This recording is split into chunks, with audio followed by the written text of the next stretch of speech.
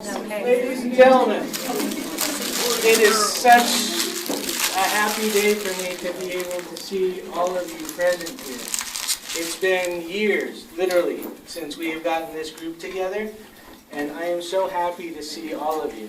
Now, you may not be happy to see me, but I'm glad that you're here anyway. Just a few things to get out of the way first. Just a reminder for cell phones, right? Perfect time. Bathrooms are towards the elevators, so the way that you came in, if you make a left as you leave the door, make another left as you get to the end of the hall. The restrooms are right next to the elevators, just past them actually. Just across from the elevators, there is a break room where you can get snacks if you need to, because I've been in meetings, I know what they're like. And they also have a Pepsi machine, Pepsi products, and a Coke machine, Coke products. So you can decide what you prefer, but it is available to you there at any time. The other thing I need to do is apologize to a few of you. And the reason for that is because some of you came to a meeting that didn't happen on the day that it wasn't going to happen. But somehow there was some confusion, so I apologize for that. We will do everything to mitigate that in the future. So again, excuse the issues there. But we are so happy to see all of you here. Really. It's honestly so nice to be in the room with all of you. We have a lot of new faces as well. So for those of you that don't know, my name is Jeff Ojeda. I am here at the State Board of Education, and I am the specialist over two programs. One of them is migrant education, and the other is the McKinney-Vento program, which is why we're here today. Before we begin and get into our day, are there any questions for me? Okay. When you came in, you should have received a packet. You should have found your name tag, and you should have picked up some materials from the table there, including posters, small-ish posters, that you should be putting up in your schools, in your offices, any place where family and students might attend or be frequenting, so that they have access to information about McKinney-Vento, and so that you can have a way of having them contact you. That is a requirement under the law, so I just want to make sure that you guys know that. But there are posters and flyers that are available for you to take. You can take as many as you like, because we don't want to keep them here. They are specifically for you guys and for your use.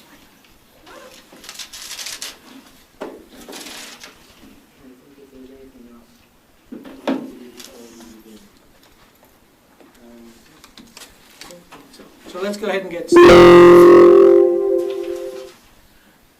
So we'll just go through brief introductions. We do have a lot of new faces here. Throughout these last 2.5 years that we have been able to meet, there's been some turnover in our group. So I want to make sure that everybody's aware of who everybody is. My name, again, is Jeff, and I am here to help you do your role and fulfill your obligations under McKinney-Vento. So if you have any questions for me ever, please feel free to reach out. In fact, here's my cell number.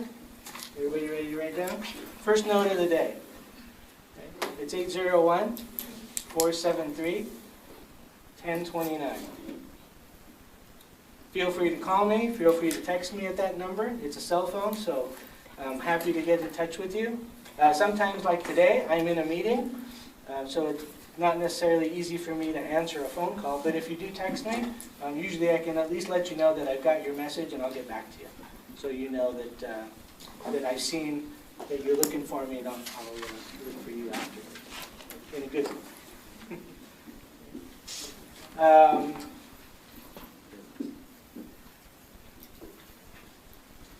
So I'll go to number 3 first.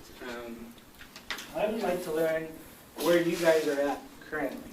And the reason that I say that is because after our COVID period and then coming back from that, it's been a while since I've been able to actually get to you in your places of work and see what's going on with you.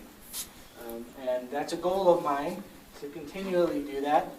And I've started up again, but there are a lot of you, so it takes me a little bit to get around. However, I do want to make sure that I am available to you, and I do want to reach you at your places of work so that I can see what you go through on a daily basis. So if you get a call from me or from Renee, my assistant, my fabulous assistant, Renee, can you stand and wave? She's on. Oh, okay. She's busy at the moment. Yeah, she's way too busy for me. Anyway, I just want to make sure that we're available for you. So please know that. And then as far as today, and it's something to celebrate, I was going to try to get a hold of Max. Max, can you stand? Max is the coordinator over federal programs. He is my boss, and he was the person actually who stood in my seat currently before I did. So he moved from McKinney-Vento and Migrant Ed over to school improvement for a while, and then school improvement, he became my boss. So he tells me what to do. And I didn't get a chance to talk to him today, but I'm telling him now, and I'm telling all of you. I have a 25-year-old daughter. She's been married for a couple of years, is pregnant. Her due date is the 29th of November, and her water just broke. It's the text I got. So as soon as we're done here, I am out of here as quickly as possible. Please excuse that, but you know the reason why, and that's my little anecdote for today. So I'm excited about today. It's going to be good. With that, let's go around the room. Why don't we start over here with Lauren? Lauren, would you mind standing and telling us who you are? And how long you, oh, and by the way, I've been in McKinney-Vento for 7 years. I'm Lauren Schoenwald. I am with Provo School District. So I've been a liaison for 6 years here and 5 years in Washington State. So, total. Here we go around. Dave Clough, Beaver County School District, and I'm just figuring out how to do this, so just barely getting going. I get that. Good morning, everyone. Hi, I am Emily Tanner. I am the liaison for the Utah School for the Deaf and Blind. And so I have a lot of different school districts all over the state. Really, our school just joined in with McKinney-Vento. And so I've been the liaison for about 4 years now. With the school social workers, I've been doing that for about 7 years. So really, I'm really excited. Yesterday, my son had his birthday. He turned 15. We had a huge get-together as a family, and it was a lot of fun. I really enjoyed yesterday. It was a great day to, that's my personal story. And now I wanted to learn more about how we can support the families that are experiencing homelessness and support the students that need that support. That's what I want to learn today.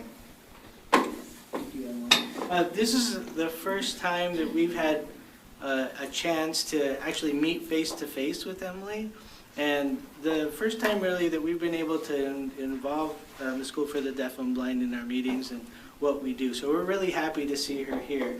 We had just gotten in touch just before COVID happened, and then COVID happened, and you know what happened after that, right? So it became really difficult to communicate, but we're glad that she is here representing our School for the Deaf and Blind. Thank you. Thank you. Can we start here at this and go around to the end of Hi, it? I'm Anka Wyman. Just learning about McKinney-Vento. I'm in the Lehigh side. We have 2 schools. One is on that side. So I know what the area is. We call it the south side and the north side. And yeah, I'm just here to learn and meet all of you. Welcome, Anka. We're glad you're here. Hi, I'm Crystal Tweeten. We are with the Utah Military Academy. She's from Lehigh. We're from the Riverdale. But yes, Weber. I'm new to Utah. I first learned about McKinney-Vento when we reached out to Davis County School District, and then they mentioned McKinney-Vento. I'm like, what is that? We run a new department. It's called the Cadet and Family Support Team, and we have resources. We have a small food, well, it's not a small food pantry anymore. We have a food pantry.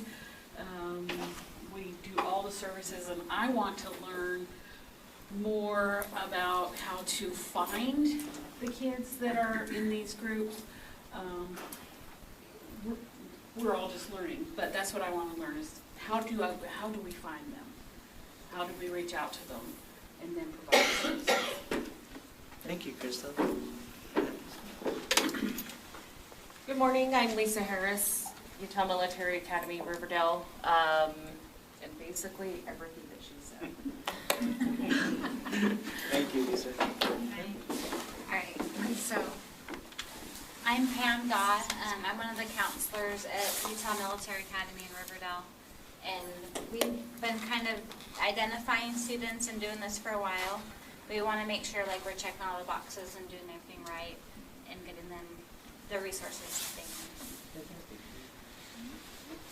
Whitney Horney, I'm the District Operations Manager for Utah Military Academy, so I'm the one responsible for making sure it's reported to the state correctly.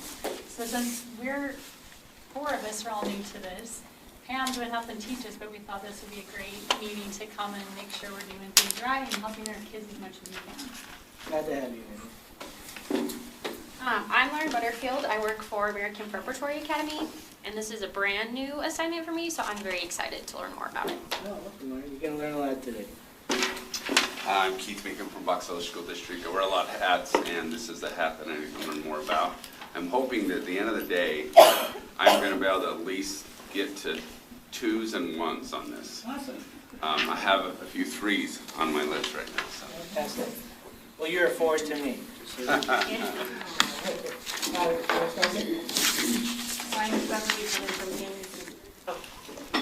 and I'm going to go sit by Connie here, and whatever Connie says is why I'm here. Well, welcome. We're glad you're here with us. My name's Jen Harmer. I'm from Davis School District. I'm the McKinney-Vento coordinator, and I've been there 3 years. And I'm just excited to learn what everybody else is doing today. Hold it good and, Absolutely. We'll give you opportunities to hear that as well. Yeah. We're glad. I'm Amy Brown. I'm also from Davis County, and I've been doing 2 years.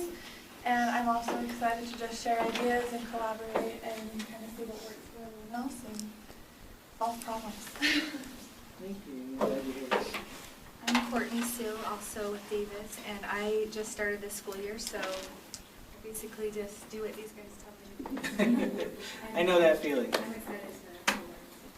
I definitely know that feeling. Mike? I'm Mike Harmon. I'm with Salt Lake City School District. I've been liaison for about 14 years or so. Just here to see what's going on, figure out how you all get your kids to go to school every day. It seems to be a challenge right now. Yeah, it certainly does. I'm Connie Crosby Canyon School District. I've been here for over 2 decades.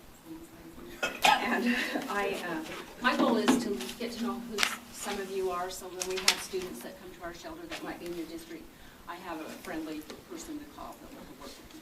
Can we just give Connie a hand? The 2 decades,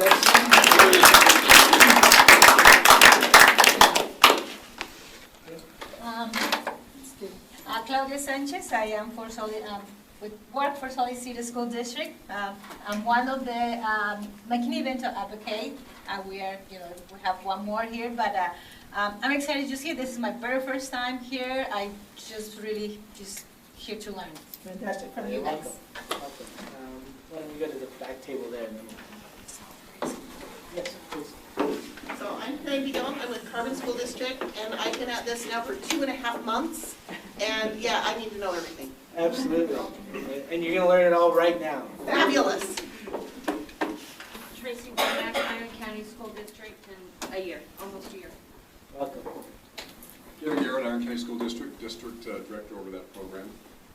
Celebration is left seated this morning at 5, got here without any incident. So if I fall asleep, you'll know why. So. It's a celebration. I hate that we have this post here right in front of you, though. Sorry about that. Trevor Olson, San Juan School District. I oversee the federal programs, and we do a lot of different things. One of the biggest things for us is limited access to resources.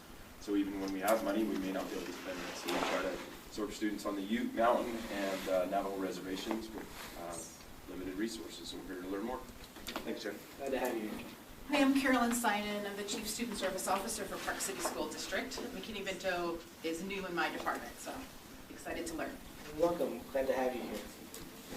Hi, I'm Josie Hurtado from Park City School District. I have been doing the McKinney-Vento liaison and district registrar for about 3 years. This is my first time in this meeting, so I would like to learn all that information that you have for us. Welcome. My name is Veronica Cruz. I come from Logan City School District. I have a 3-year working for McKinney-Vento. And something exciting, this week we have a new center, and the Family Resource Center for all the homeless and migrant kids in our district. We give it some for the family resource seating for clothing, clothes, shoes, school supplies, and laundry facilities, and basic food needed. So we excited in Logan City School District.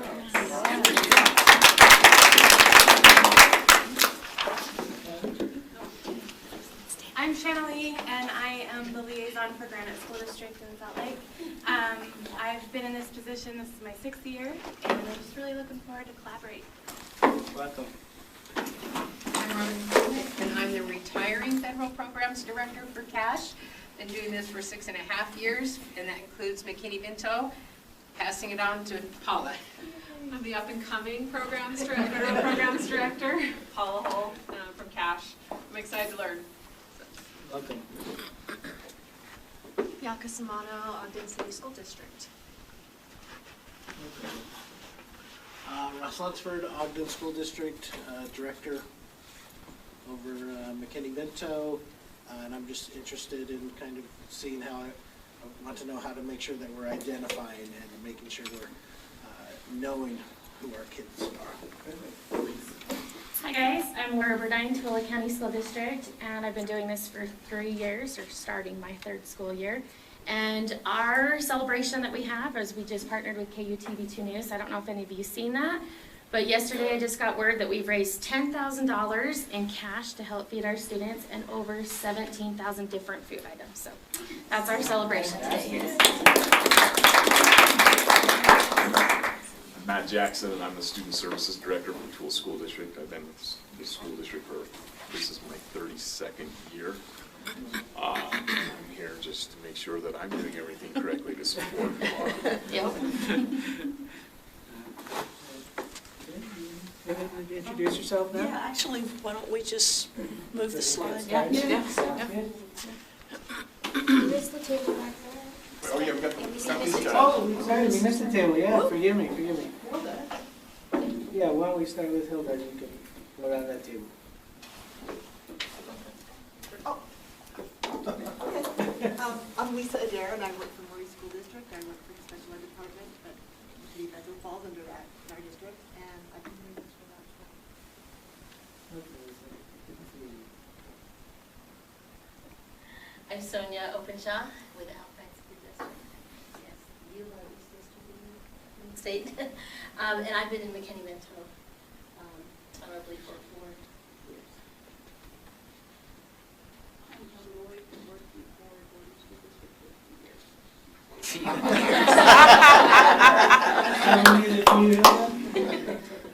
A few. Be honest. Travis Hamlin, Jordan District. I've worked with Hilda and Lonnie for a few years. Okay, I think that's everybody now, is that right? All right. Actually, just before we get started, since we kind of mentioned the center that Logan has put in place, that may bring up some questions for you as LEAs in regards to the Homeless Teen Center grant. You have within your packets a printout of the board rule for the Homeless Teen Center grant. I wanted to make sure that you had that for a couple of reasons. First, we went through our first round of grant awards, and there were 6 districts that were awarded the maximum allowable under the grant, which is $250,000, to create or help build up and support a homeless teen center.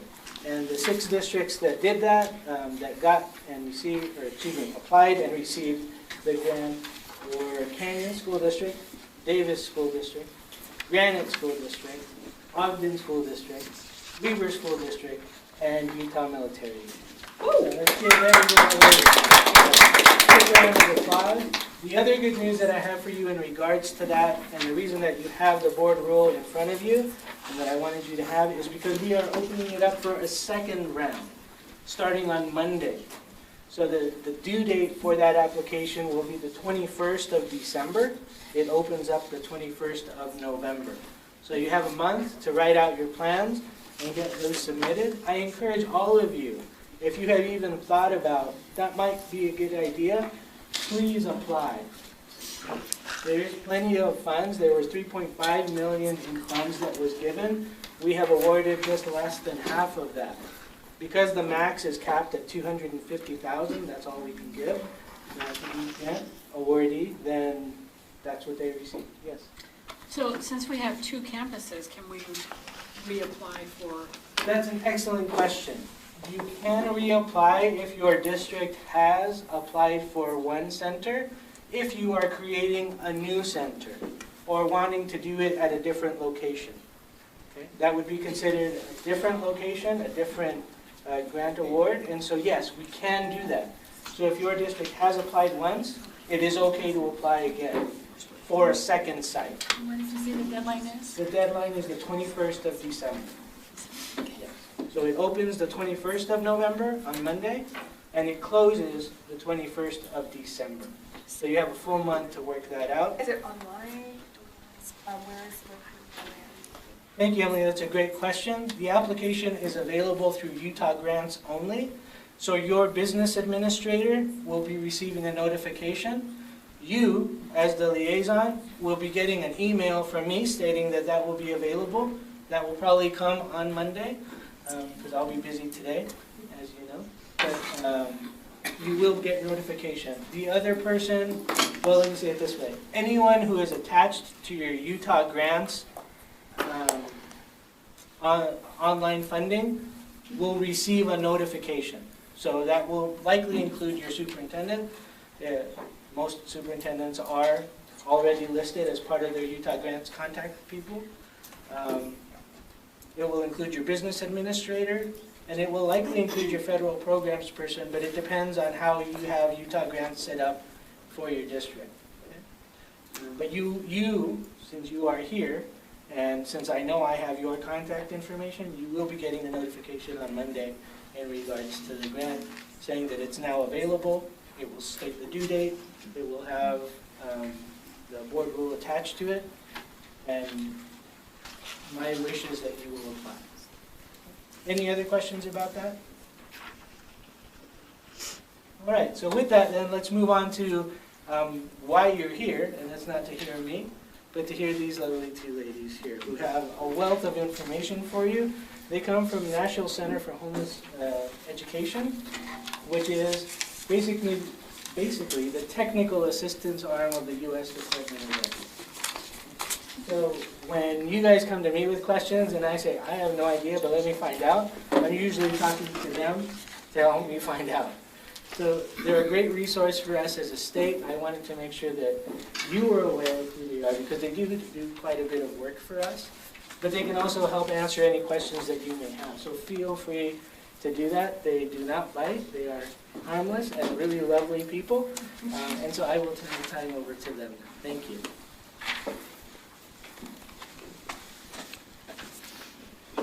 Thank you, Jeff. We spent most of yesterday in the car with Jeff, and I don't think anybody came away with antibiotics. We survived. I'm glad this room has a microphone system, because you can tell I'm just about at the end of my voice, so bear with me. If you can't hear me in the back, just raise your hand and I'll try to speak out a little bit. I've been talking a lot the last few days. As Jeff mentioned, we're with the National Center for Homeless Education. We do operate the Technical Assistance Center for the U.S. Department of Education's Education for Homeless Children and Youth program. That's a mouthful. We're based at the University of North Carolina in Greensboro. So I am actually in my office in Greensboro most of the time when I'm not out talking to folks like you. We've got a great website. We're in the process of redoing that website to make it even better. So just about anything that you want to know about educating homeless students is on our website. We also operate a helpline, both a phone and an email helpline. So you are welcome. If you can't get in touch with Jeff, you are welcome to call or email us anytime. We're happy to help you. Lots of products, and maybe you've seen our posters. I think that's what Jeff had out there, was our posters, right? So those are our posters. We've got all kinds of other products and briefs on all kinds of topics: identification, enrollment, school selection, just about any topic under McKinney-Vento. We also have a listserv, and if you are interested in learning more about homeless students and families, you are welcome to join our listserv. You can do that from our website, and we're also on social media. Again, I'm Jan Moore, and I'm the Director of Technical Assistance. I'm here with my partner, Suzanne. You want to stand up? I'm Suzanne Peck. I actually live in the Boise, Idaho area. I was the state coordinator, so I was a peer of Jeff's for the last 5 or so years, and I have just come to the National Center about 6 months ago, and thrilled to be here. I do have Utah roots. I was a University of Utah baby. My dad graduated from there. I married a BYU baby. We lived in Cache Valley. I lived in Iron County. I went to kindergarten, first, second, third grade in Cedar City. It was delightful to travel yesterday to St. George and see your beautiful state. Spent many a time spring breaks over in Moab, playing in the red dirt. So I know how to say Tooele. So yeah, I really am happy to be here and supporting Jan and Jeff today. And please feel free to ask us questions. And I was going to say to Hilda, I'm in the same camp. I've been doing this for a while. So let's look at where we're going today. Suzanne's going to get us started by just talking about some of the data, and that's going to frame our conversation. We're also going to talk about how to utilize the data that you turn into Jeff. How do you turn around and use that data to impact your program, to improve your program, to improve services for kids? And then I'm going to come back in and talk about just the basics of McKinney-Vento. So I was kind of glad to see there are lots of new folks in the room, so maybe you won't be bored out of your mind listening to the 101 kind of stuff. We're going to take a break for lunch, and I already heard somebody say, can we please break before noon so we can get there and beat the rush? And yes, we'll do our best to do that. And then after lunch, Suzanne and I are going to talk about some funding sources that you can use to serve your students. And then Suzanne will go through those liaison responsibilities that you guys are responsible for. I want to turn this over to Suzanne. Thanks, Jan. I also forgot to mention that I am an Aggie. I am a True Blue Aggie, and go Aggies. So, yeah, I really was excited to come and spend some time with you here today. We're going to talk about, to really frame our conversation, one of the things that I always like to do is start out with what the data says. And so some of the resources that I'm using today, and this is just kind of the sources, is if you go to the MCHE site, we provide lots of data for you. You can see a national overview, you can see your state profile, but then also what we provide from the data that you send Jeff, that Jeff sends to the U.S. Department of Education. We do a lot of compilation of this data to be able to share it. We do reports and briefs, But there is a place on this that we call the extranet, where we take all of the information, and so Jeff can really look at that. And we have some workbooks and some maps. And so the maps that I'm showing today are coming from them. So if you want a little deeper look, please contact Jeff, or you can contact me at spec.serve.org. So my first initial last name, Spec, isn't that great? It is the ugliest dog in the world. I'm married into the Peck family, and they had a dog named Speck, and now I get the email for the rest of my life. But that's all right. So, but yeah, if you want any more of the information similar to what we're talking about, just either contact Jeff or I. There's also a place, and there's a link on the website that you can go to. It's called Ed Data Express. That you can hover over a map, and you can see it's darker, but it will give you your McKinney-Vento numbers if you're not sure what they are.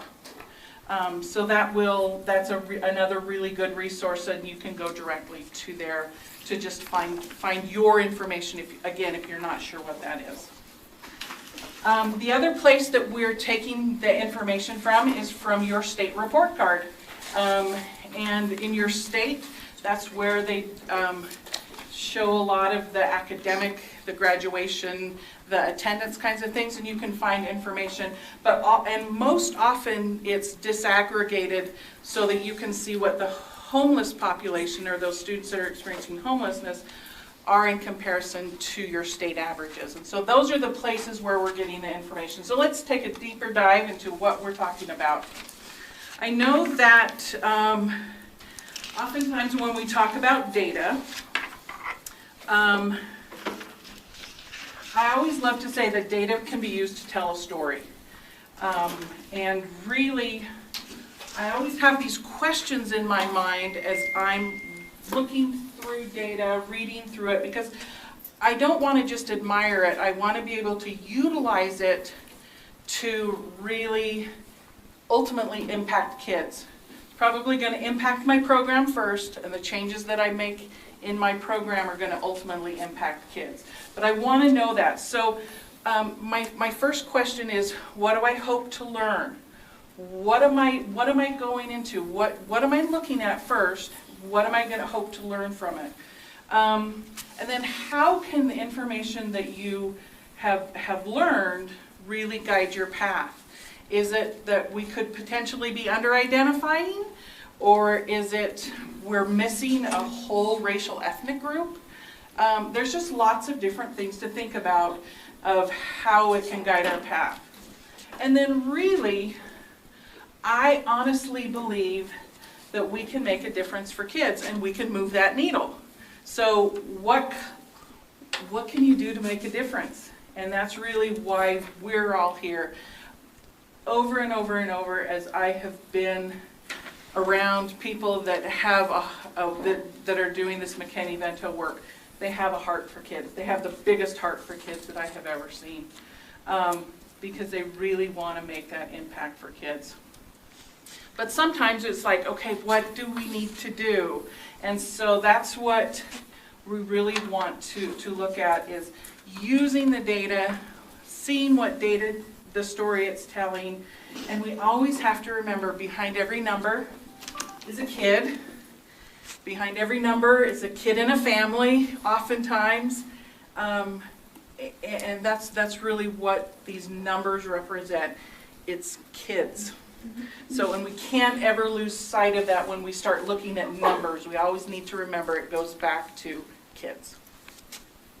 So we want to get some ideas of how to gauge how we're doing. So these are some national comparisons. In the United States, there is about 1 million, almost 1.1 million students that are experiencing homelessness throughout the nation, which represents about 2.2% of all students that are enrolled in the United States in public school. In Utah, Your numbers, and when I'm talking the numbers today, they're usually going to be from 2001, school year 2000, 2021. In that year, you had a little over 10,000 students, which represented 1.5% of your total public school enrollment. The other number that I want to kind of have you keep in mind is that homeless children and youth is that HCY. That's what we use a lot of times. And those who are unaccompanied homeless youth.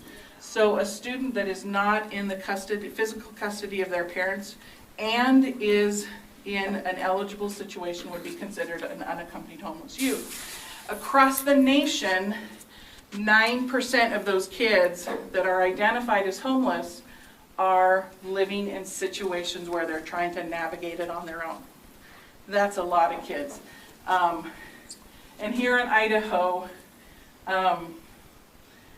in comparison to the national average of 9%, you guys have 15.7%. And I looked at that and I went, wow, I wonder why. So when I look at data, I lots of times ask those, I wonder why, I wonder what's happening.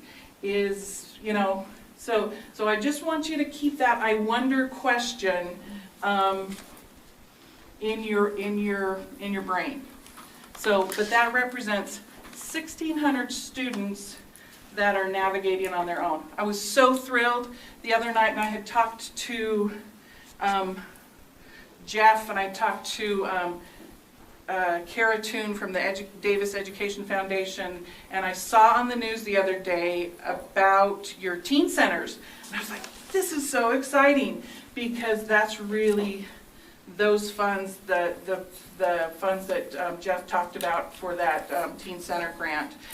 These are the kids that really can support. So just think about that. Keep those I wonder questions in mind. This is the numbers for a 3-year historical data. So in 2018-19, there was 13,000, almost 14,000 students in the state of Idaho who are experiencing homelessness. Utah. Thanks. Did I say Idaho? I lived there. In Utah, that were experiencing homelessness. In 1920, there was just a few less students than that. But then in 2021, we saw that a really big decrease. And so I go, I wonder why. And your data is very similar to across the nation.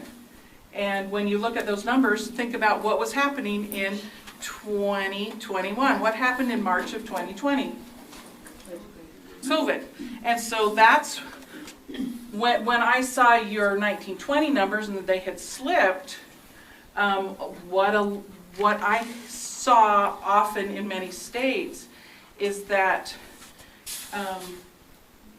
things shut down in March, and then when is there a lot of trans movement in kids in schools?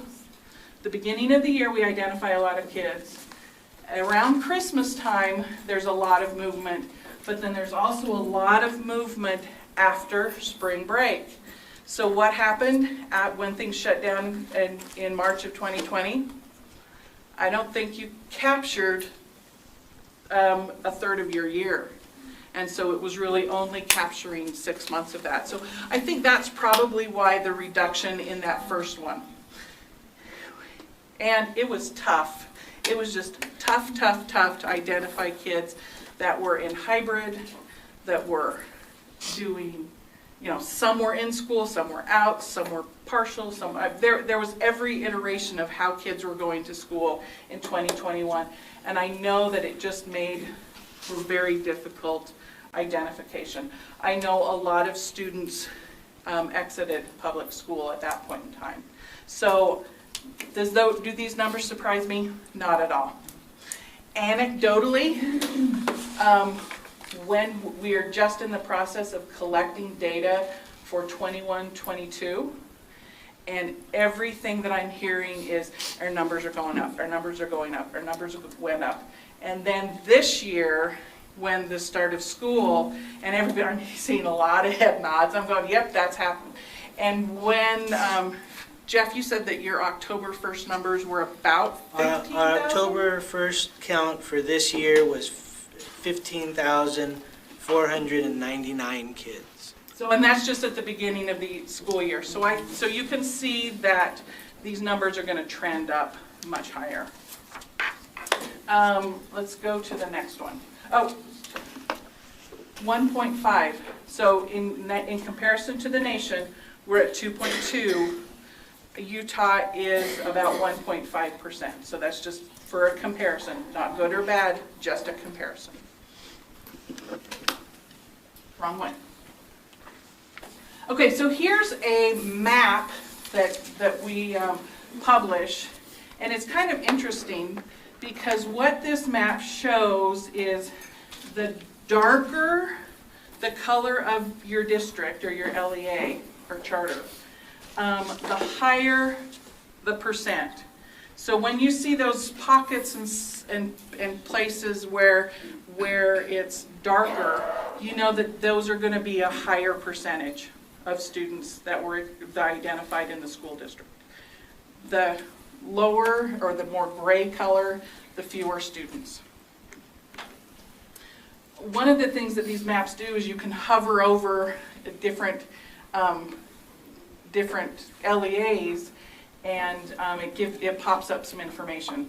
So there was a district up north that has about 19,000 students, and they only identified 91 kids, and that was 0.5%. Much lower than your state percentage, which was 1.5.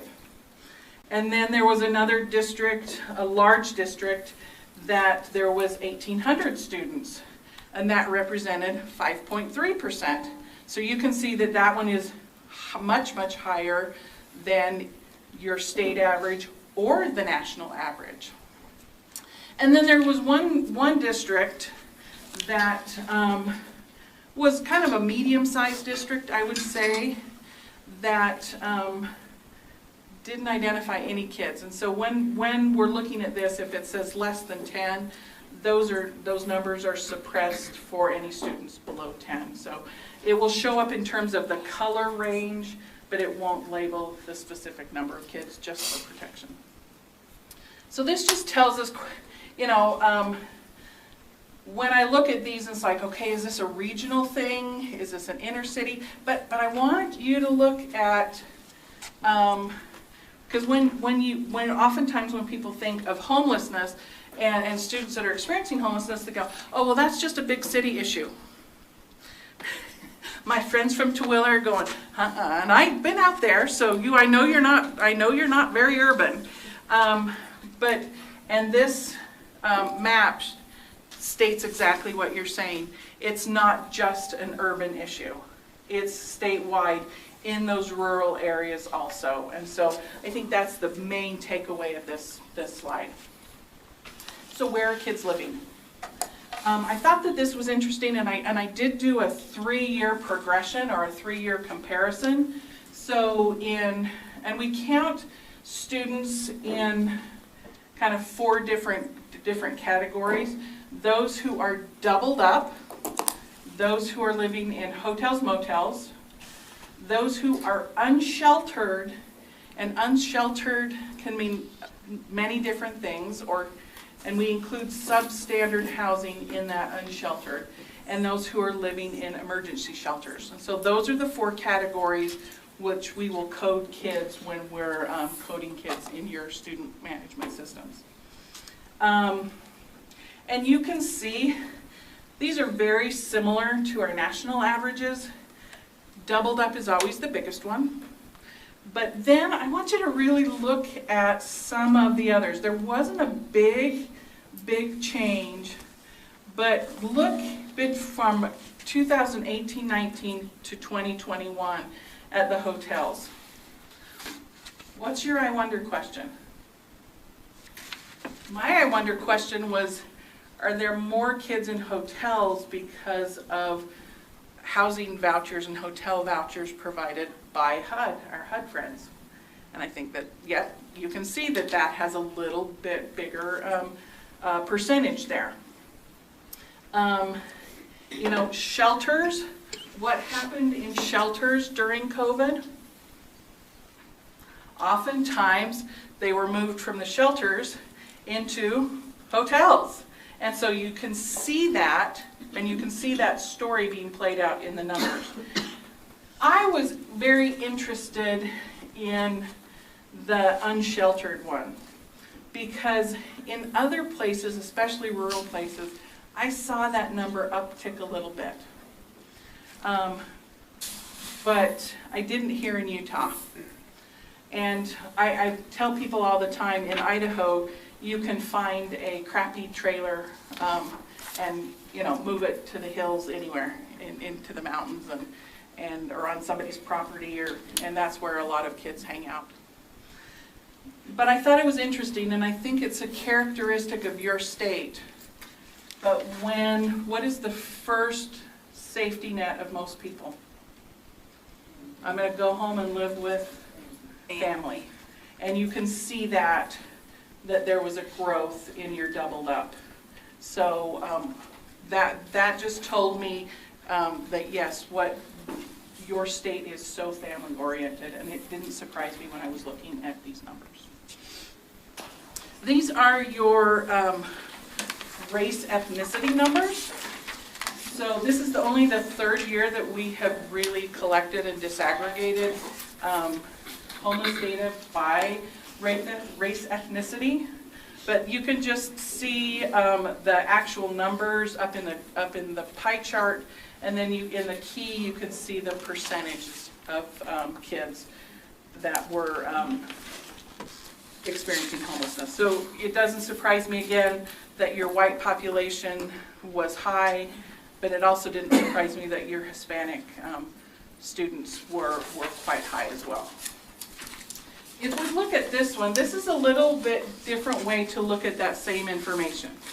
And so what this does is the blue looks at all students in your state and the percentages of students in your state.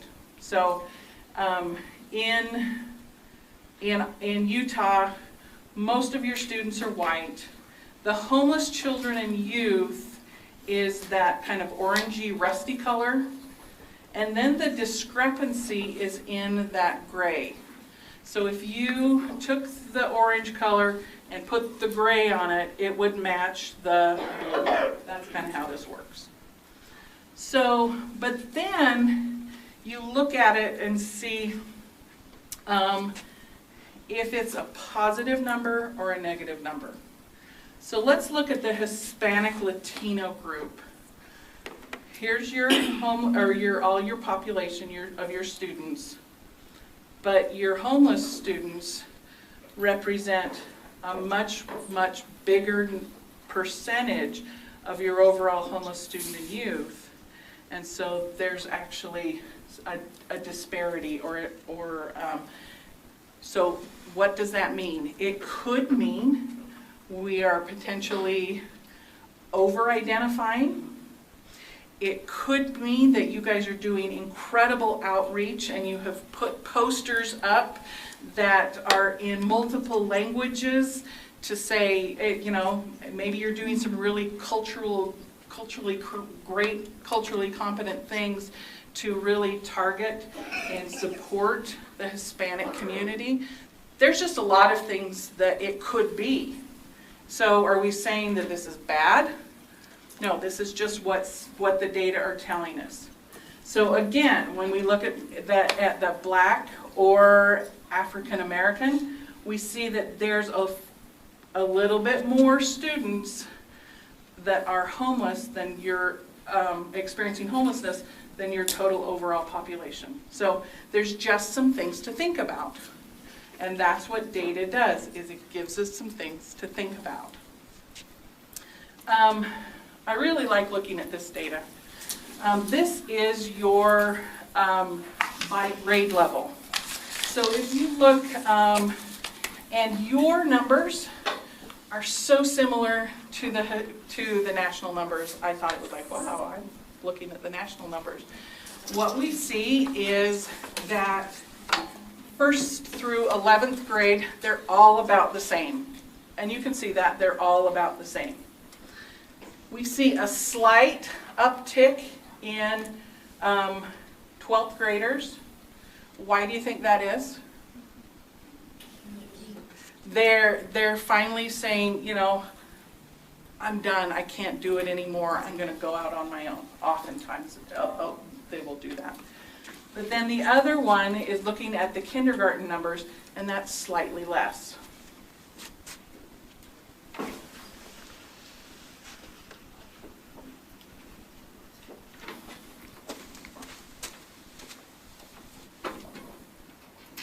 You keep talking, I'll fix that. Okay. Like, I plugged it in, but I probably didn't plug it into a really good source. Your kindergarten numbers are a little less than your preschool numbers. Those are representative of your special ed, special needs preschool kids. It looks like it's an opportunity to work with your early child care providers, your early intervention providers. Making sure that people in your shelters that have young kids know about McKinney-Vento, know about preschool opportunities, know about about McKinney-Vento if they're finding themselves in that situation. So I think that, again, on the younger student, I think it's an opportunity to go, what can we do to have better connection with our young early ed providers, our early intervention providers? I was really surprised when I saw your unaccompanied homeless youth numbers were that 15%, because what I expected to see here was that your 12th grade numbers would be really, really much higher. So what that tells me is that you're doing a great job of identifying those kiddos that are navigating this on their own.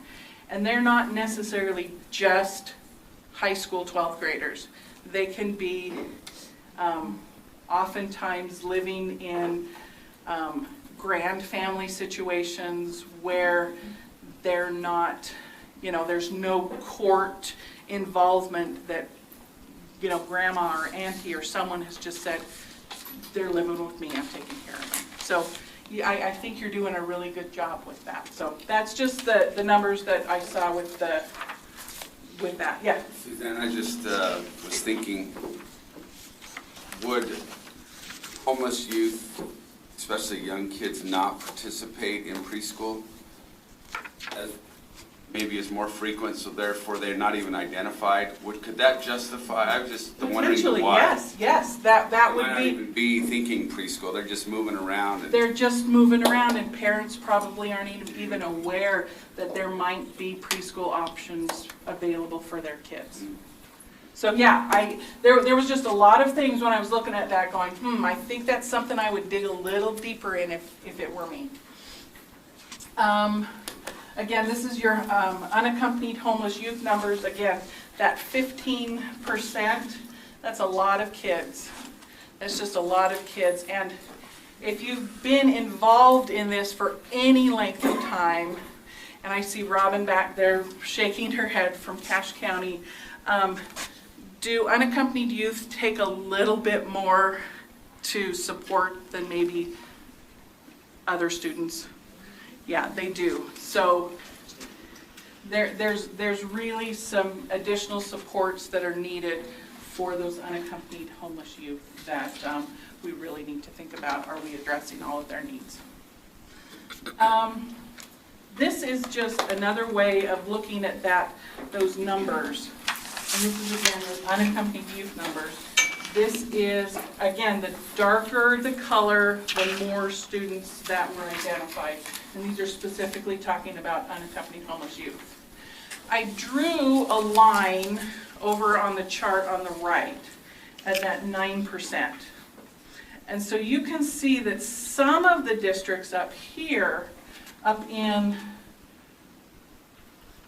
don't know how to use my pointer, you can't see it, but you can see up in that top left where some of those districts are only identifying unaccompanied homeless youth. That makes me wonder, what are they doing for other students? Do they have a good process in place for identifying all students, or are they just looking at those ones, those kiddos that are unaccompanied youth that are kind of self-referring, that are kind of somewhat, sometimes easy to identify? You know, but you've got a whole big chunk down here at that level. But again, I would look at those if you're up in that higher area, up in that upper left-hand quadrant, to go, and this would be something that Jeff would say, how can I support these districts? And so that would be something that, you would be looking at. I thought that this was another interesting one. This is the subpopulations that we look at. So your students with disabilities, there's about 2,100 students, almost 2,200 students that are homeless in addition to having a specific learning disability. So they're on an IEP. That's about what we're seeing nationwide, is very similar types of numbers. The English learner one is about a little higher than what we're seeing nationwide at 18%. And then your migratory farm workers, or children of migratory farm workers, I went, I know you have a program here because I know that Jeff is over it. And you know, it's not a huge program, but I really wonder, is there anybody that wears both the McKinney-Vento and the migrant liaison hat in your district? Yeah, and sometimes that's the case. I wonder if the migrant liaisons know about McKinney-Vento, and I wonder if the McKinney-Vento liaisons understand what the migratory farm worker program. So that would be an opportunity to connect. Cross-training is really important. So a student doesn't necessarily automatically, who is a child of a migratory farm worker, they wouldn't automatically be considered homeless if they are living in a situation that would make them eligible. They would qualify for both programs. So now that you are fully rooted in the data, you guys are doing an awesome job, by the way, because I'm talking really fast. I really, again, want to go back and reiterate that we need to use the data as a measure of success and for program improvement. Just to use it as a checkoff that we did it, that's great, or that's good, but what would be better if we not only made sure that we had clean data, good data, we submitted it on time, but what if we really used it as that quality improvement process? And so this is probably something that you're all very familiar with, but we're going to identify, what does the data show? Data shows a lot, has a lot of different purposes, and sometimes what I found in my 30 plus years in education, that sometimes people just look at data in awe, and they just kind of admire the data. It's like, look, we collected this. That's great, And it's great if it's clean, it's great if it's correct, but if we don't do anything with it, that's where we we're missing out. Because I really think that it can be utilized to create some great plans. And when I think about data, I'm always thinking about how we can improve our program and the processes and how do we identify kids. But then ultimately, what is it going to do to impact a kid's life? How can we really help with their academic success? How can we really help them to get to graduation? How can we help them set up for a successful future? How can we provide hope to kids? That's kind of what, those are the two kind of camps that I think of. How are we going to improve our program? Because if we do, we're going to identify more kids, we're going to be able to improve our services, but ultimately, how's it going to help kids? So that's when you do the analysis. And then you get to the planning stage. And I've seen many, many places where they collect the data, they admire the data, and then they actually write some fabulous, fabulous plans. I have read hundreds of school-wide Title I plans. I have read hundreds of school improvement plans. I have read hundreds of McKinney-Vento subgrants. And they have really good plans. People have really good ideas. But guess what happens? It stops there. And sometimes people don't put that plan into action. So I've come up with a mantra, and I want everybody to say it with me. Plan your work, work your plan. Ready? Plan your work, work your plan. One more time. Plan your work, work your plan. Hey, when you go home and you're looking at data and you're looking at your plan, you're going to go, plan your work and work your plan. It's going to get stuck in your head. Let's stick it in there one more time. Ready? Plan your work, work your plan. One more time. Plan your work your plan. You'll never forget it. When you're looking at data next time or when you're looking at a plan, you're going to go, okay, what am I doing to actually make this work? Because if you don't do it and put it into practice, is it going to impact kids? No. And you can have the greatest plan and you can be the greatest writer, but if you don't work as a team to get that working and going and moving, it's just going to get stuck.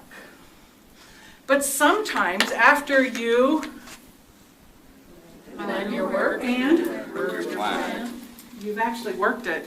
And then you go, did it do anything? Did it work? And then what are you going to do? You're going to rework it. And you're going to, when I was teaching, I always used to call it monitor and adjust. Because every time when I was working with first graders trying to get them to read, I was always looking at what they were doing, analyzing, my brain was going a million miles an hour, and I'm going, okay, how can we help them better? So it's that process of monitoring and adjusting. When we're doing a review, have you ever heard of a needs assessment? That's another word for what we're doing here, is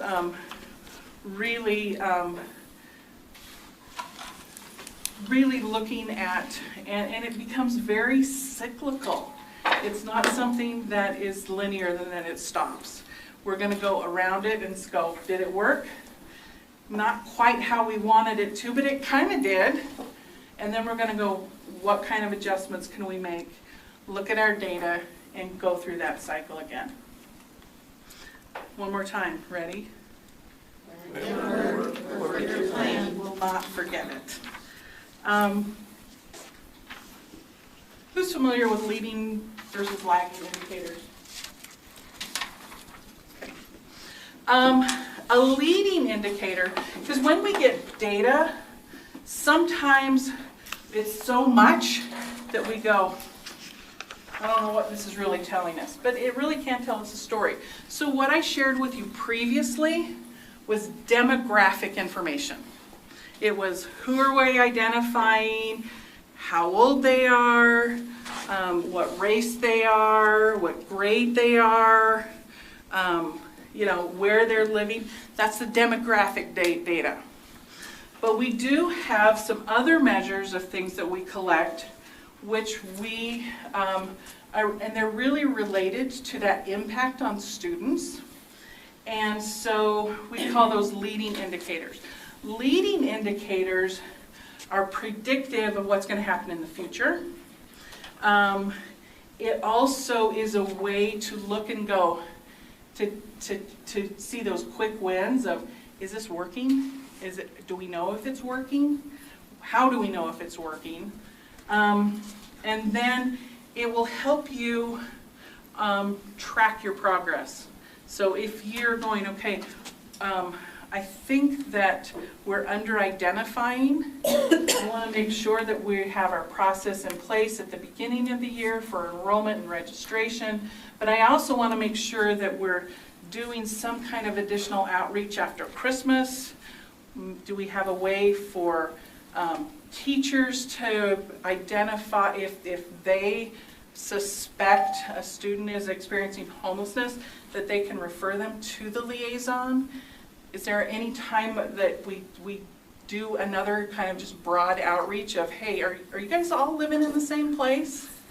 So if we saw those and we looked at it and we go, okay, and compared it with last year, we could go, okay, we're on track to identify more than we did last year, because I think we were under-identifying.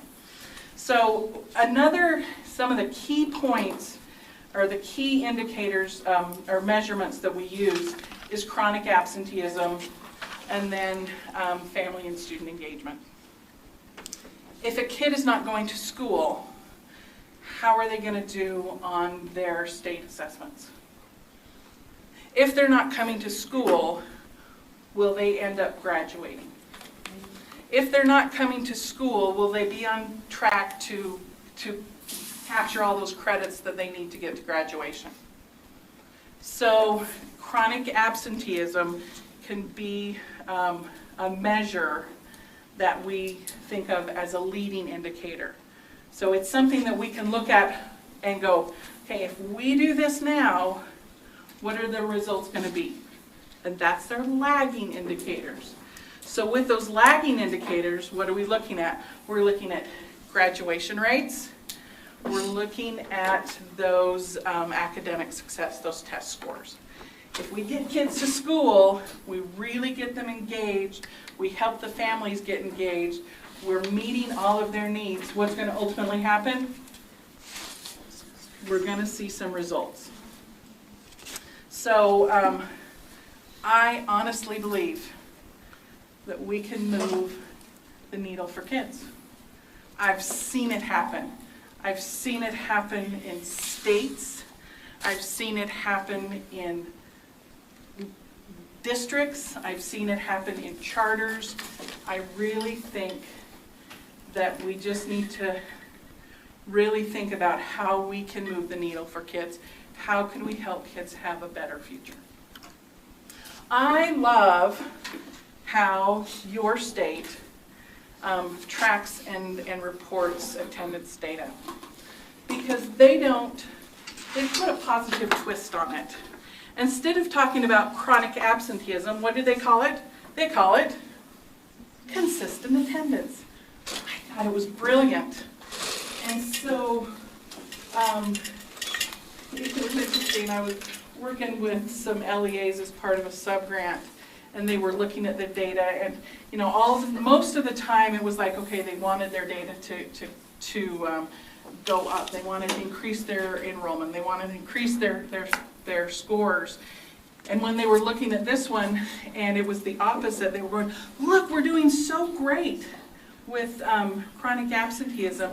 And I went, if you look at that one way, it really doesn't mean that you're doing great.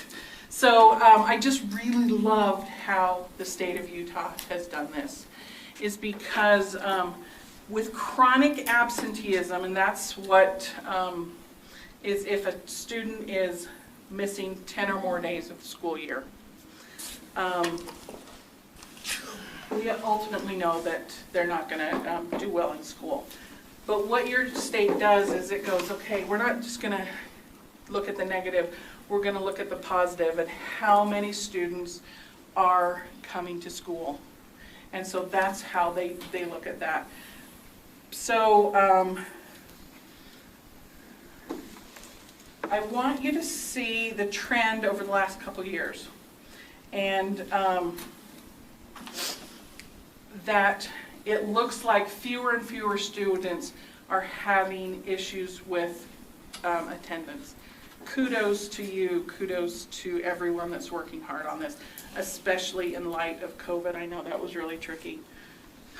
It's really hard to see, but it's this one right here, the third one up, where 75% of your students are making it to school. That number says only half of your homeless students, or students experiencing homelessness, are getting to school. If half of them are not getting to school, what ultimately will be the result? They're not going to do well in classes. They're not ultimately going to graduate. So there's a lot of things that you can do. And this is really interesting, an interesting map that I like to look at. Again, the map of Utah shows, so this is flipping it again to that more chronic absenteeism. The higher it is, not necessarily the better that it is. And so you see really, really dark districts or LEAs in your state. Those have a high, their homeless students population is not attending school. They have a lot of missing days or absent often. And then when you look at the chart, it compares the chronic absenteeism rate of all students to that of homeless students. The larger the bubble, the more students that they have identified. So a really tiny dot is going to mean a small district. A really large orange bubble is going to mean a bigger district. But I thought it was interesting, and I want you to look at this one kind of towards the bottom here. And of all of their students, 37% of them had kind of issues with chronic absenteeism. But look at the number of students that were homeless. That number's higher, right? That gap is about 12%. So they're close, and it's relatively low in comparison to some of the others. So that might mean for those 45% of kids, we might need more just targeted interventions for them, really looking at transportation. What are the barriers to them coming to school? Those kinds of things. But let's look up at one of the very, very top ones, and it's quite a large district, the one on the very right. They had the percentage of all of their students that were chronically absent was 64%. And the students that were experiencing homelessness was 85%.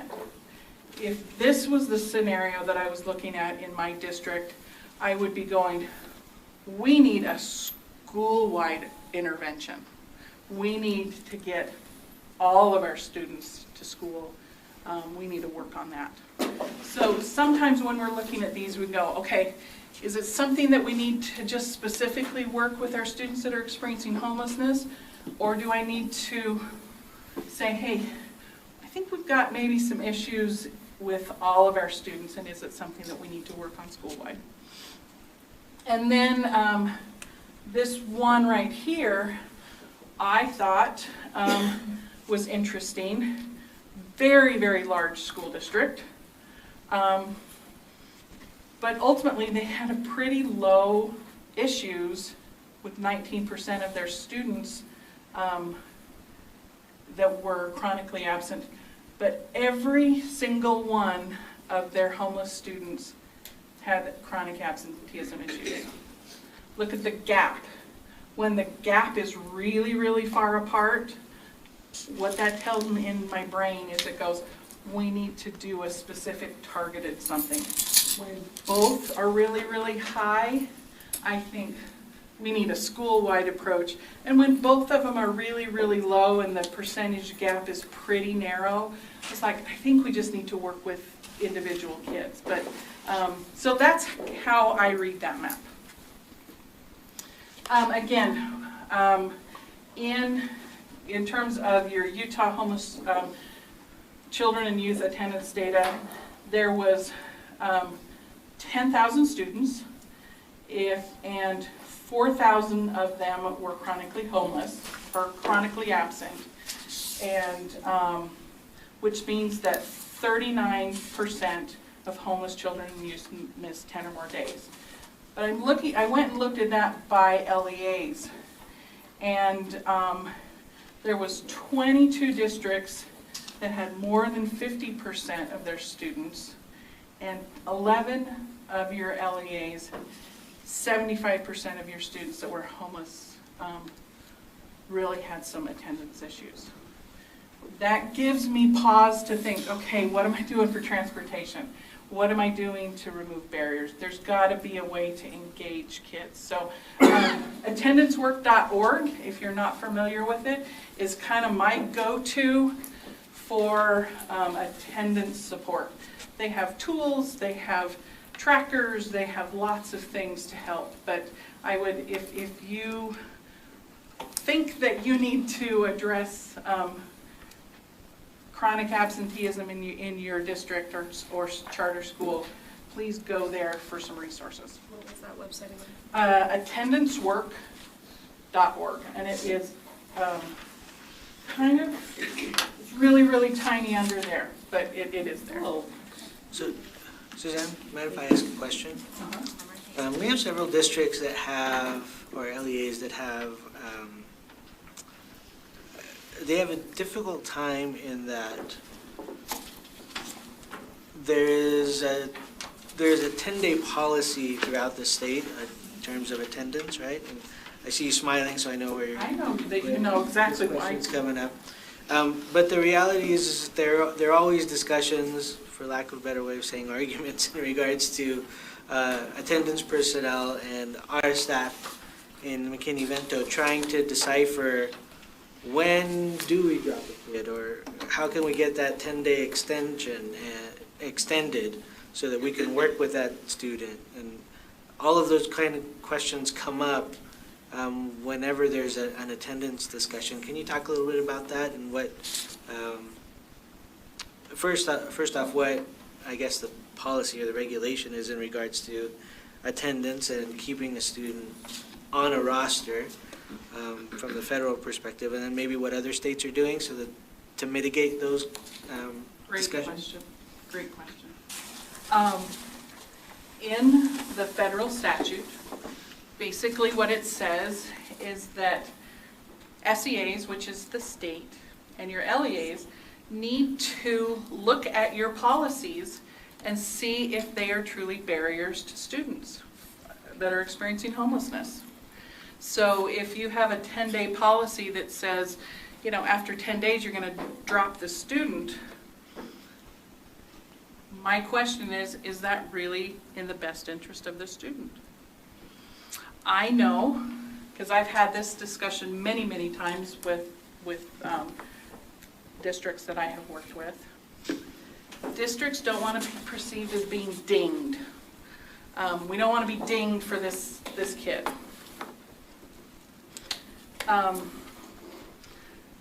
I can't tell you broadly that to do it one way or the other.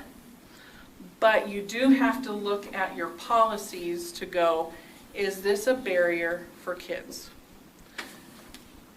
If you do drop that kid, I would really, really, really, really, really hope that that kid just doesn't just float away and disappear. Because what happens if they're no longer on anybody's record? What happens? What happens? They're lost. So if you can do something and look at your processes and your policies to go, I know that this is the policy. Maybe we can change it at the state level. But if this is the policy that we're working on, what can we do to at least track those kids to help them re-engage with school? Because there's also a part in the statute that says we're required to help re-engage kids to come back into school. So that's an important piece. But, and I know, and I've heard this over and over, we've contacted, we've done, you know, and we have done our due diligence. I understand if you have done your due diligence, a kid could truly have just up and gone. But if they're at least on somebody's radar to go, okay, maybe we can reach out again. Maybe we can do something. That's what I would recommend. But I also would recommend that you look at it at your state policy and your local policy to go, is our absenteeism policy helpful for kids or is it hurting kids? Did that answer your question? Wasn't great, was it? It's not what you wanted to hear. It helped, but I think it raises some additional questions. I wanted to ask more specifically related to students that are at the legal age of 18. Yeah, they're a senior, but they're 18. So there's issues with some students, and they're like, well, I'm 18 now, I don't have to go to school. So how do we deal with that type of a situation? Parents are struggling with this a lot, and so what are suggestions for that type of thing? I get it. That's where we kind of go back to that. Do kids feel that school has a purpose for them?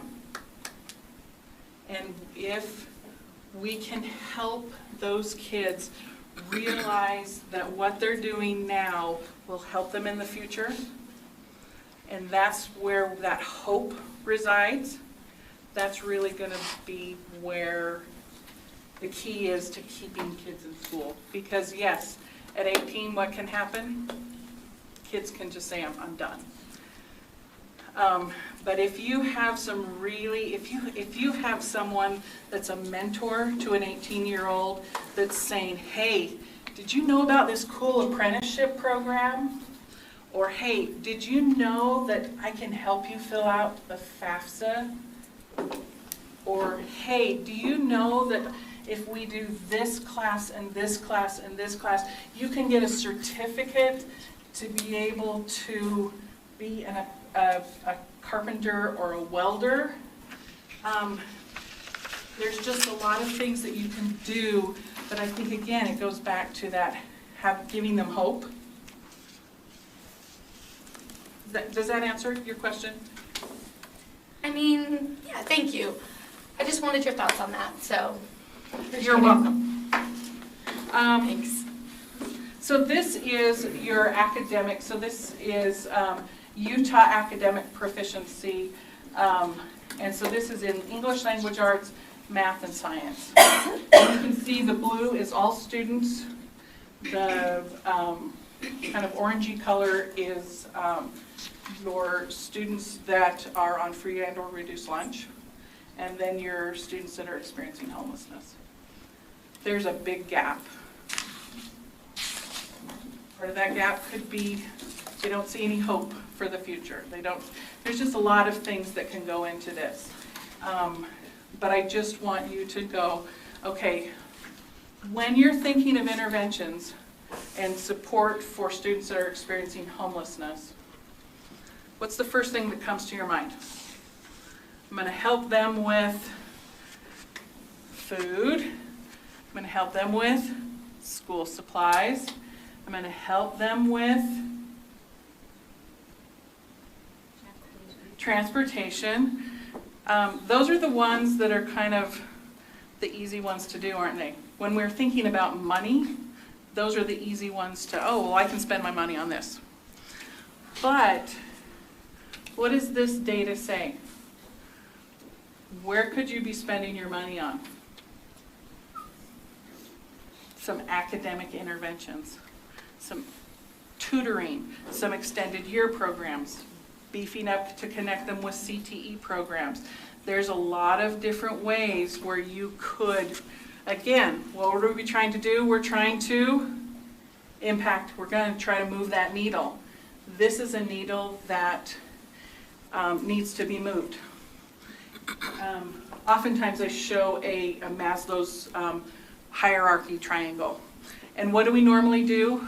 We try to meet those basic physiological needs. I've taught first grade for 15 years, and is it hard to teach a kid how to read who's tired, cold, and hungry? Absolutely. Do those things absolutely need to be addressed? Yes. But is there more that we could do? And I'm just looking at this and going, there's some other things we could do. Question here. I actually just real quick, something that we're doing in Davis School District for our 10-day drop.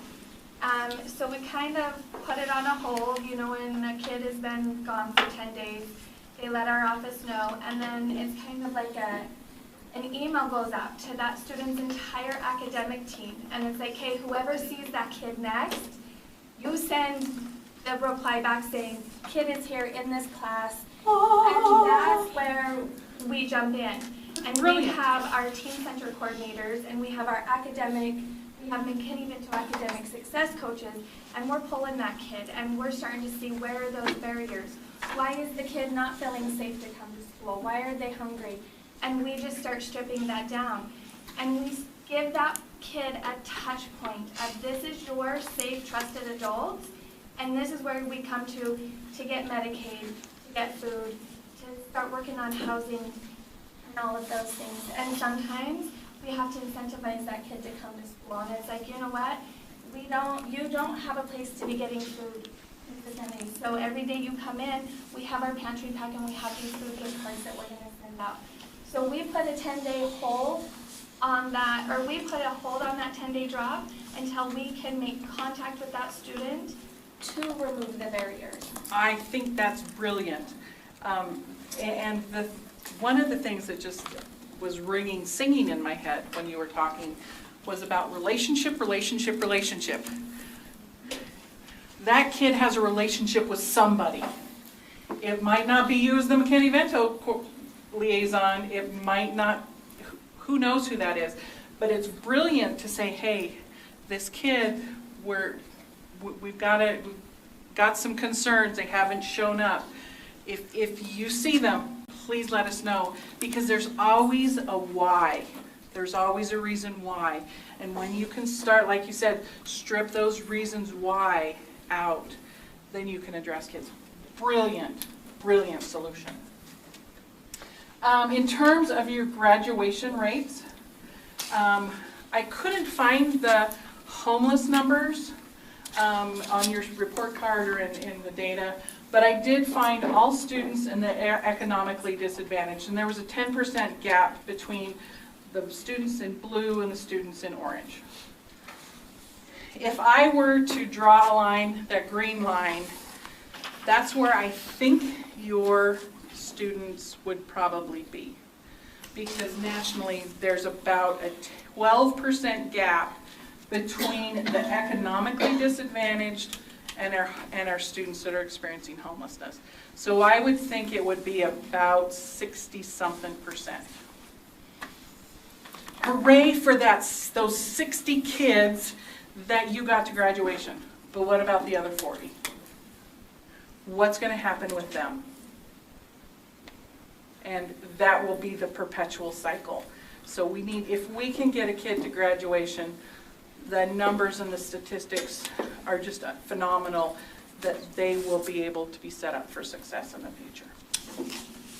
I know that Utah has a fabulous multi-tiered system of support, because I think I stole all of your resources at one point in time in my career. I think it's so interesting if we, and this is kind of going back to those interventions. Think about an early warning system and what is really in that early warning system.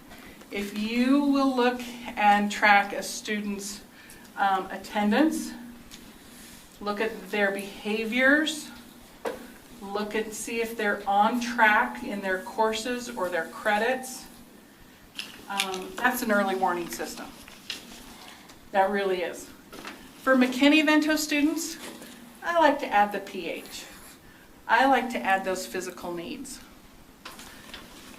As a liaison, do you think that you could pull all of this and do all of this? You could. I've seen liaisons try to do it. I've seen liaisons do it very successfully.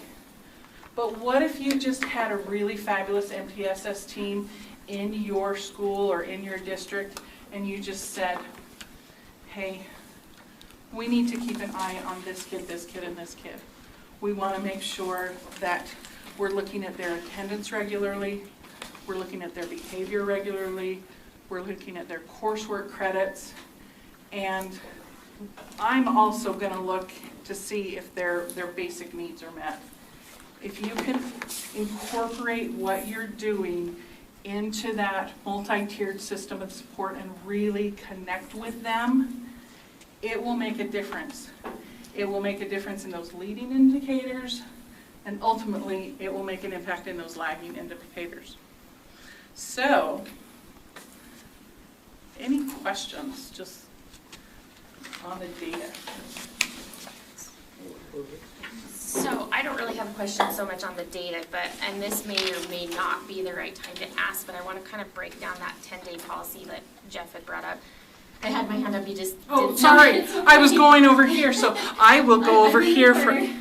So our school district in particular has an issue with if the kid gets to 10 days, honestly, like, they immediately drop them. Like, I don't even find out about it. Nobody will contact me. I've asked for communication. We've updated policy, and we're still struggling with that. In fact, we have one particular person within our district actually that has talked to our registrars and said, if they hit 10 days, you drop them, because we are going to get in trouble when we do that state reporting. So I know that that federal, barrier and that portion should outweigh that state requirement, but what do you say to that? How do we handle? I mean, I know you touched a little, and I know you can't give me direct, like, right or wrong, but that's just, I mean, am I the only one that struggles with that?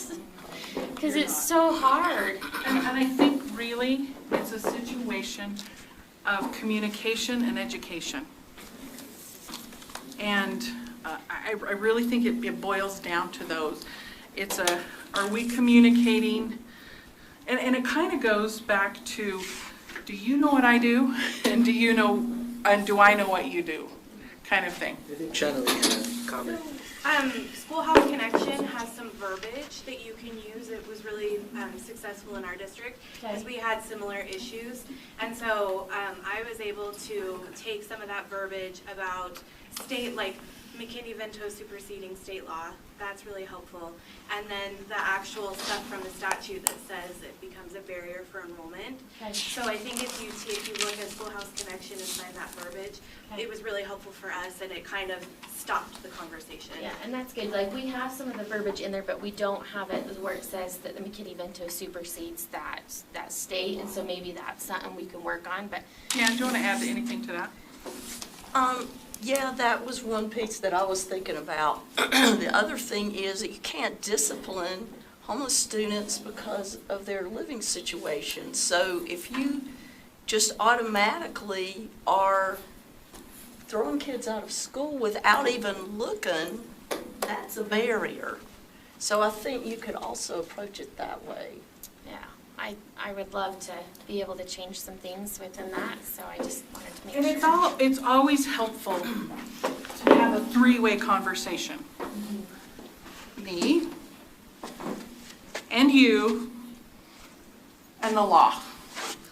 And it goes from, I don't agree with you, you don't agree with me, instead of going from here, we can turn it and go, okay, let's look at this together. what does this say and how can we work on this? Because this is what we need to do. And it goes from a very adversarial kind of situation to a, let's work hand in hand. Those are tough decisions and conversations to have. We have the same problem in Salt Lake sometimes. And one of the things I think that's also important, though, is to recognize that there are times when we can't find that kid, right? And so when we make those relationships with those registrars, we're saying, okay, don't drop them, but I'm going to do my due diligence and really try and find them, right?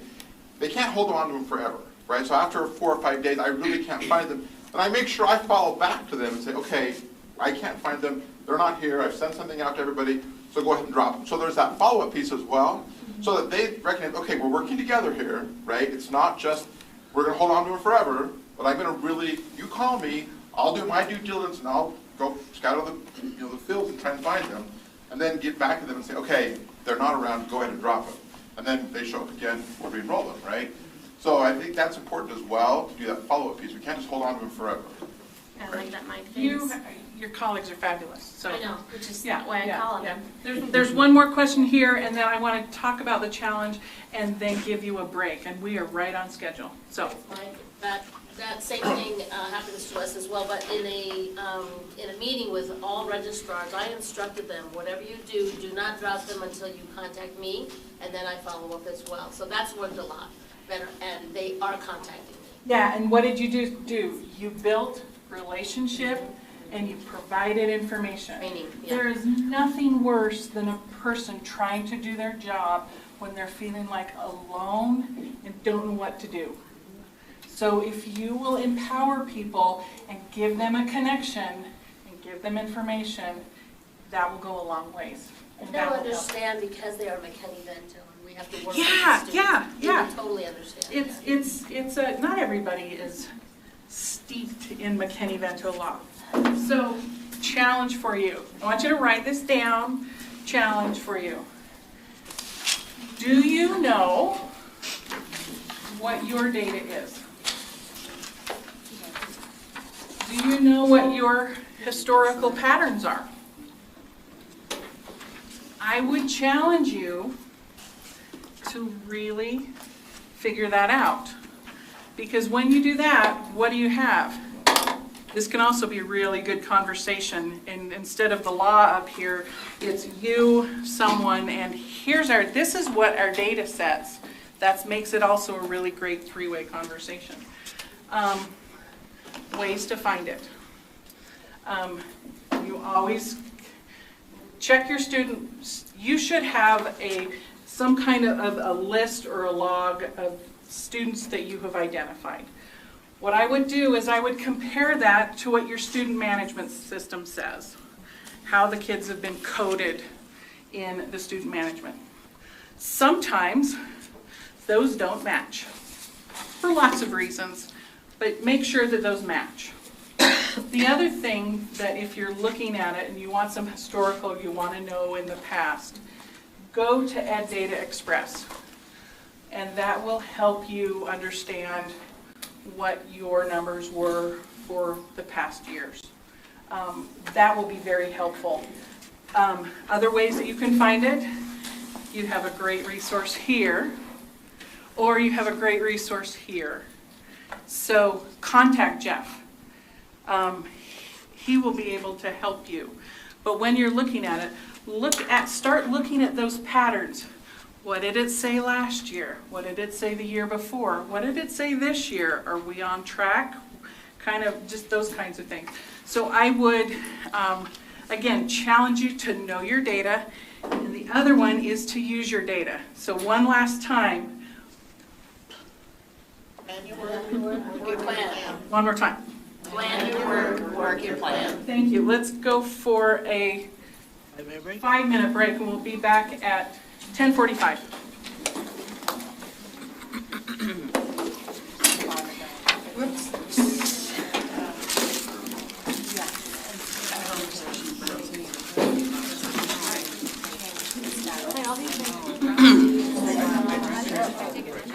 Yes, very much. drove me crazy that it was perfect.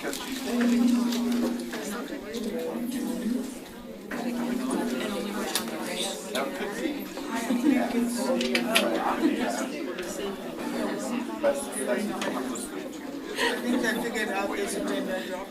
Like 8 days, both 8 days, 1 day. 8 days, 1 day. I went, flagged it. Well, I don't know. So I left it. They're doing such a great job.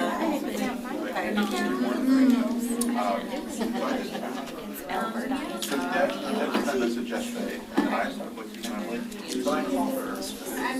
I'm actually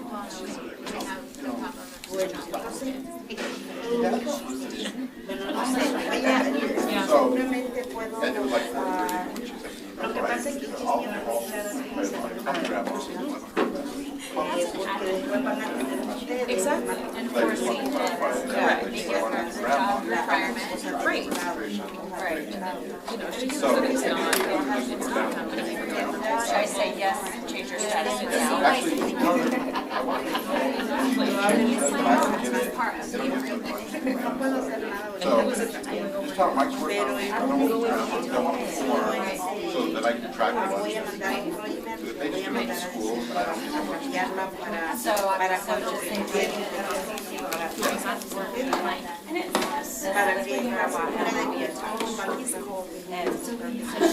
Thank you, you're so sweet.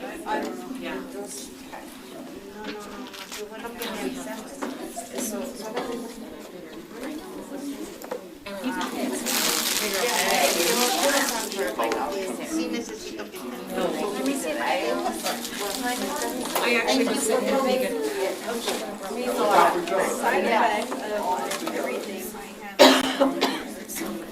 Hydrated? Oh, they're all like great. This is Bianca. Oh my gosh, I am, thank you so much.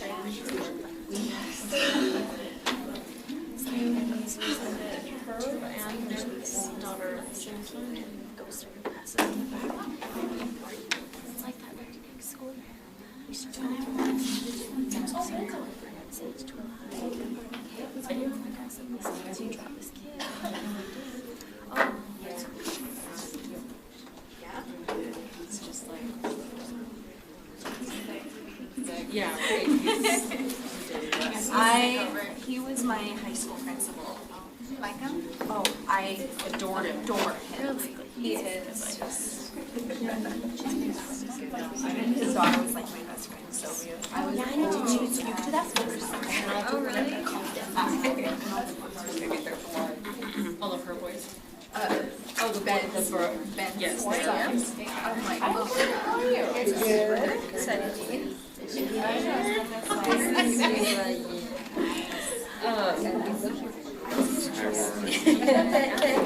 How are you doing? You know what, I think it's maybe I think I'm to see something. Okay, I got from When you find out. I finally I'm getting something, so yeah. Didn't you have to get? Yeah, it was just. shout out, oh yeah, the student service meeting. Yeah, I know. I was I know, it's, yeah, I think that I'm like, actually. I'm so glad. Yeah, I'm trying to reach everybody, and I believe like they said, like, you don't want yeah, sure. I know you're going to go to this, but They're like, we don't know who survived. Like, you were I don't remember the question. It's okay. So I came back to work and I was like, It's exciting, you know, it's for that like, don't wait for other person. I don't know. And I was usually, what do you call it? Like, Right. Maybe that's I can't be that person. I've been trying to go back to my team because I know, right? I know, it's great. I love that place. I learned, you know, the kids have to be proud of, you know. I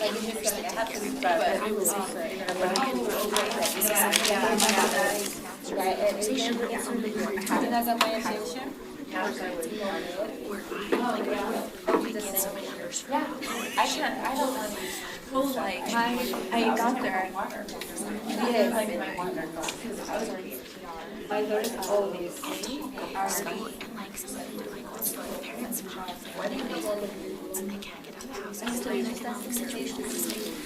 Yeah, I gotta learn sitting there. I have to. I always use like.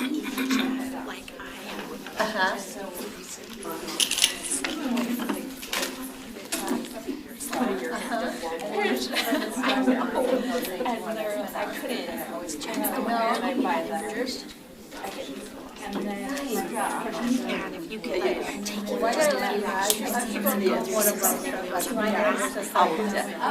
Yeah, it's just like, I have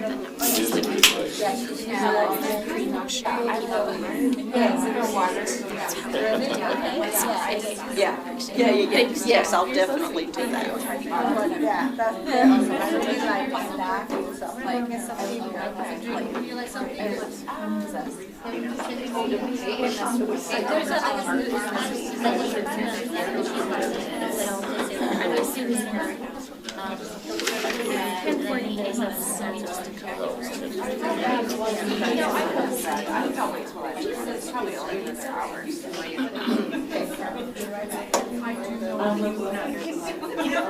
husband would know more. And then,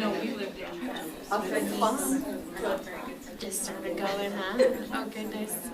Maybe it's like the dry, cold air here. I was just gonna say, it's going from warm, moist air to cold, dry air. And high elevation too. Like, From North Carolina to Mississippi, I'm really cold natured, and I thought it was not warm, huh? Oh, no. It wasn't as cold as it is here, but it's not warm. They had a cold front coming.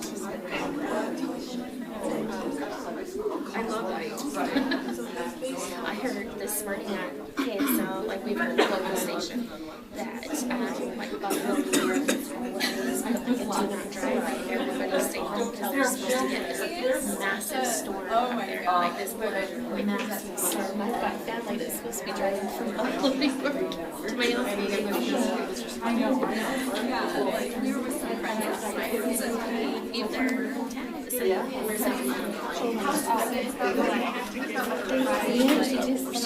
feet of snow. I'm like, is it okay in Utah? Do you guys have snow? Like, do you have snow?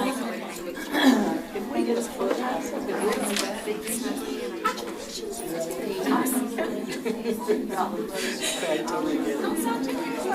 I'm like, I don't know what to do.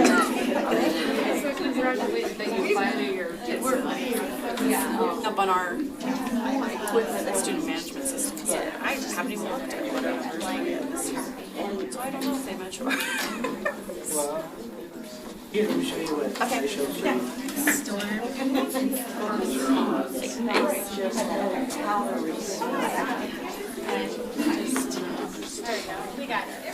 I did look at the ed data, the ed. I think we get live storm last year. 6 to 12 inches is common for our valleys on the mountains. Especially if you've got a pilot's license. For real.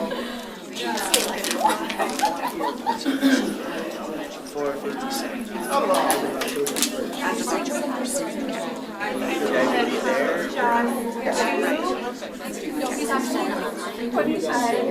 Started the year application. Yes and no.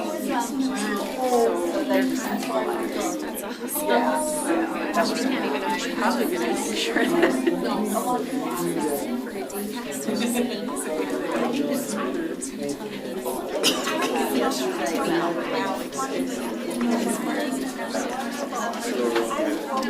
it's good. We use our social worker and family liaisons a lot. Yeah, like we're here, it's here, but we get more travel. They do a lot more. When they're just giving us emphasis about that because they're actually coordinating. I mean, you can't split yourself into 457 kids. But there are times when they give me a scenario of like, can't ever be the same, can it? No, every time is different.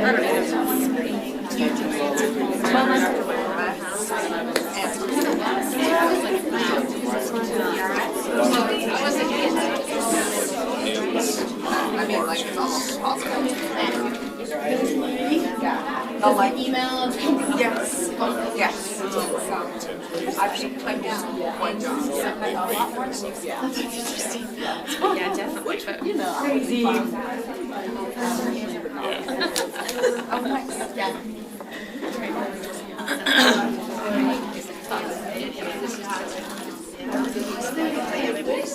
We are going to go ahead and get started. Try to get you guys out of here. I'm just trying to Yes. Cool. Love it. You want me to yell? People there? Yes. No, I did. Please settle down, we're starting again. Sorry, I don't have the voice to do that. I am going. All right, we're going to go ahead and get started again. Thanks for taking a break and kind of stretching your legs. I know since winter is upon us, we all feel the need for hibernation. I would love to curl up to bed right now, but since we are here, let's go ahead and get started again. So, Jan, take it away. Thank you. I am going to just go through the McKinney-Vento Act, just sort of the basics, especially for those of you guys who are relatively. Just overall, the Act establishes the definition of homeless so that as we're serving children in public schools, this is the definition that we use. It does address the barriers. We talked about those earlier. Focuses on really 4 key pieces: identification, enrollment, school stability, and school success. And it covers students pre-K through high school. It does require that every school district have a local liaison, and every state department has a program for homelessness.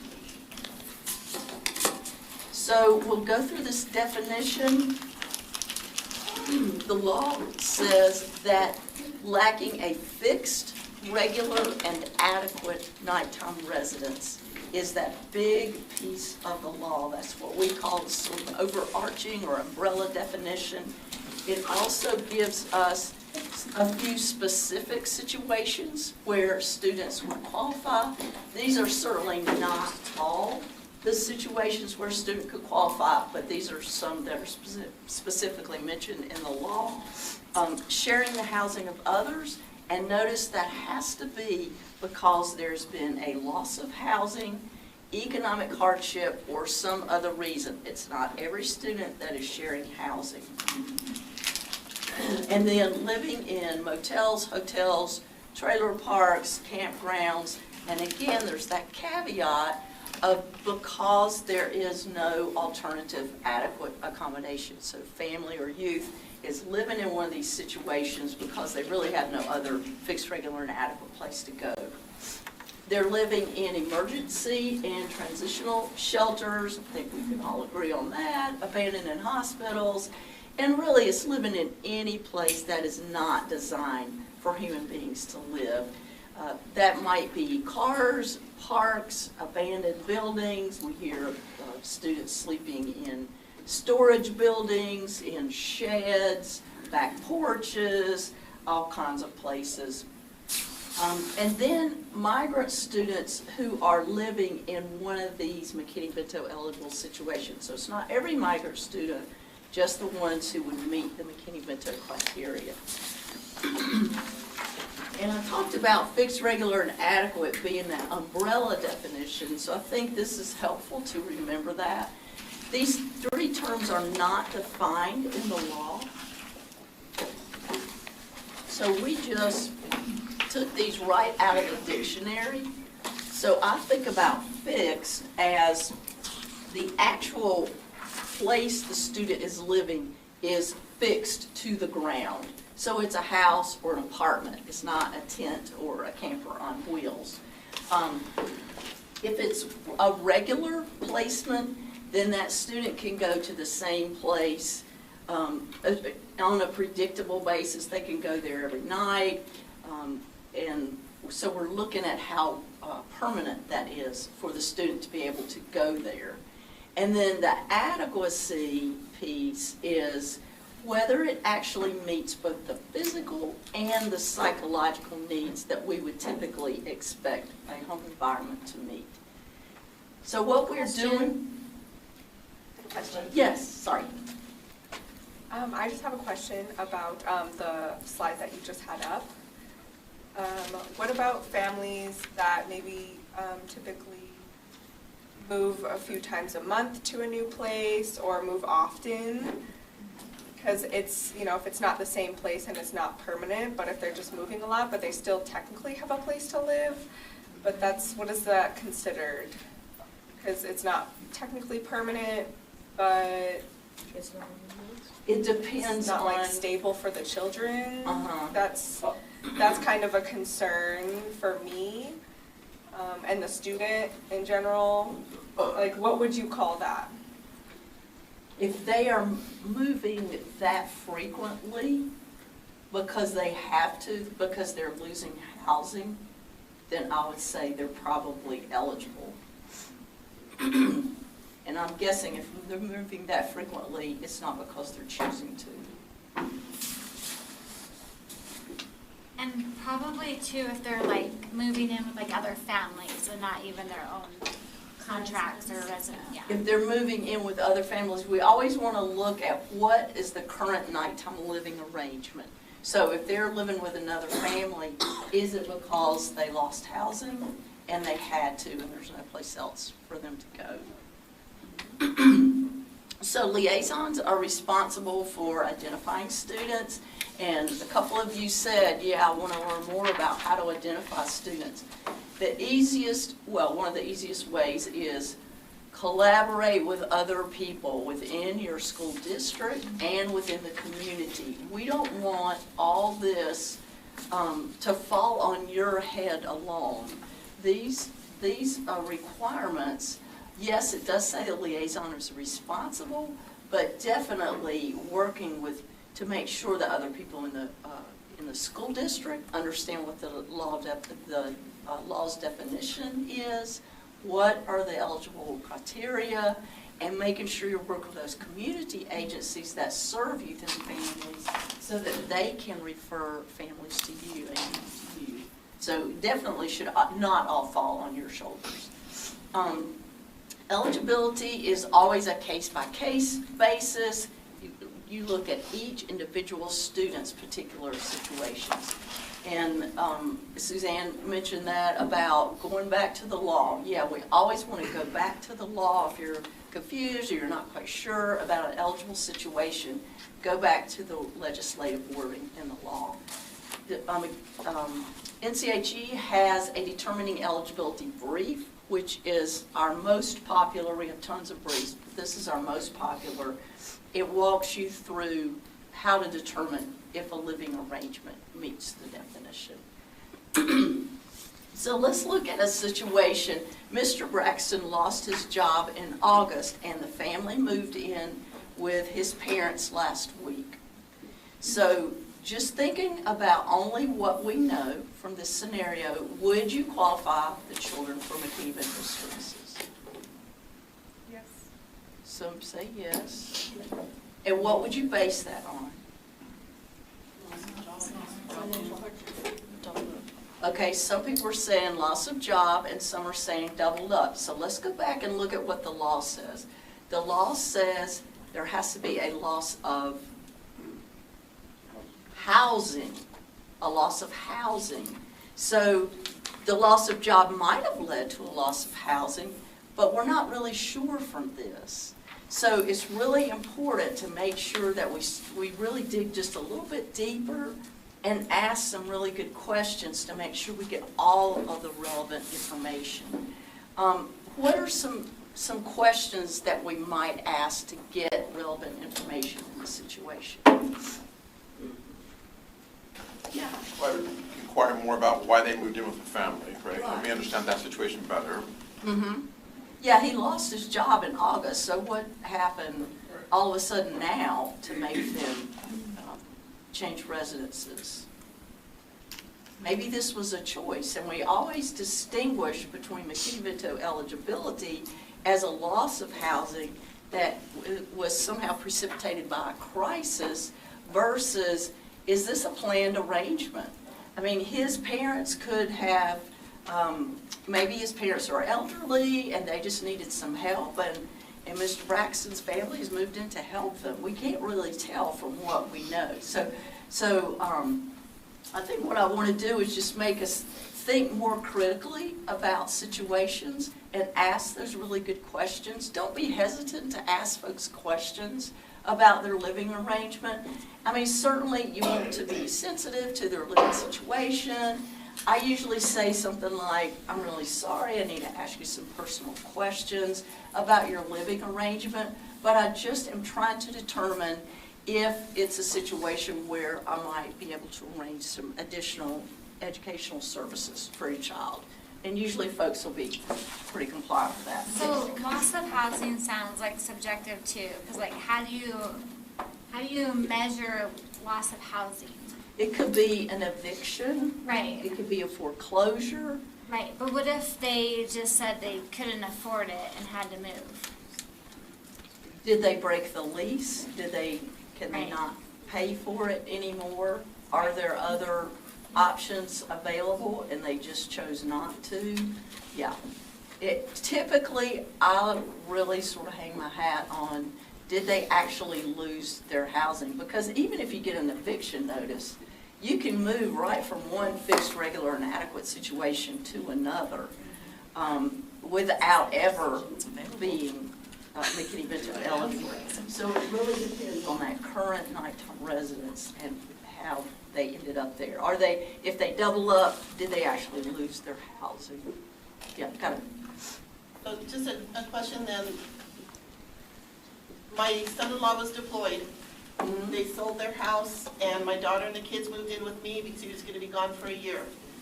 They did apply. They were accepted through McKinney-Vento, and I always wondered why, because it was a choice.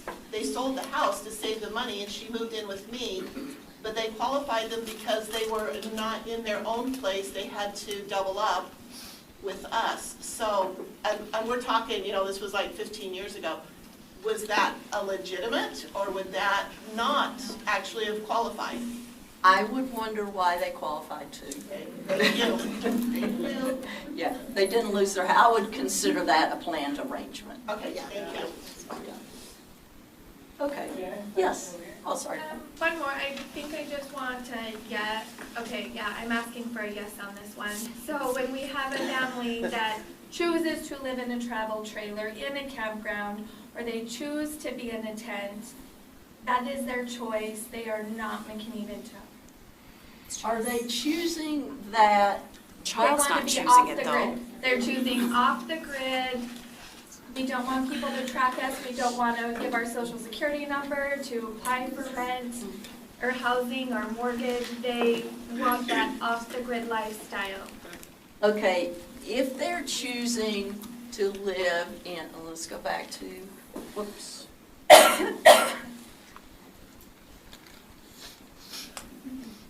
Okay, the second bullet, they're living in trailer parks, campgrounds due to lack of alternative adequate accommodations.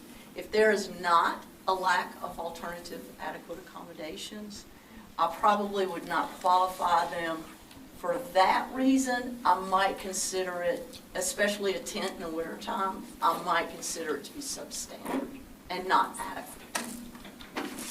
Yeah. Okay.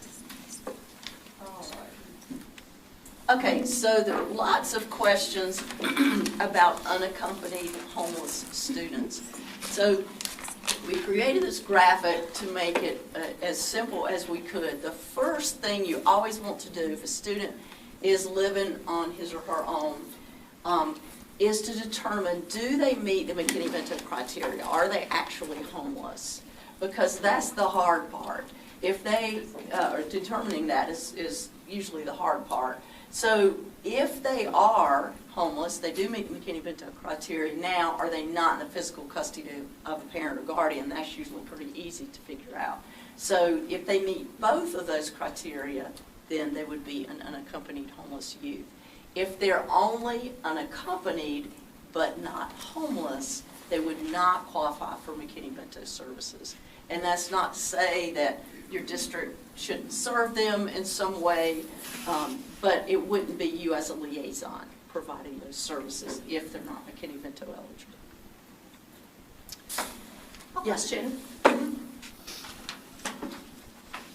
Maybe you could clarify, so at the age of 18, they're legally an adult, but they're still a student at school. So in that situation, what would you consider them, like, they're independent from their parents, but the parents are still, I guess they're still living with them, so, but they're not the official guardian, so. They would still be the parent. Unless their parental rights have been terminated, they would still be the parent.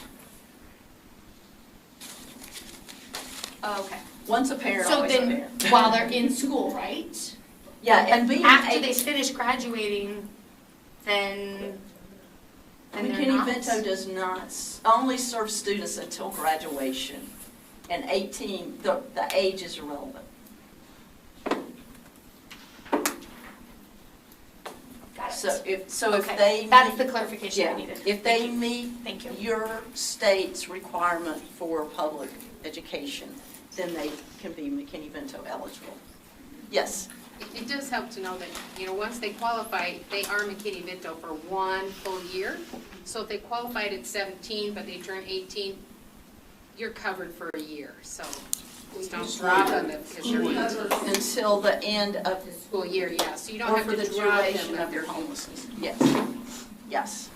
Okay, so Sam is enrolled in Granger High School, but seeking to enroll in Asbury High School. Says he's been staying with a friend's family for a few days. So first of all, is he McKinney-Vento eligible?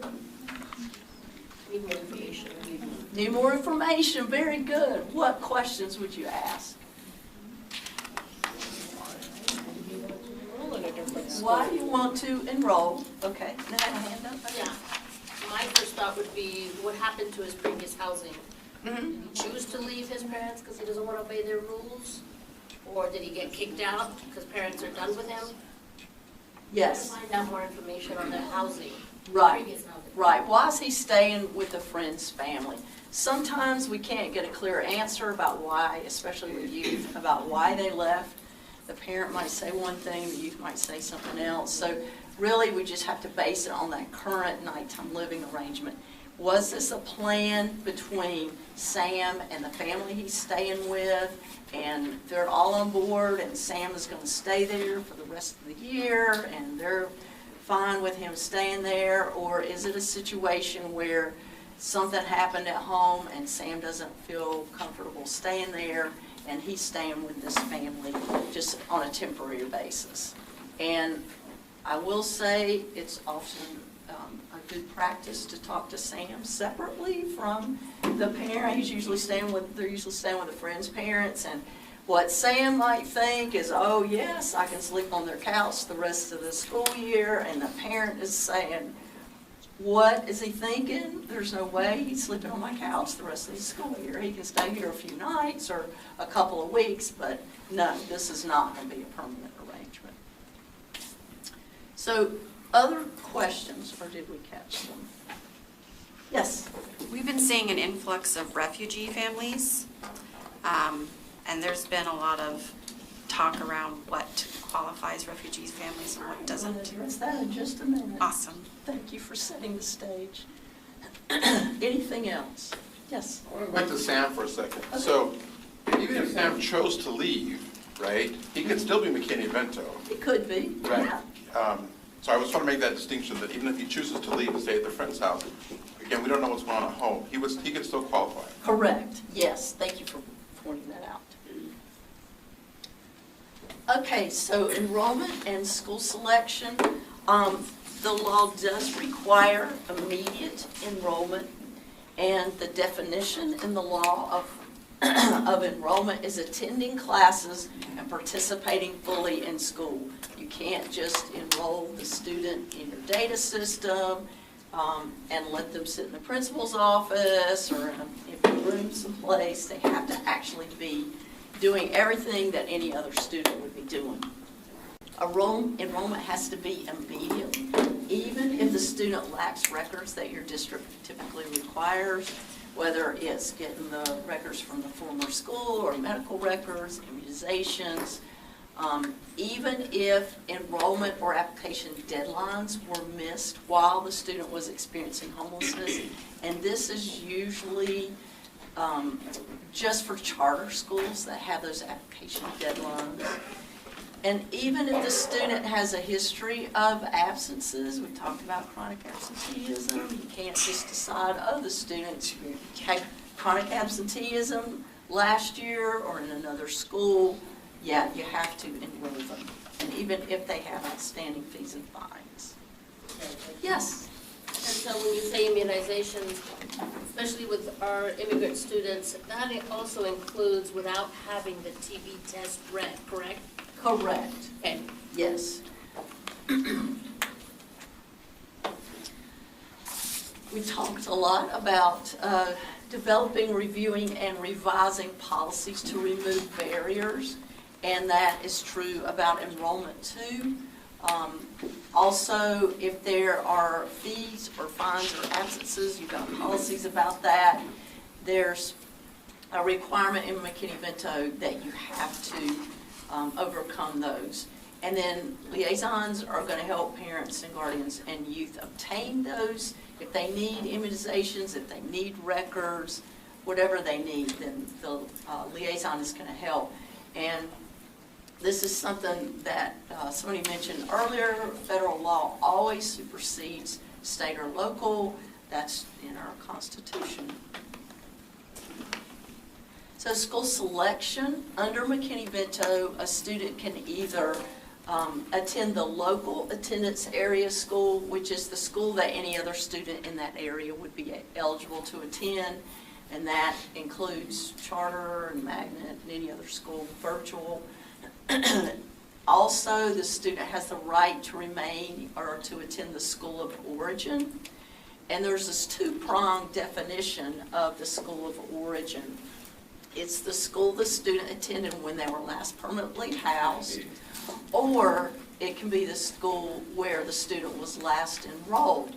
And that can be two different schools. If you have a student who's really highly mobile and they're bouncing around a lot, and they were originally enrolled in school A, and then for the first time they lost housing, and then they moved to the area of school B and decided it was really better to go ahead and enroll that local school, and now boom, they lose housing again and move to area C. They really have three options for school enrollment. They can remain in B, they can go back to school A, which both of those would be school of origin, or they can enroll in the local school C. McKinney-Vento does not give students the option of picking and choosing just random schools. It's got to be the local school or the school of origin. Does that make sense, those two pieces of the school of origin?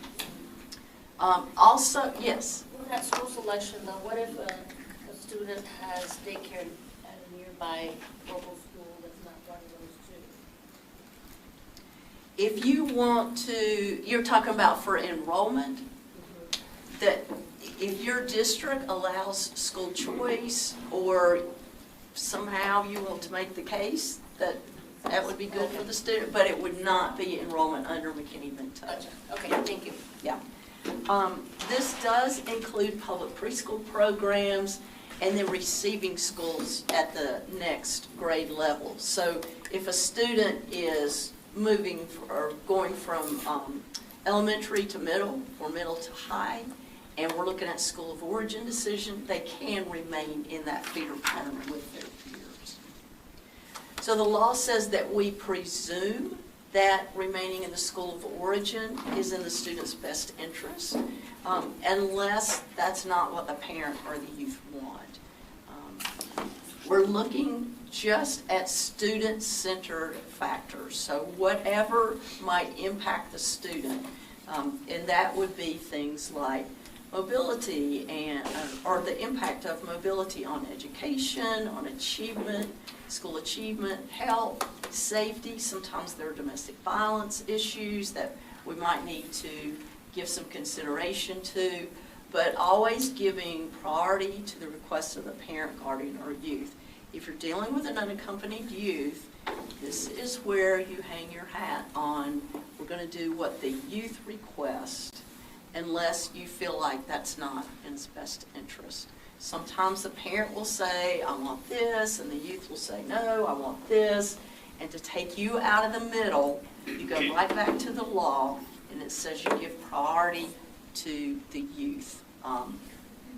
Not to say that we don't want to some sort of mediation or counseling or whatever would help the youth and the family, but from the McKinney-Vento School of Origin or local school determination, you go with the youth. The U.S. Department of Education does encourage looking at sibling placement, even though the decision is based on each individual student. You can take into consideration, oh, we've got a second and third grader, and the second grader is already at the school, or whatever. You can look at sibling placement, but that's not always going to make your decision. There could be a big age difference in the siblings. There could be things like maybe one needs special education services. So you're always looking at what is in that individual student's best interest. Can I ask a quick clarifying question then? So you brought up the special ed issue. So in our district, we have these quadrant schools that provide special education services, right? Okay. And so a student needs to be there, receive his services, and he has 3 siblings. So I was making the point that we need to keep the siblings together. So therefore, even though that school necessarily wouldn't have been the other students' McKinney-Vento option, because their brother needed to be there, and mom needed them all in one place, that school needed to take those other 3 kids. And they finally agreed, but you said the Department of Ed encourages that, right? So They encourage it, but it's not a requirement. Okay. Now, in your situation, mom wanted it. Correct. Right, but it may not always be in the student's best interest. Right. Yeah. So the school was the one pushing back a little bit, like, we don't need to take those other 3 kids. I'm like, well, the family needs to be together. This way we can also get transportation through special ed to get them all to one place. So it makes sense to have them all in one school. Yes. Right, the special ed is being displaced at a hotel. Right, yeah. Okay, so the students can attend their school of origin as long as they're McKinney-Vento eligible. So that is, once you identify, and you already pointed this out, once you identify a student, they remain eligible for McKinney-Vento services as long as they meet the McKinney-Vento criteria. So that's for the entire time they're homeless, or until the end of any academic year in which the student obtains permanent housing. So if you identify a student now, and in January they obtain permanent housing, you're going to continue to serve them throughout the rest of the academic year. If they become homeless between school years, so typically we see this in the summertime, and they're still homeless at the beginning of the next school year, so when you enroll them for the fall, they're still homeless, then you would enroll them under McKinney-Vento, and you would go through that best interest determination. Sometimes we see students will become homeless in the summer, and then before school starts, they'll already have permanent housing. So if that's the case, and they're already in permanent housing when you enroll in the fall, then they do not qualify for McKinney-Vento. Again, it's of best interest for each particular student. So let's take a look at this scenario. Mariah is a junior in high school, and her family recently lost housing and doubled up with relatives in a school district 20 miles away. How would you decide whether Mariah should stay in her school of origin or transfer to the local school. What are some of the questions you would ask? What do you want to do? Yes, absolutely. That would be the first thing for me is Mariah's a junior. Yeah, we definitely want to get her opinion on it. What else? I'm sorry, somebody. Transportation. Okay, we would look at transportation, how it might impact the student. Yes. The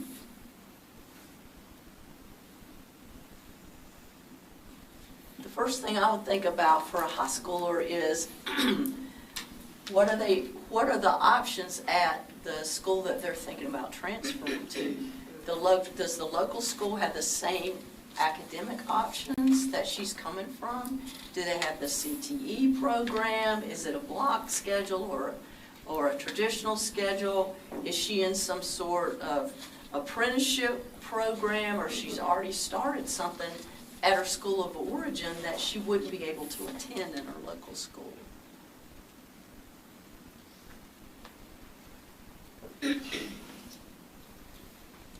So disputes, I'm sure this is all our most favorite thing about McKinney-Vento. So if a dispute or disagreement occurs between a school and a parent, guardian, or youth, okay, those are the only people who can have a dispute. You can't have a liaison and a principal dispute. You can't have two liaisons dispute, although they want to sometimes. That's not allowed under McKinney-Vento. And the dispute can only be about eligibility, enrollment, or school selection. Just those three topics. Can't dispute transportation. So if that happens, if there is a disagreement between a school and a parent, guardian, or youth, and it's over eligibility, enrollment, or school selection, the school should immediately provide the parent or youth with a written explanation. It should just simply say, we do not believe your family is eligible because blah, blah, blah, blah, blah. And then it should explain, here are your rights to appeal this. And it should walk through that. I like to give a parent timelines on that. It's not required, but I think it's a good idea. It has to be in a language that a parent or youth can understand and that they would be able to follow. And at that point, once the school hands that written decision to that parent or youth, then they immediately contact the liaison and say, here's what I've done, handed them the dispute. We might have a dispute on our hands. Or if the parent immediately says, yes, I am definitely disputing this, then the school needs to say, we do have a dispute on our hands. And that way connect the parent or youth with the liaison to carry out that dispute process. We get unbelievable calls at the National Center for Homeless Education because people are so angry or so upset. And I'll tell you, 99% of the time it's because they felt disrespected. And if it's a parent, it's almost always that they felt disrespected. Whether that was intended or not, I don't know, but they felt disrespected. And there have been many, many situations where I think, oh, if this was just handled differently from the very beginning, we wouldn't be talking about dispute. It might not even be something that the parent would, and I've had parents tell me, if they hadn't treated me so badly, I would have never followed through with a dispute. That's not really what I even wanted. I just am bound and determined I'm getting revenge on that school or on that person at that school because they were disrespectful to me. So I always like to just talk about how to avoid disputes. But during the dispute, the student has to be immediately enrolled, in the school that the parent or youth requests. Again, that can only be the local school or the school of origin. And the student has to receive all services for which they're eligible. Here's my way of avoiding the dispute. Once you provide that written decision, you just calmly and rationally explain your reasoning, be respectful, sensitive, use trauma-informed language, and the last thing there is find out what they really want. Sometimes it can be something that's totally unrelated to McKinney-Vento. Maybe they don't even really think they're homeless, but they want their child to attend a particular school for a different reason. Well, is there a way that you can help that to happen? And you have a school choice option. Is there some other way to get that child in that school? And maybe there is, and maybe there's not, but at least maybe you can just explain to them this is not a disputable situation, but we can try to help you accomplish what you're looking for. A lot of times it will be a special education situation that is what they're actually wanting to appeal, and so you would hand that over to your special ed folks. Jen? Yes. Yes. I think it's 11:30, and my friend Jeff would like to break for lunch, and so this is a really good stopping point, if that would be okay Oh, with you. I'm sorry. Okay. We'll break for lunch now.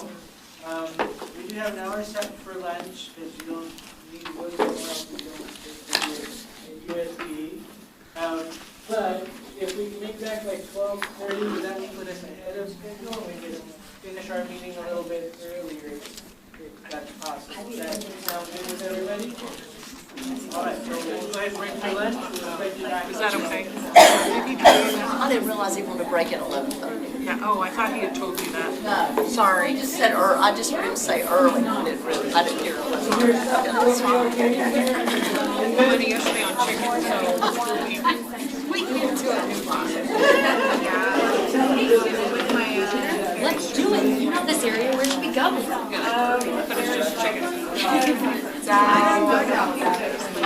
Really nice. Over there, I feel The like only place I know is this place. we spent all of our money on the new chicken place yesterday. Probably do it menu errors. Okay, do you like anything specific?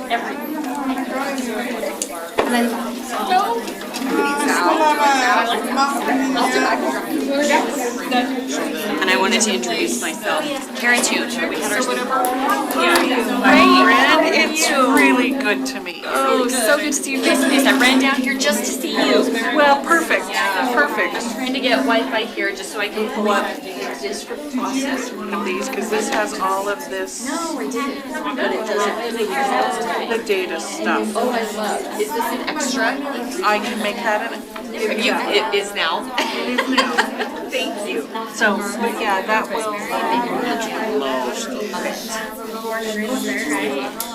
Wanting to come to the school.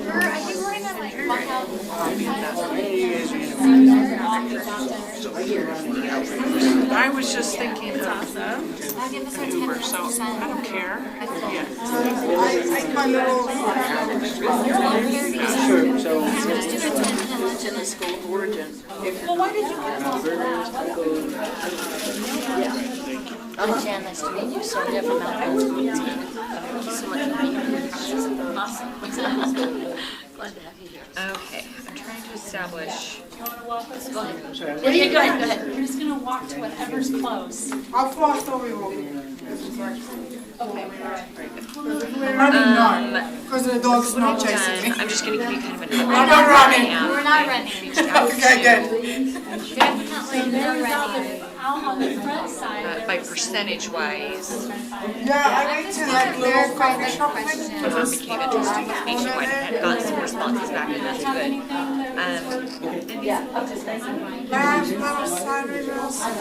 What are your programs? Because kind of what we're getting at is Davis is trying to be able to write this.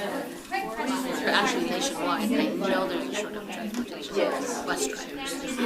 And I reached out to one of my colleagues here in Utah, and she's hoping because I can't humanly do it. To say, what are you doing statewide? Like, do you have facilities directly in your schools? What kind of is your method for things? This nice lady right here in the black coat is from Logan, and they just put together a resource center.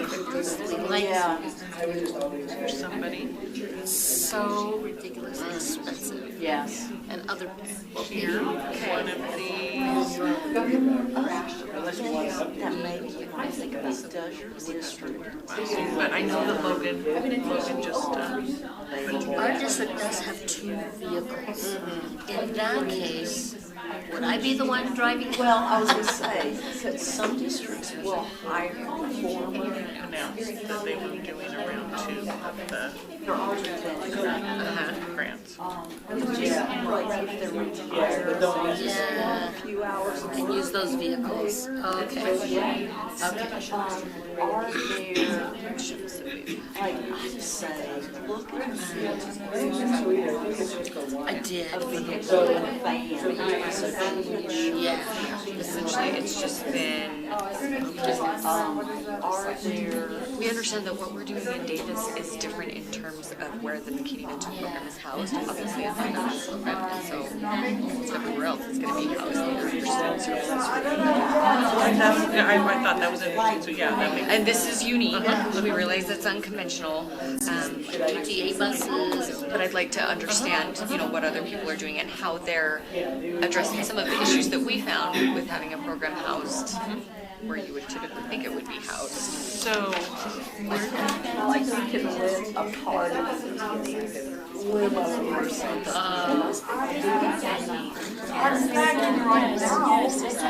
page 34, so the different pots of money, so show those.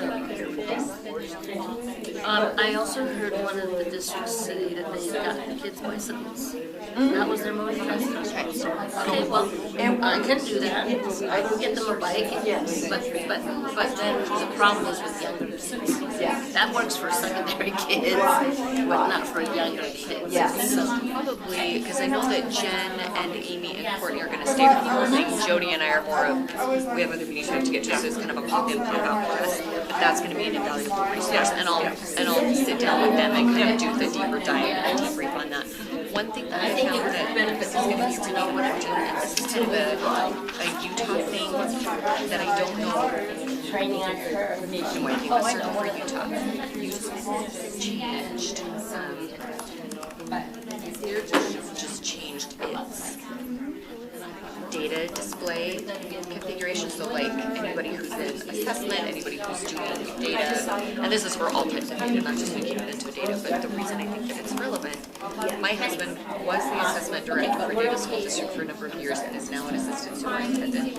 Well, humanly possible. Data and everything like that. And has built many of the models himself as far as our reporting or testing, all of those things. No, because of We've just low, which will give a bunch of the different variables that you're wanting to use when you do your cross tabulations. There is not a dedicated variable for homeless. You want to know what's your graduation rate for homeless. If you want to know your demographic for homeless, you can't measure any of those things because the tag doesn't exist. Now the data exists. So that would be a really good question. So we need to talk to Jeff, and who it really needs to be is Aaron Ruff, who is the assessment guy for USBE, because he's the one who oversees all of those things. My husband was able to go in, and because he knows how to do those things, was able to go back into build databases, pull out the needed data, recode everything, build the model himself. So now we have that in Davis, but nobody else does. It's rough to not know what your graduation rates are for your kids compared to your gen ed population. The graduation rate is my biggest concern in the state of Idaho with homeless. Got that one. Everything else I was able to. Everything else I was able to. He just ran our numbers. This one I was not. So you see this right here. And say you can fill this application, and if you qualify, then we can. So yeah, that's here it is. Yeah. So look at that gap. This, yeah, so what, this gap right here, I don't know, I thought when you put it in, when you read it. year by year. Yeah, and that's some, Reproduce lunch numbers. Yes, nationwide gap, this number and this number is about 12% gap. But so if you were just to look at that, this would be about, and that's. There's no friend, it's small. That's in your business. Right, Yeah, that's right on track. That's kind of what I figured that it would be, but this number is going to have a hard time getting from the state. And Jeff and I are working on that. I am hoping very much. I said to Logan, I said, so what do we have to do? How long does this take? Who do I bug? What is it? He said, this is an Aaron Breath question, and it will take months. Yeah. But our superintendent is having a meeting with Sid Dixon, who is going to be talking about some of the legislative initiatives for at-risk students that will be going on, and so maybe they can build that into that conversation and say, look, you're going to be working from accurate information. We don't have this tag. After a conversation with Jeff yesterday, the person I mean, technically, you could have said, Did we qualify for Title I last year? in terms of reporting than the previous one. Okay. We're almost there. The other thing that You see that it's 50-50. encourage districts to have some kind, to set up some kind of mutual fund, just so that they can make donations. Sometimes they do it through ed foundations, sometimes they do it in multiple ways, but this is one that is not necessarily figured into these totals, but this is one that's, you don't factor out. Right. Well, and that is the question that I ask people saying, how are you reducing shortfalls? Because from the research that I've been doing, the average spending, I think for McKinney-Vento is like $50 a student. If you average it out over kids like that, seems to cover everything. It's a joke. I was like, when I saw that number, which is exactly why. I'm just gonna move to that. I just want to ask you a question. Just, so, and this is just what happened in Idaho. Can I introduce you to Jody? Hi. This is Jody Lunch. Jody, nice to meet you. No, what a you're pleasure fine. to meet you. Absolutely. Yes. Great. This is Suzanne Peck. Great. And she's been helping me out with some data things, and we're just talking about what we can do to move the work along and helpful things to know. I did see your Capitol movement Yes, rally. I saw the rally. I thought it was awesome. Yes, it's exciting. Yeah, and I was that just we're telling her seeing. that it was really great to see so much interest in so many districts that, hey, I want to do the round 2 because of the teen center grant. Right. Kind of thing. So yeah, there was lots of interest when it was like, Oh, I'm happy to hear that. Who wouldn't be interested? Like, that's helpful. Yeah, we'll write for the second round. We're ready. We got 3 of them going in. I think it's awesome. It'll make our 9th one, yeah. We're excited. But with this Title I, say the family. we haven't tracked it really before Kids paid out. at the federal level. So we really don't have a good comparison. And neither kids. So 5 years ago when I came into the state of Idaho, That's the problem, we do have a reference. just asked schools. Oftentimes liaisons didn't even understand that they had money to spend. It's in ARP. Yes, it's in the ARP. Funding sources were. Just by presenting this slide and a couple other things, we started to say, hey, well, The 16. She's the veteran, I'm the newbie, so. the one thing that was spent, that was set aside in Idaho, once you Oh, I just wanted to ask That you, was, I know you said we got the second round. The second round will be opening up. starting this On Monday. And it'll be open for a month, so it'll close on the 21st of December. Perfect. Can we resubmit essentially the same grant we submitted for building? What happens over time? Different? No, it can be the same. It just has to be for a new site. Right, okay. So as long as I've got 3 that I'm building right now. Also So I can submit for Beaumont High School. Okay, that's what I wanted to know. If it had to be different or unique, innovative to it, it can be exactly my same grant and I can just change Beaumont's numbers and Beaumont School. Yeah, do we want to make it as easy for you guys to... Okay, great. No, I just wanted to make sure. That was my one big question. Oh, okay. I'm excited. It's nice to So see how we'll- you've been. Really good. The teen centers are sucking my whole But it's good stuff. It's been really good. I'm really glad they got the money. Highlighting. So appreciate that, because we're ready to start the construction on the schools. We got 3 of them going on. And the centers, so how about the shelters we're building? Can I use that money? Not for shelters, no, unfortunately not. Which is just I've got that one I'm building too, so. $50, because then what you're acknowledging is, I know you're there. When I first presented. This one's yours to say, right? I'll take this one. Yeah. No, I just wanted to know because Kara will submit that. As soon as it opens Monday, we'll just take the last grant, place it over with the new numbers and the new school. But I wanted to make sure with you, it didn't need to be more No, it's innovative not. It's or something different. completely different, It's just, no. it can be exactly what I'm doing in the other school, cut and paste, new school, ready to Well, roll. if it's working, why don't you?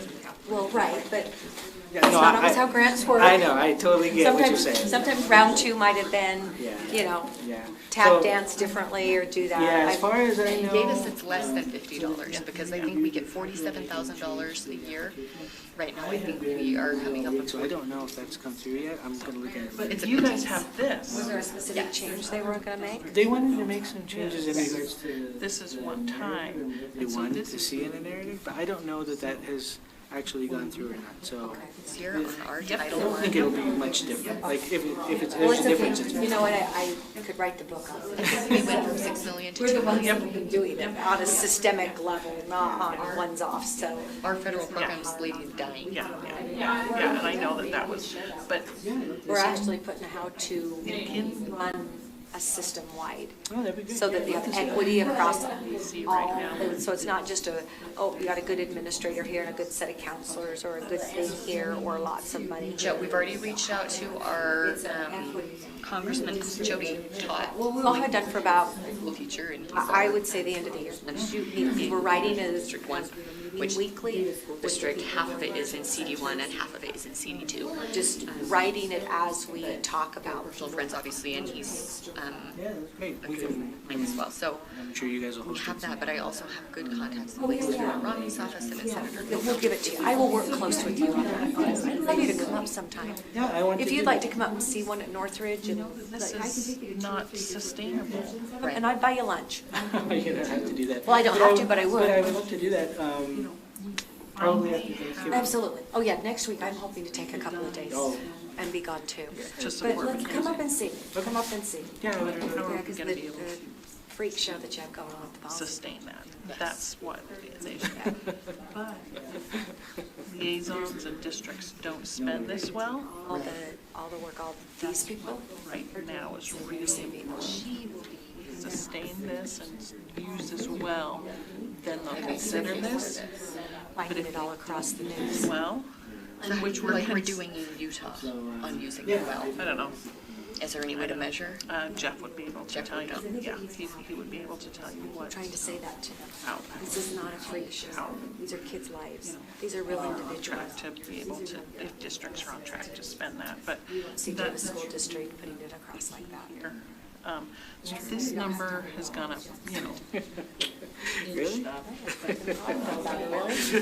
Yeah, so anyways, my own. This is the one they need to They be can able get to. more millions of dollars, great. This. And the other thing, if you're trying to, They're not the one that'll do the work for it, but.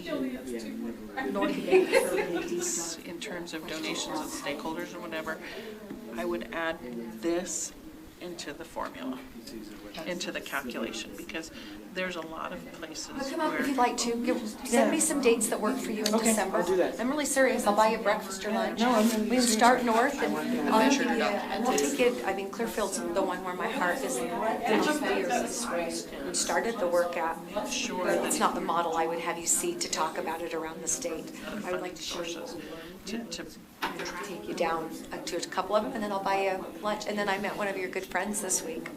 you know, Brand monetary donations are. plays bass for you. Oh, Brandon Beerley at BYU. Yes. The reason why it's so useful to have this program housed in the foundation, because we have to track all those things anyway for our own audit and 501c3 reporting to. So it was kind of fun. Yeah. These next Yeah, I couple, played bass this is, with, or I played in a band with him for several years. We this has played a couple of years ago in another band with him. And then I dropped out of that band. We kind of lost touch. This past. so when everybody's saying, oh, It says you see us tomorrow. well, Yeah, you'll see each other tomorrow. you do it here, you can't do it here. I'll see him for a brief minute. I said, our Yeah. McKinney-Vento. You can't get 16 centers in 1 year. So Courtney will be. Yeah, and so, And our community has stepped up in a huge way. When people ask, they're like, so how much tax dollars goes to this? Zero. They're fabulous. Kara's been doing some work with, she's writing a paper on representation on our project and program. It's been helping her. So she just said, Jody, if we go down right when the lunch break is, I can how it's even funded. see Jeff, ask him. So I was Originally, excited. this presentation was just gonna talk about ARP, Trying to solve it, and now right? it's 4 slides. And I said, Jan, I really That's good, but they're doing great stuff. Jen and Amy Yeah, were. I spoke with them when we were at Macy's. Yeah, I sent them to Macy this year. I sent Kristen with them so that my advocacy person stays tight with it, because, you know, McKinney's only in 4,100, but we all know that number's not even. Kristen works with the other 73,000, so it's like. there was nothing in their accounting systems to even allow to be able to use One-on-one, Yeah. because we were close on the plane. and asking the question of, how much did you really use last year? Interested to ask Jody, like, Just, Oh, I hear calling you. Okay. I'm gonna run out to get them some lunch, so I'll be right back. I thank you, and I'll get our grant in next week. Fantastic, and we'll see you after the holiday. positive changes. Did you need me? I just had a question on this. Okay. Because I don't know what the method of our district is. Suzanne was just saying that like a lot of liaisons haven't even known about this. Where services are actually happening and business managers maybe even have not had perfect clarity on it. And so she has shared some information about that. But do you know what we're doing in Davis as Yes, I far do. as the set aside? Like what is That it? is all in our titles. Okay. So it is used for staffing, it is used for class reduction, it's used for. Just on No, the, but so for the homeless set aside portion of it, The homeless set aside is to reduce in our highest populations of homeless students to provide more services to them.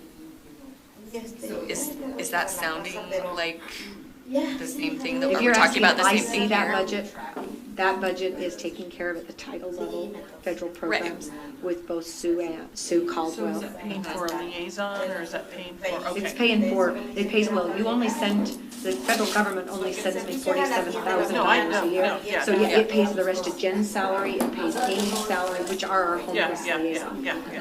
And that's sometimes it's for the other portion that I see here is to offset transportation. Yep. But you're finding it's underutilized usually, or that people don't even know that it exists. Some places don't even, some liaisons don't even. That money doesn't often trickle down to your frontline workers. That money right there is administratively determined by the superintendent. And is that?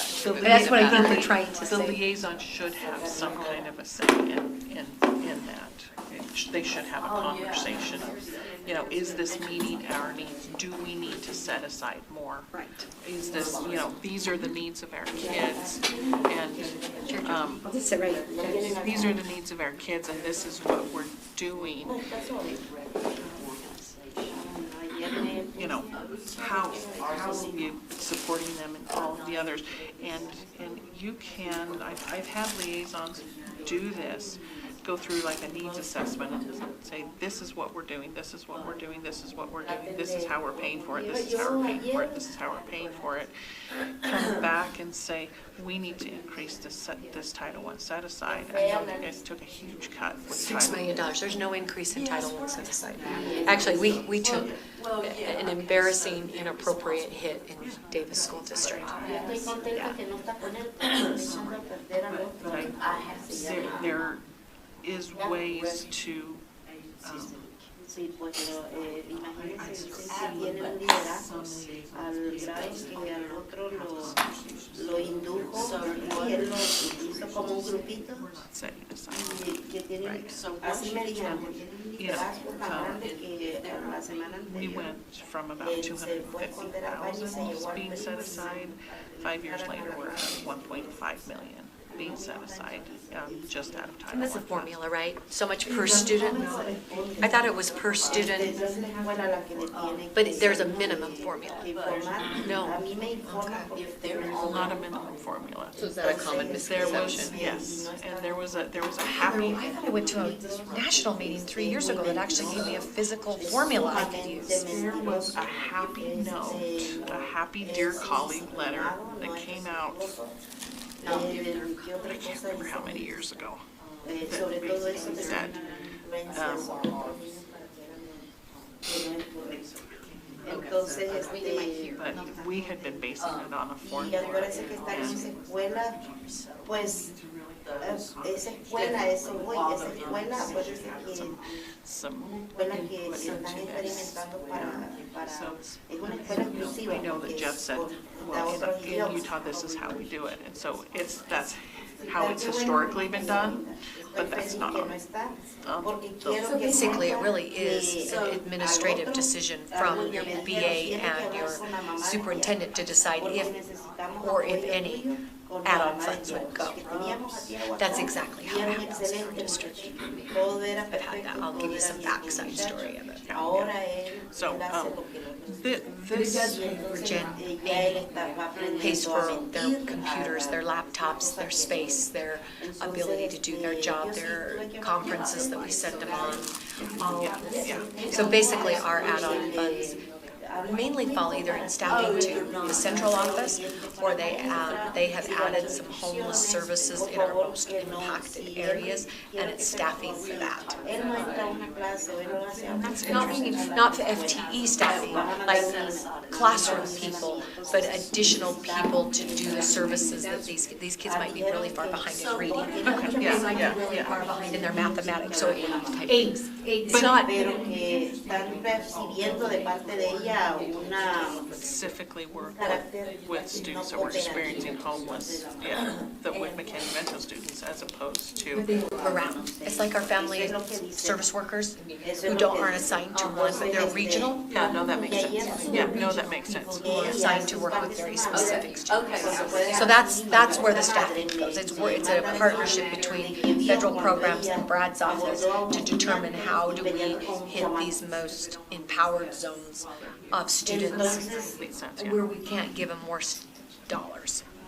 So that's what we're using it for. So it isn't a decision that really comes much down to Jen and Amy, or well, to me, who oversees Jen and Amy, because it's a decision on a global, a more. There should be some. You should have some kind of input into that. That's a commentary on our homeless budget. Sometimes asked for and sometimes, most of the time not solicited. Yeah, so I have to say, we're in a pretty. You are in a good. I feel in Davis School District it's pretty sweet. And the reason and we have validation for the concerns that we have. We're not this dismissed. Extra angel fund. I pay for the foundation pays for everything. Yeah.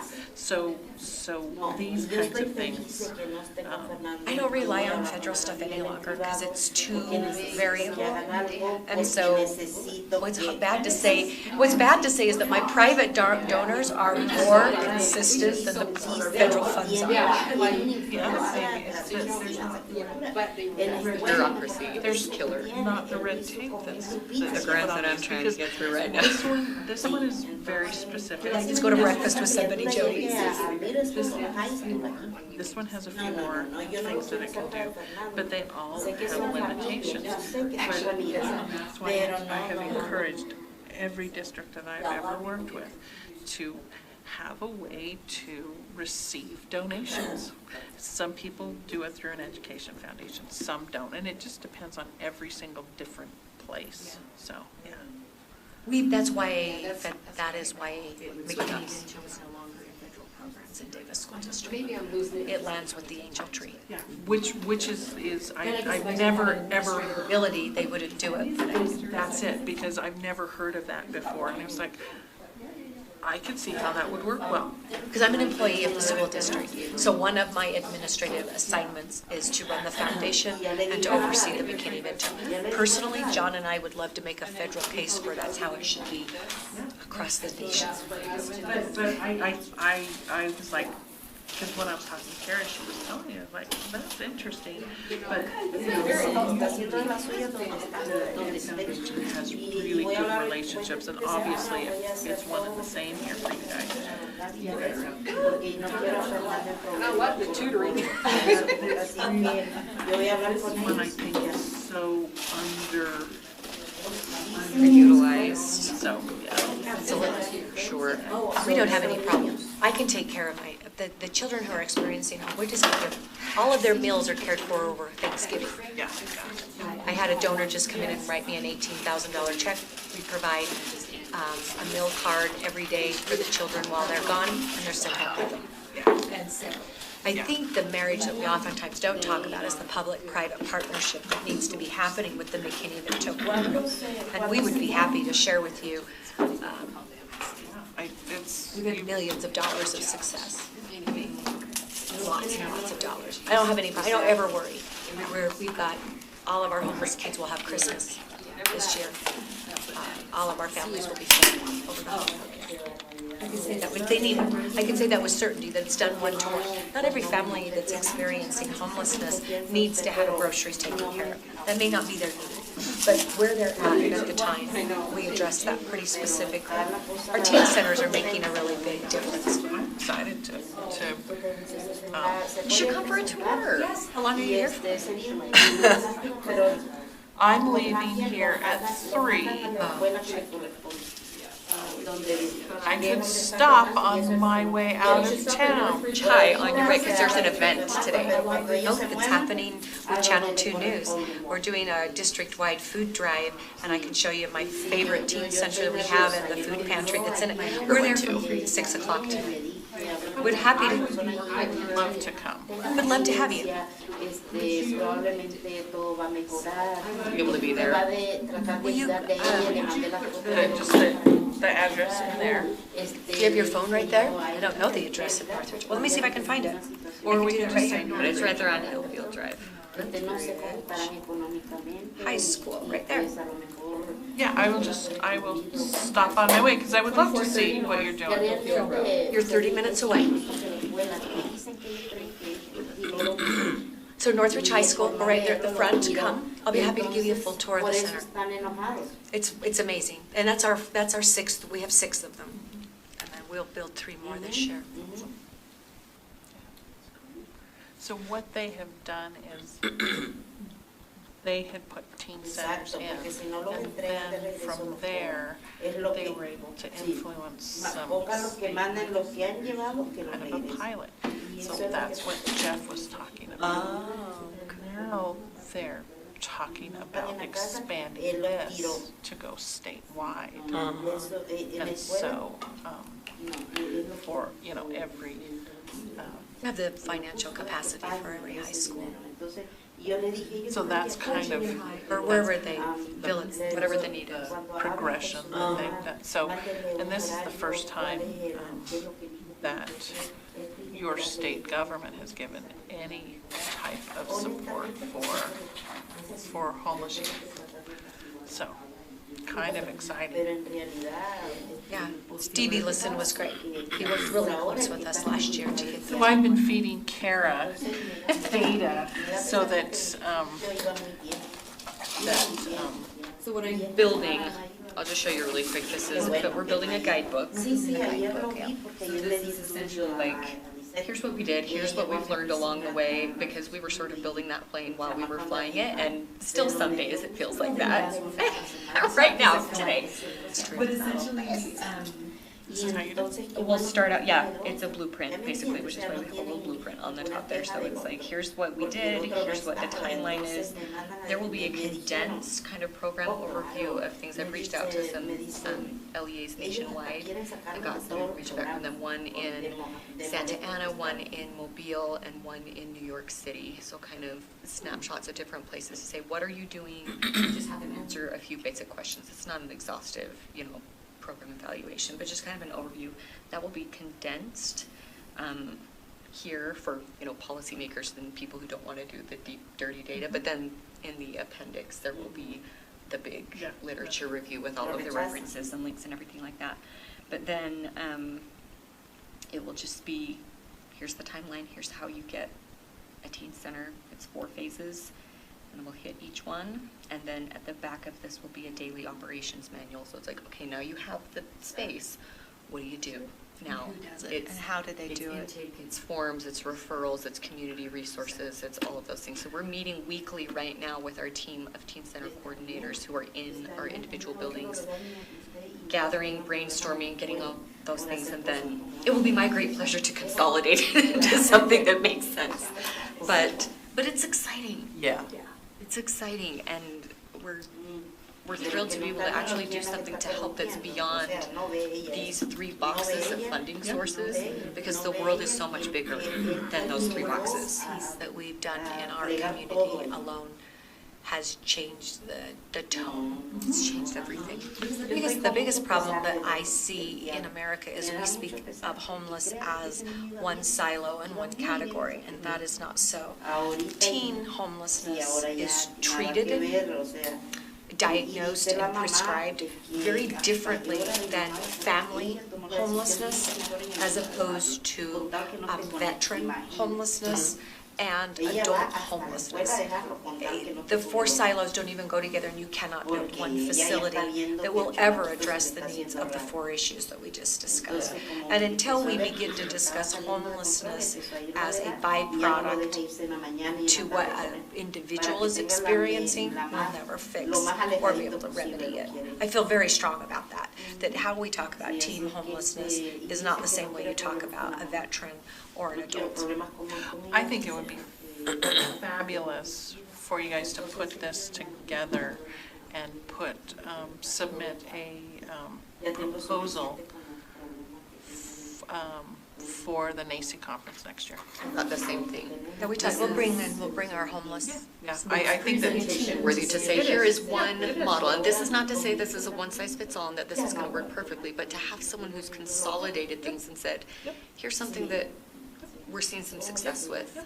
Well, and there's a lot of considerations. As we're even rolling, there's a group that's rolling this out that I wish they'd listen a little bit harder on it. It's not about money.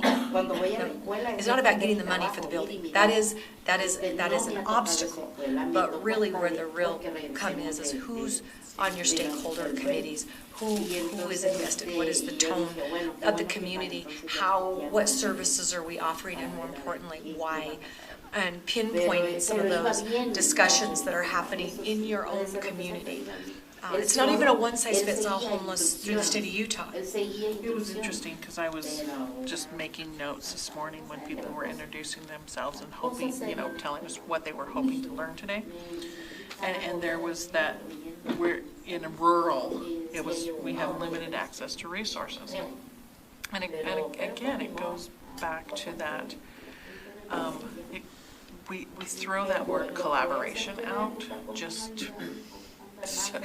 just so freely, and I don't think that people really understand what true collaboration is. But if you look at that community impact model, and it goes beyond the, I know what you do, you know what I do, networking kind of thing.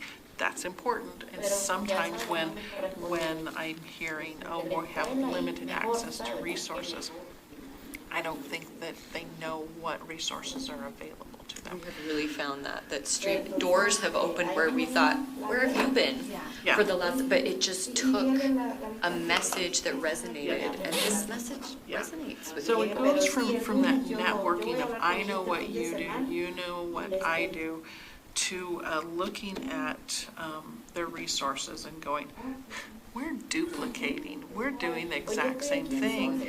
Or, look, there's a gap here that's not being addressed in our community. And so going from a, I know what you do to a let's look at those resources and gaps in kind of that, community community assessment of kind of thing. And then after you go from there, you go to, okay, what's our common goal? When you have that common goal, it's well, if we worked together, we're going to be able to do things that neither of us could do individually. And so there's and so it truly is that collective impact, model. That's what we worked with. That's how we were able to work really close with the Larry H. Miller Foundation in our organization. That's how a district obtained $1 million investment to our work. And Gail was thrilled because she said, I've never seen me give $1 million, and within 9 months it was used and executed. So when you have that collective impact, when you have that everybody has a common goal, and then you can do so much more than individuals can do by themselves. And then when you add the data piece of how are we measuring success, that's really what, then you can do what you guys are doing, and you can scale it up. And then you can scale it up. What do you consider to be the key indicators on measures? Is it graduation rates? Is it, because that's a hard thing to say. We can say how many pantry packs we gave out. We can say how many services we offered, and we track those meticulously. However, outputs and outcomes and impacts are all different things, and we should not mistake one for another. You were here this morning when I was doing. Okay, that's what I thought. I said, I think this is our McKinney-Vento team. I'm over this, but I kind of feel like I overwhelmed Jeff if I sent 6 of us down here. So you've got 3. So we are overwhelming, we know. And they are the ones who do the day-to-day, so Jen's phenomenal. She doesn't need me overlooking her. Look at that, you have a whole slide about indicators. It's like you do data or something. So talking about leading indicators, lagging indicators. When I'm thinking about data, I kind of look at, there's demographic stuff that we want to know who, the how many, the what race, where they're living, those kinds of things.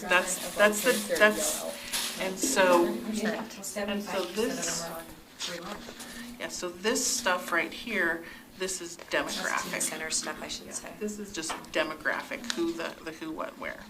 And then what I like to think about is how are we improving our program?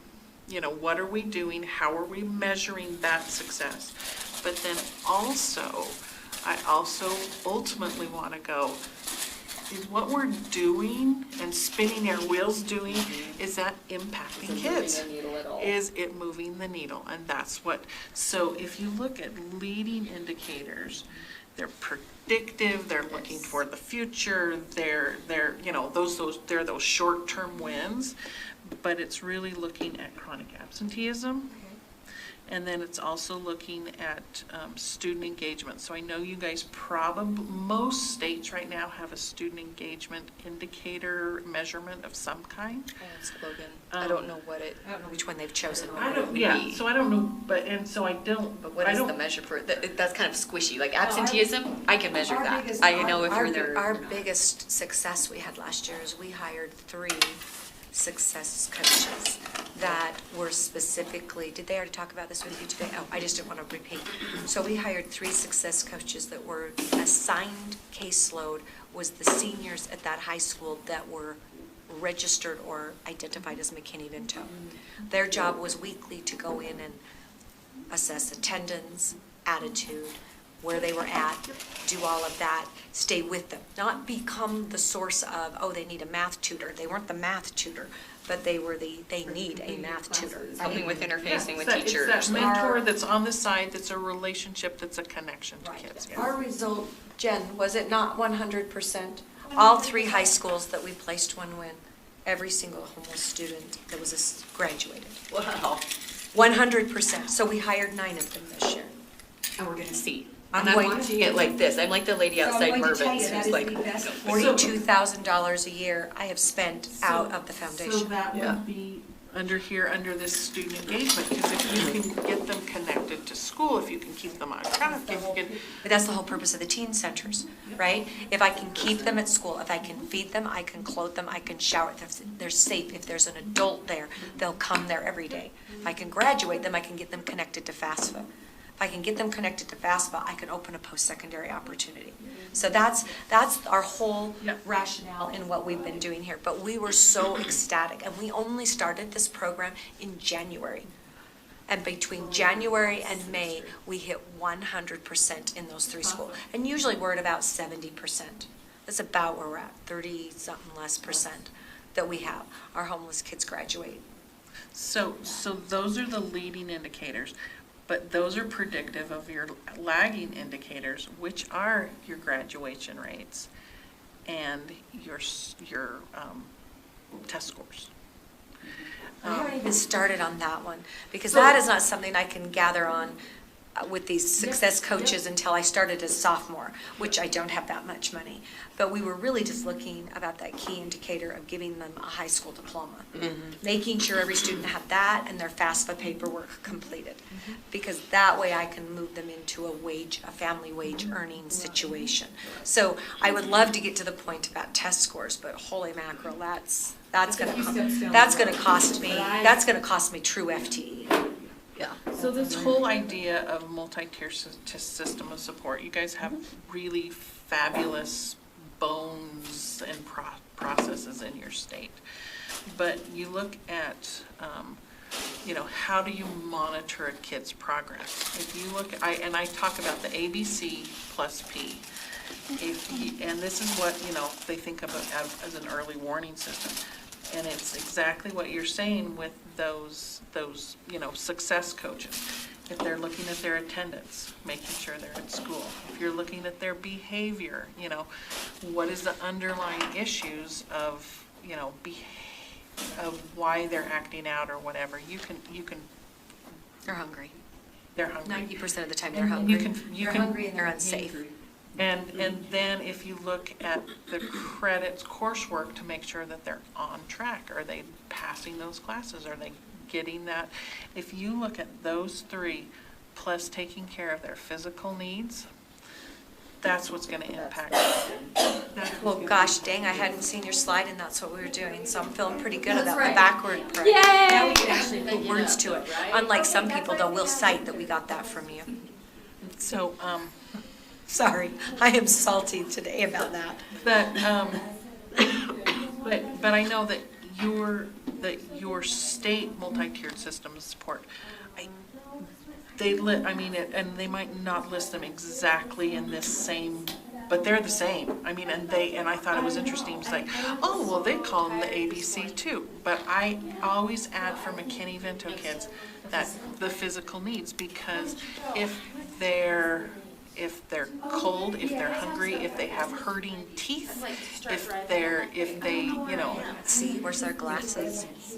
So that's where you do that. And oftentimes when people are looking at, we're gonna support McKinney-Vento kids, they only look at that one.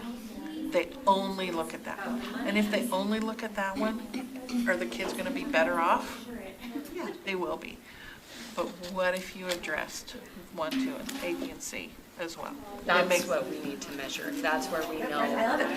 There's one of those packets we'll grab for you on the way out as well, so that We even have this one, but if there's another one, then that's. that packet's in one of the envelopes that mention in the packet Okay. as well.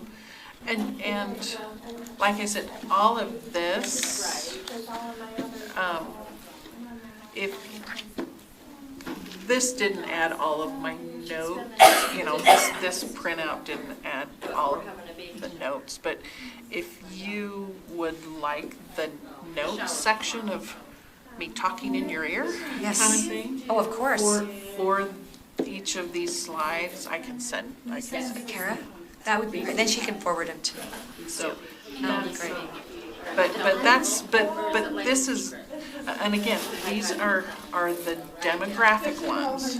But then after you get to here, then it goes into your leading, lagging indicators. And that's and then this is just the whole idea of. So we've got a data system. We work directly, we're merging 4 department, what we call intervention screens this year. So our counseling, our McKinney-Vento, and our teen center are all going to become a 1-screen entry. So all student data about whether you were working with counselors or intervention therapists, whether you're working administratively, I should add a 5th, but that admin screen already is on there. Or you're in the teen center, or you're working here. All of those screens will have a one-stop shop. So we just hired a programmer that will take all 4 data lines and make it a one-stop shop. So as these students are transient and move throughout our district, no matter where they're at, we know what Christmas services did they receive, what healthcare services did they receive, what clothing services, what academic services, where are they at on this? Tags and flags, it's like, oh, this student is homeless. You'll see that regardless, but that doesn't tell you. Jen has built Yeah. an incredible student advocacy plan. We have what comments were made, what. And with the ARP stuff, I know, when I was at NACI, the LA United School District, they reached out to me and said, Suzanne, do you have anything that we could do exactly what they wanted to just be able to track services. They wanted to be able to put together a progress monitoring system for. We have one. And Send them to us, I'd share it with them. Yeah, I Reach out to Kara and we will. Because it was like, I just. Dashboard and everything. Oh, can you get on there? Say, I didn't bring any of that stuff down with me. Go, Jeff. Alberto's? Which one? Alberto's? Yeah. Okay. This looks good. But then, Hey, this stop. is one of my favorite types of food. Was it good? Oh, any kind. Any kind. Take me south of any border and that's my favorite type of food. Did you have it? Have them reach out to us. Because that's what they were like. Get right on. Can you get on the Teen Center dashboard?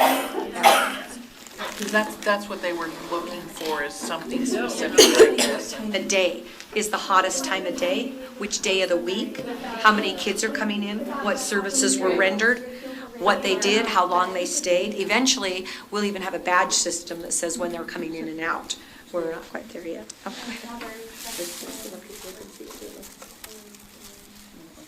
Yeah. So I'm so glad you guys came. this is kind of hard to see, but so this is services provided. And this is all of our teen centers combined. So this is all of the ones that are up. I want to get in your way, Jeff, so you could Up and running. So 700 students served, and this is since I think August. That doesn't count last year, so we're close to 1,000 students since we've been. Services provided, and then what are they coming in for? Snacks. A lot of them coming in, they're right. A lot of it is food based, like that. But that's our favorite. That's all it But is. it's clothing, it's pantry packs, which is bigger food assistance, mentoring, hygiene, laundry, sleeping, all of those things. So mostly drop-ins, and then this breaks it out by the group within, like our demographic and health analyses. Now these, Jody, we need to talk to them about the display on this, because as you can see, what they're talking about, anyway, I won't get into it, but our x-axis and our y-axis, we need some retooling on that for which one is the dependent variable and which one is the independent variable, because it doesn't, it's not communicating what you think would be communicating. Oh, we need to just talk to Bryce, he built it. Yes, so we'll just get in with him on that, but, So we can tell you race, we can tell you grade level, we can tell you the percentage that are served by gender. If you hit the data time, we can tell you what day, which day of the week is the hottest. We can tell you which time they're coming in. We can tell you what kinds of services, what time of the day, the whole bit. I'm thrilled that you're being able to provide laundry and shower. Well, the laundry and shower is why they had to come up with the $250,000. Yes. Because getting enough of being able to have drains, venting, requires reconstruction of sites. I mean, we've said this all over and over again. This is not about putting a washer and dryer and a shower in every high school. We have those. So it's about putting a washer and a dryer in a place where there is discretion and dignity. It's a place that's supported by a caring adult that's there every single day. It's about the person. And it's about being able to visit that same place. It's one stop. You working with this particular economic population know that when I need housing in Davis County, they'll say, if you need housing help, you're in downtown Layton. When you need this help, you're over here. And then on this one, you're up on 193. And then for this help, you're over here. Well, guess what? For our high school kids and our junior high kids, if you need food help, you're over here. If you need this, you're in this office. If you need this, it's the same problem. We've never centralized services for people who are struggling, and then they don't know where to go and who to ask. So when they pop into the center, you're allowed kind of a one-stop without questions. But if you're a repeat offender, you won't get that second granola bar without a conversation with a real adult that says, what's going on? Where are you at? What's happening? And then like a needs assessment that's kind of ran a triage on them that then goes from there, because these kids are coming as a one-stop place for whatever they need. That's the innovative nature of these centers. It's not that we're putting showers and laundry facilities. I can do that for $50,000 a school. You know, punch a hole in the floor and throw them in. But that's not what it's about. It's about the center concept.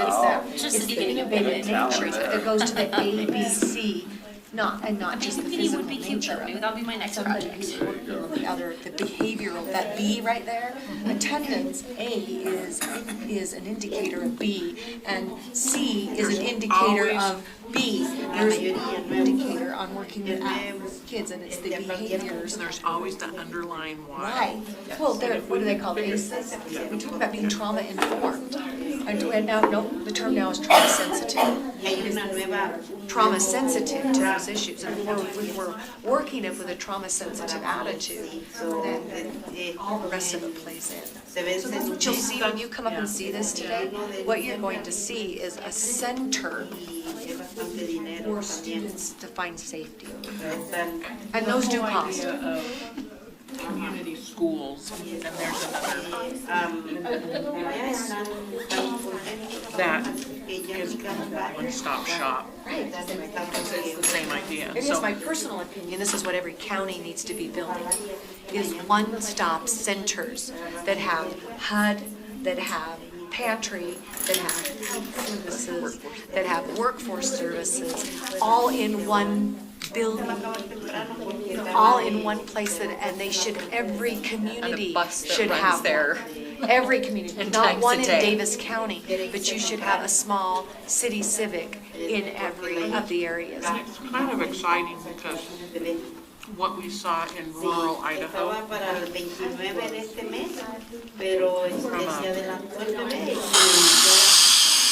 resources were limited. Resources all of a sudden we're bringing people to, sending people to satellite sites in the schools, and then all of a sudden they had those resources where before they were just going, schools are a really natural and automatic place. Hub too.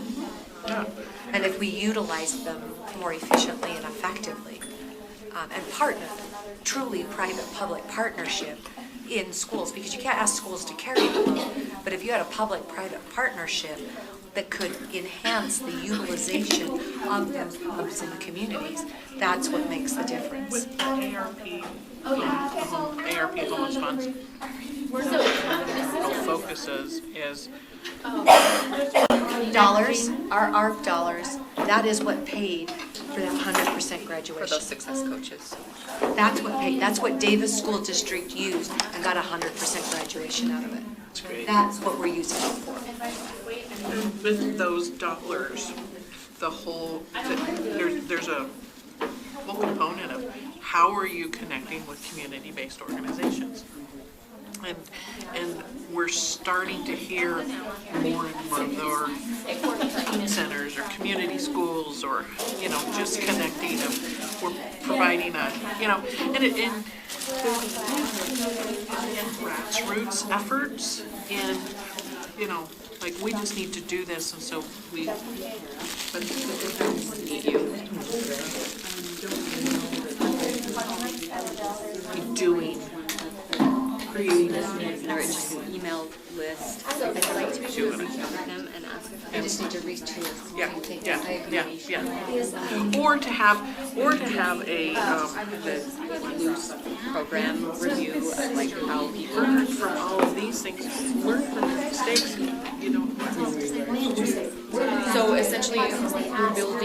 As they rotate through to keep it equitable and really big into the equitable thing. Just because people, because it has kind of it's great or your principal isn't so hot on this, they have a book that they can refer to as in Davis School District, these teen centers are systemic. They are not one-ops on schools, meaning we do it the same in all. Everybody has access to everything. Just kind of an overview. So it doesn't matter what your administration looks like. This is a district system. This is how we do business. And that's this program in different ways. And you're not seeing in a lot of areas. And it will work. So delightful to meet you. I'm just thrilled. You eat. Sorry for eating in front of you. Davis's model that we've chosen, and as I said, draft on in our district versus what's going on everywhere else. So it's kind of fact finding, like, oh, that's a good idea. We're not doing that. And just kind of to consolidate things and have an overview. Well, the list is available. After 3 o'clock. Absolutely, absolutely. You're welcome to join if you would like. Thank you.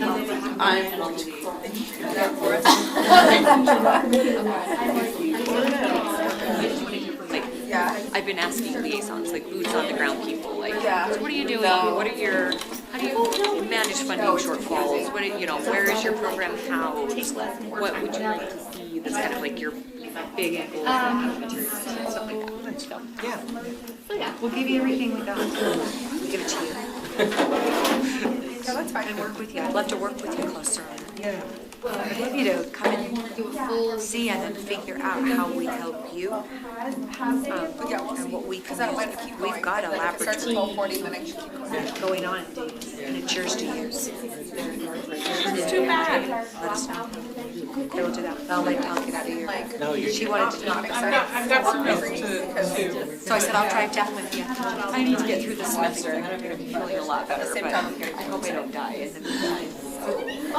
Yeah. take care of you. We're still right. Curious So though, if that's why I said, our deaf liaison is, come down, say hi to Jeff. so I'm not sure if we would or not. Yeah. Good to meet you. Yeah. Very nice. Yeah, she's really cool. Miss Courtney, when you recover? Hey, yeah, how about you?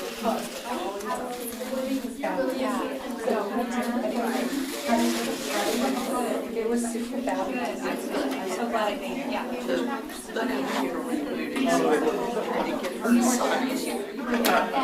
Well, it was my first. Is that part of your ITP? No, actually, it was when I first became PR of GRD, because I'm the PR. So I went, and that was like, was like, oh, this is so cool. And I filmed with the two deafies. It was so fun. Everyone was like, in the big room. I was like, I know. Yeah. It wasn't too bad, actually. Yeah. Yeah. They came back. It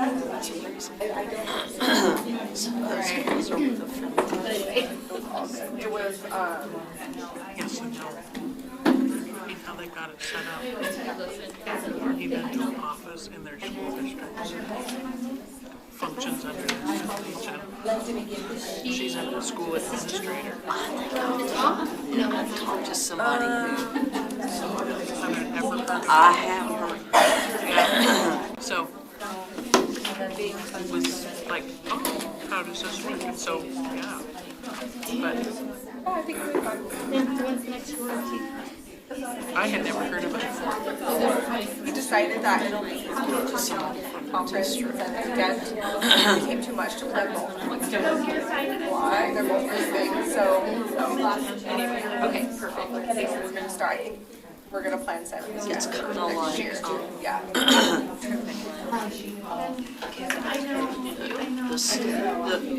I probably should have and could have, but construction. on that weekend. Placing So.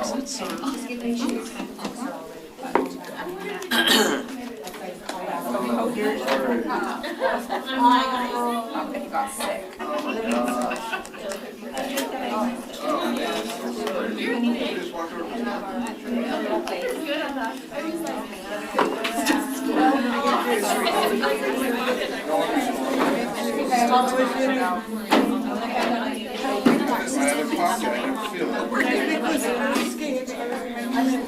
Right. Or I should be done by 1.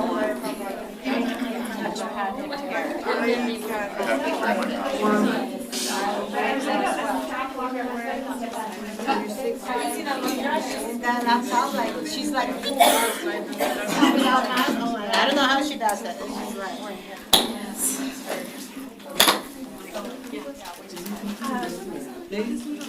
Security update? Not a security update, well, I don't know what kind. Because now it won't let us.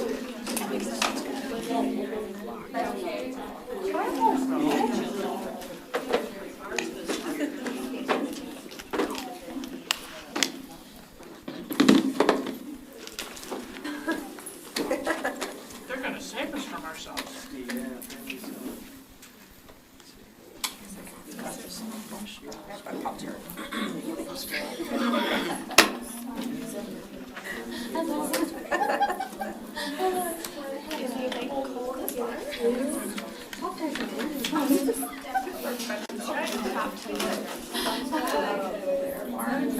Tried those. I'm obsessed with that one. I mean, I got my car started. I like those ones. That's what I actually was told because I didn't have to do that. I was gonna say, that's. I would be so confused. Oh, really? Oh, okay. I like the tradition. I think my hand started at 10. 100%? 100%. I've done that. I'm like, oh, okay, I have a 10:30 appointment. And then I'm like, early, cool. And then they're like, yeah, they're waiting for you at 3. And I was like, shoot. Wow, you never never tried to be like, yeah. Oh, are we out Friday? We are. Okay, we're having technical difficulties. So, But they have the slides in front of them. y'all have the slides in front of you. So I wanted to go back over a few things that I missed in the first section. The first was, whenever we talk about eligibility, I always advise liaisons to, at the end of the school year, go back and look at those families and youth that you identified and make sure that they're still living, or just find out what living situation they're in. So you want to basically you're re-qualifying them for the next year. and just letting them know, it looks like maybe what originally started out as a crisis situation now it's become stable and permanent.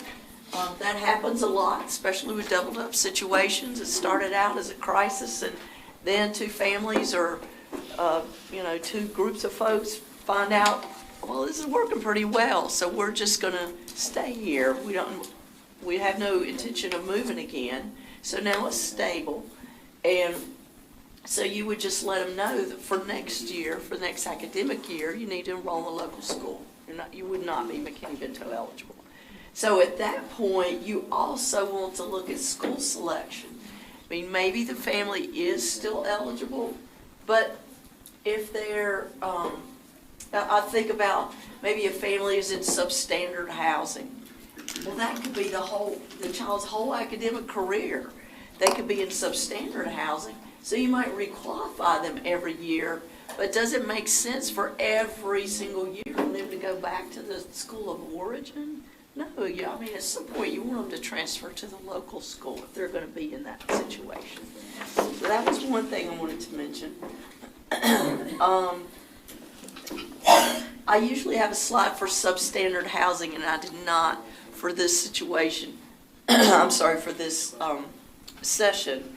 But substandard housing is based on your community's whatever. You can use things like people per bedroom or people per bathroom or any kind of thing like that. If you want to use Section 8 housing standards, whatever makes sense. There's some information in the non-regulatory guidance. It talks about having working utilities, a working kitchen, no exposed wiring, those kinds of things. But for other pieces, it's really up to your district and really you as a liaison to determine what you're going to say is substandard housing and would not be adequate according to McKinney-Vento. And then the third thing that I missed was somebody asked about refugees, and I thought I had a slide in here, but I do not. The refugee program in this country, that's illegal. Refugee is a legal term, and there is a formal refugee process that a family goes through. If they are in an ORR, an Office of Refugee Resettlement Center, those families and youth are not McKinney-Vento eligible while they're in that center. Okay, after they leave that center, they're matched up with refugee organizations, an official refugee organization, and that organization is tasked with providing them fixed, regular, and adequate housing for a minimum of 90 days. A lot of them do longer than that, but it's a minimum of 90 days.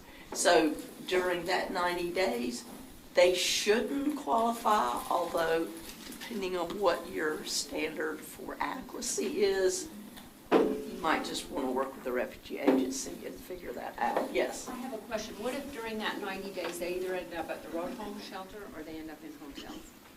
Okay, that's what I was going to say. If that placement disrupts with that sponsor, because sometimes they're placed with sponsors they don't know, they don't have a relationship with. If that disrupts, then wherever they stay, you would base the eligibility on that nighttime residence. So they certainly could qualify.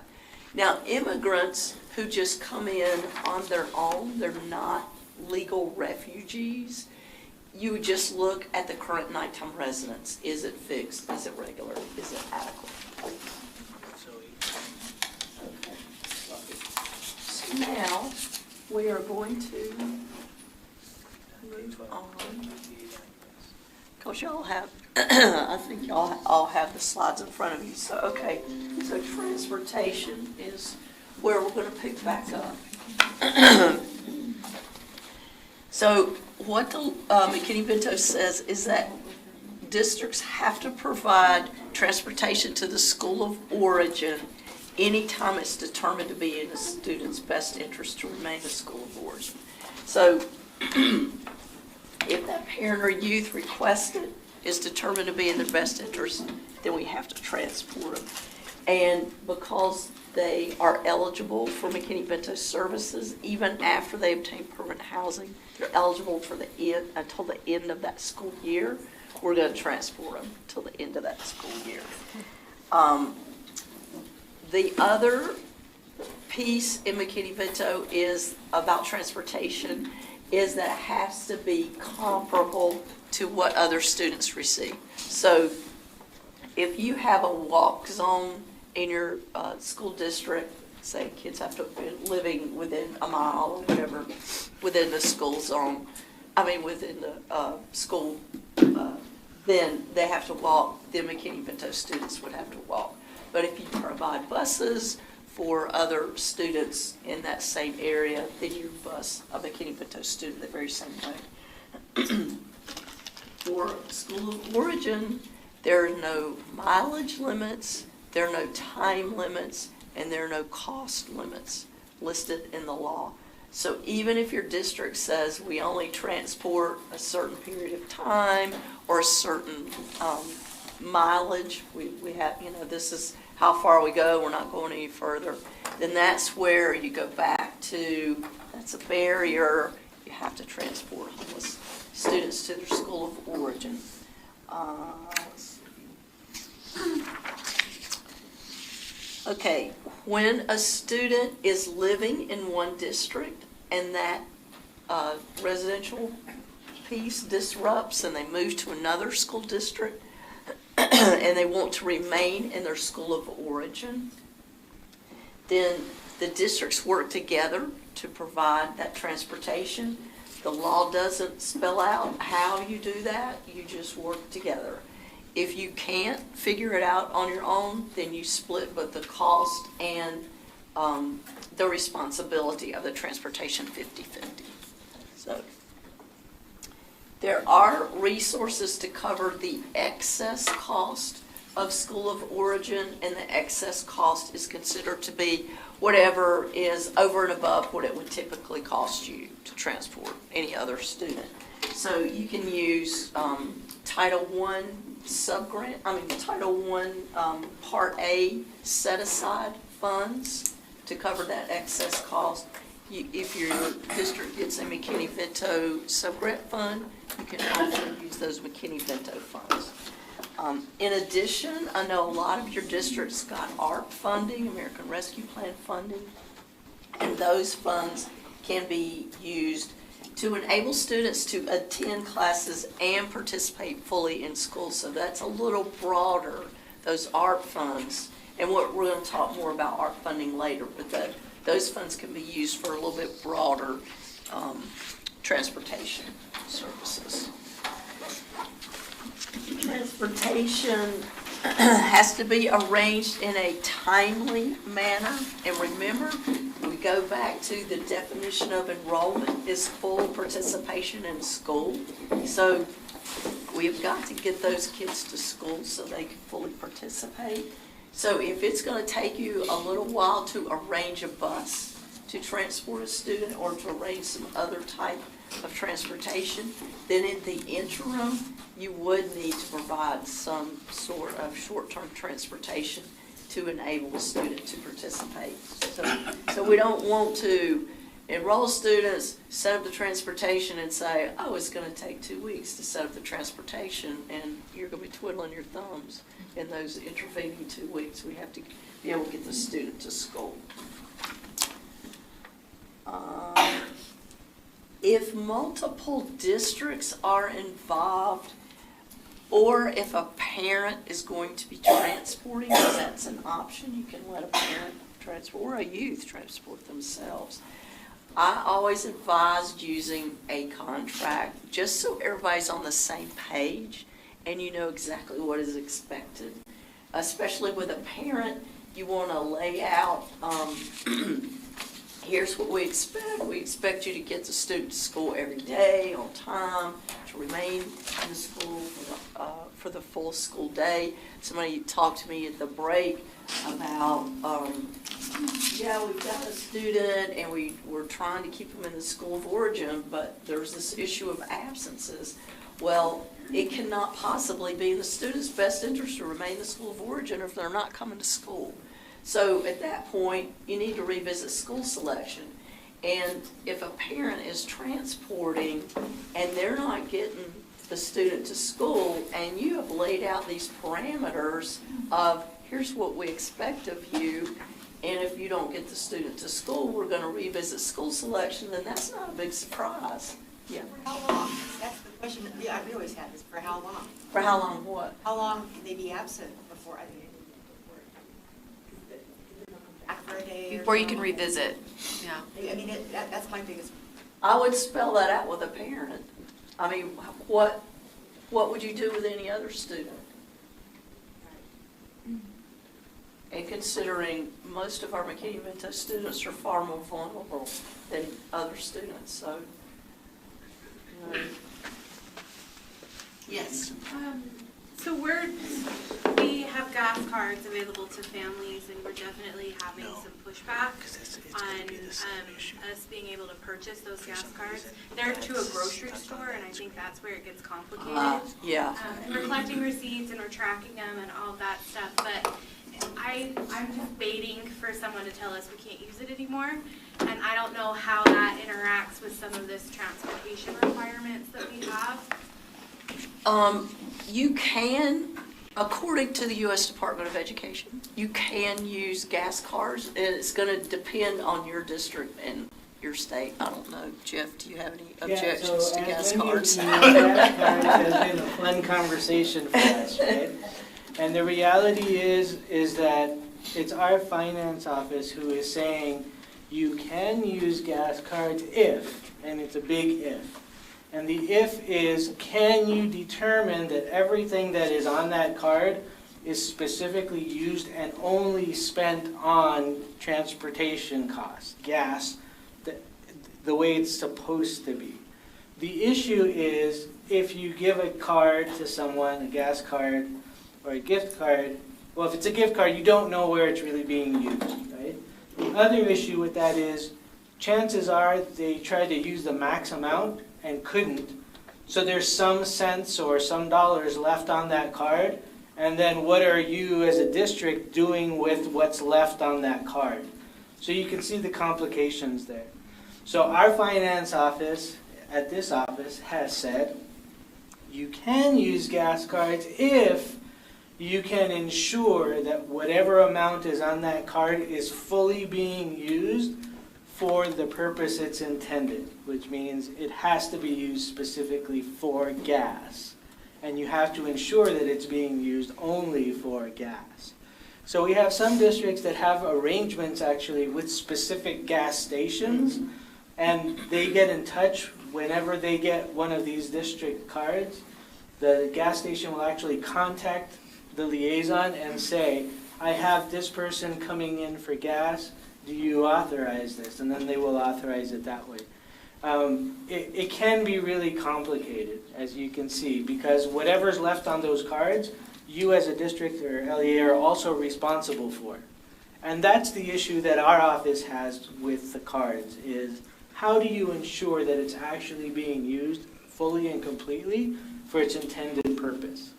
And historically, not every LEA has had good records in where that money is going. So if you don't have those records, then what our finance office is saying is we can't reimburse you for that because we can't guarantee that that's what it was being used for. So that's where the complication comes in for us here at the state office in regards to questions about gas cards. Does that help fill you in as well? The idea is if we can track it effectively, no one's going to come down and say, you can't use gas cards anymore. It's just that we're not going to reimburse you and then you're kind of in trouble that way. But no one's going to come to us and say, you can't use gas cards anymore. Is that right? That's correct. That's correct. And so this past, I want to say it was spring, where we sent out an email, well, you got an email from me with an attachment, a document, PDF document from our finance office saying you can use cards under these circumstances. If you haven't received that email, if you don't know where it's at. Could you send that again? Yeah, That'd be great. I'll be happy to do that later on this coming week. Yes? Yeah, I was gonna say on your question of nobody can come back and say we can't use gas cards. As a district, I think they can, because our district just said no gas cards. That's our policy. So maybe not from the state they're gonna say no gas cards, but your district could say no gas cards. Yeah, so you do have to check with your districts in regards to what the policy is for you guys. Historically, I know there have been districts that have used gas cards, and we have also, on the flip side, had some that stayed away from gas cards for this very reason, because they didn't want to trip up on all of these intricacies. So you do have to look back or go back to your districts, but I will resend that letter that I sent out earlier in the year regarding that, so you have that documented, and then you can use that however you want to use it within your district. Is that okay? Yeah. Yeah, you just like I had a huge sigh of relief, so. I don't know if it's a sigh of relief, but we'll work on it. Okay, sounds good. What other ways, good ways, are you guys using transportation? What ideas are you using? Just that you could share with each other. Yes? We use the public transit and the tracks. Public transit, okay. Give them a year, a pass that Okay, lasts the right, entire year. yes, public transportation. I saw a hand, yes. We use a van company. A van company, okay. Yes. We use a lot of our own district busing. If the kid lives close enough to a bus stop, we can stick them on like our district bus stop, or we do a lot through our SPED busing department. Okay. And then our high school kids, we give a UTA bus pass too. Okay. Anybody else? I was having a conversation at lunch with someone. We were talking about options. If your district has other, like driver's ed cars or other district cars, they could use those. If you have other, what I say is look around your community.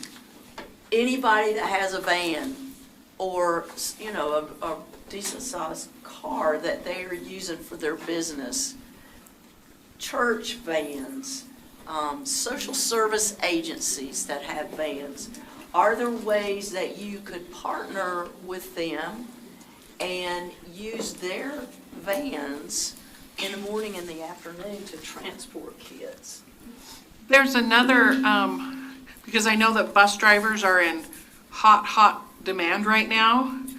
One of the strategies that I've heard of is hiring retired school teachers that maybe would like an extra $1 in their pocket, but you can basically, they've gone through all of that vetting and that background check kind of stuff, and so they're usually more of a safe person to hire. So that's just a strategy to use, is to tap into those resources of those retired educators that you know that are in your district that have a heart for kids and that maybe want to add another $1 to their pocket. No, the district where I live in Greensboro, they hire retired folks to take kids on field trips. So it's sort of the same principle. It's just hiring those folks to come back.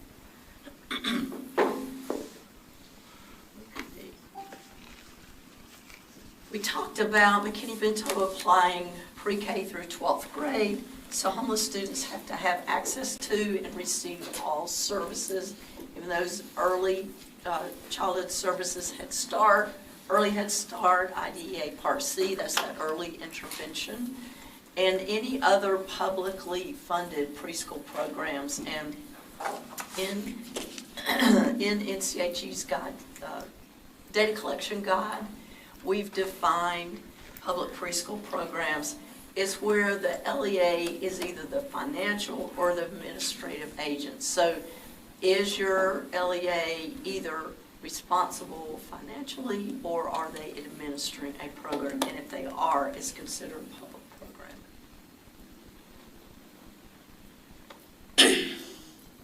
I'll take out my, Oh, that's okay. Okay, so here is more information about public preschool, publicly funded. It's operated or administered by the LEA. It could be Head Start programs if they are receiving funding from the LEA. Not all Head Start, there are some private Head Start programs, so it's not all Head Start. Special education, and then really any other program that's funded by LEA. And now we're going to go from one extreme to the other. We've gone from pre-K now to higher ed. So all homeless children and youth should receive information and individualized counseling. So there's a piece in the law that says that school counselors have to work with all homeless children and youth, not just those seniors. I'm sorry, not just those unaccompanied. For college readiness, selection, applying to college, financial aid, and on-campus supports. And I always like to say that on-campus support is so important because you're taking a student who may have absolutely no idea what college is going to be all about and dumping them into sometimes really large universities. And unless you connect them to somebody there, like somebody in student services or student support at that college, they're going to get completely lost. So making that one connection at the college and making sure that student knows who they can go to for that can be huge. So school counselors at our high schools have to work with all those students. And then the liaison is tasked with letting unaccompanied homeless youth know about their independent student status on the FAFSA. And liaisons do need to provide that verification for FAFSA during the senior year. You can also make subsequent year verifications, which means that after a student goes off to college, they may come back the next year and say, hey, I need verification again. And if you know about the student's living arrangement and you feel comfortable making that subsequent year of verification, you can do that. You're not required to do that, but you can. And then fee waivers are available for AP test, ACT, SAT, and college applications for all of our students. Where do we access those fees at? At the high school, they're administered through the counselor, through the school counselor. So are you saying that's the same fee waiver that we put on the kids for like their school fees and stuff? No, it's a waiver of the fees to take those, like to take the ACT or the SAT. Our school counselors don't know where to access that though. When you say a fee waiver, they go back to thinking that it's like a school, like a district fee waiver. So where do we access these higher education fee waivers? What a great opportunity for training. Well, we actually know the answer to that. We use it all the time. You actually have to contact ACT.org and College Board for the SAT, and they'll give you so many waivers per your district. And then they have restrictions on those. They're typically only for juniors and seniors. But they'll give you so many every year, but that's who you contact for those. We have a webinar just on transitioning kids to higher education. So maybe you can sit down with your... I was going to say that's where I was headed. Yeah. In the an invite for that? I'm sorry? Okay, perfect, thank you. So if you go to the NCHE website under resources, we have some webinars that you can sign up for and have a live webinar We also have some pre-recorded kinds of things, and there is both of those as an option to watch it on your own time or to sign up. But I would, and that's why it's important to sign up for that listserv, and so that you are made aware of when those webinars are being are happening and the calendars. But I would definitely go and look at that one for higher ed and helping a student on to college career. I was just going to say, I'm sure most know, but all junior students in Utah take the ACT for free. Okay. One time at a school level, and then after that they want to take it again. I think this is where these fee waivers. That's just a confusing word because we see it as a different, the state of Utah and the federal program with fee waivers. So. Here's some NCHE resources that were not mentioned on the way through. This determining eligibility, there's a flow chart for determining eligibility of all students. We also have an unaccompanied youth flow chart to help you determine eligibility. So federal resources, just the link to the law, the definition of homeless, and to the non-regulatory guidance. So any questions about anything that I've talked about? Yes. Back a little bit on the transportation. So our transportation department does amazing magic and make some of those routes work. But at the beginning, well, actually before the beginning of the year, they wanted me to have a list of McKinney-Vento students so they can ask them up.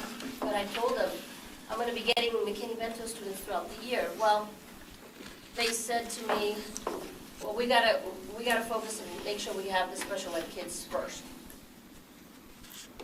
And I'm like, okay. They were prioritizing special ed over McKinney-Vento. I think that's a conversation to have in your district. Well, I don't know why you would do that. They're both federal law requirements. Right, okay. Okay, any other questions? All right, I am going to turn this over to Suzanne. We're going to have a little bit of a conversation about just funding sources, and then Jan's going to come back and talk specifically about those ARP, HCY, those ARP, American Rescue Plan dollars and allowable uses. But sometimes, as I have been working with liaisons at a local level, they're really unsure about how McKinney-Vento is funded. And so I like to think about 3 different pots of money. And I'm going to actually talk a little bit about a 4th one as well. So when you're talking about McKinney-Vento, it is a broad program. It's kind of an umbrella program. It's under many different laws, but it is under Title I in under the new ESSA law. And what it basically, so every single school district that receives public school funding really should be having some kind of a McKinney-Vento program. If a district receives Title I funding, Title I-A funding, then they are required to do a set-aside. In the state of Idaho, the recommendation that Jeff has provided and has happened historically. In Utah. In Utah, is that it's a minimum of a per pupil allocation based on last year's homeless numbers. A couple years ago, there was a friendly note letter from USAID about this funding, and that's how Utah has determined that they are going to meet that Title I funding, homeless set-aside funding. So this is the first year that we will be asking Jeff to submit how much each district, each LEA, each charter has said they were gonna set aside. So that's one way, that's one funding source. And we're gonna talk about the difference of things that can be used for here in just a minute. Could you clarify really fast? When you say minimum of the per pupil application, that's the average Title I per pupil application, right? Is that what you're referring to? Yeah. Multiplied by the number of McKinney students you had last year. Yeah. Fun fact, you can set aside more. Wow, that is fun. Yeah, just fun fact.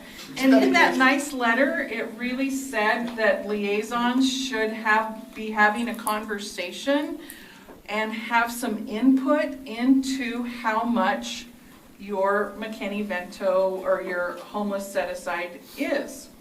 And so even though that's the recommendation, or this is kind of a guideline from the state of Utah, you really could do a needs assessment and go, this is what we need for kids, and this minimum doesn't meet it, and so maybe we need a little bit more.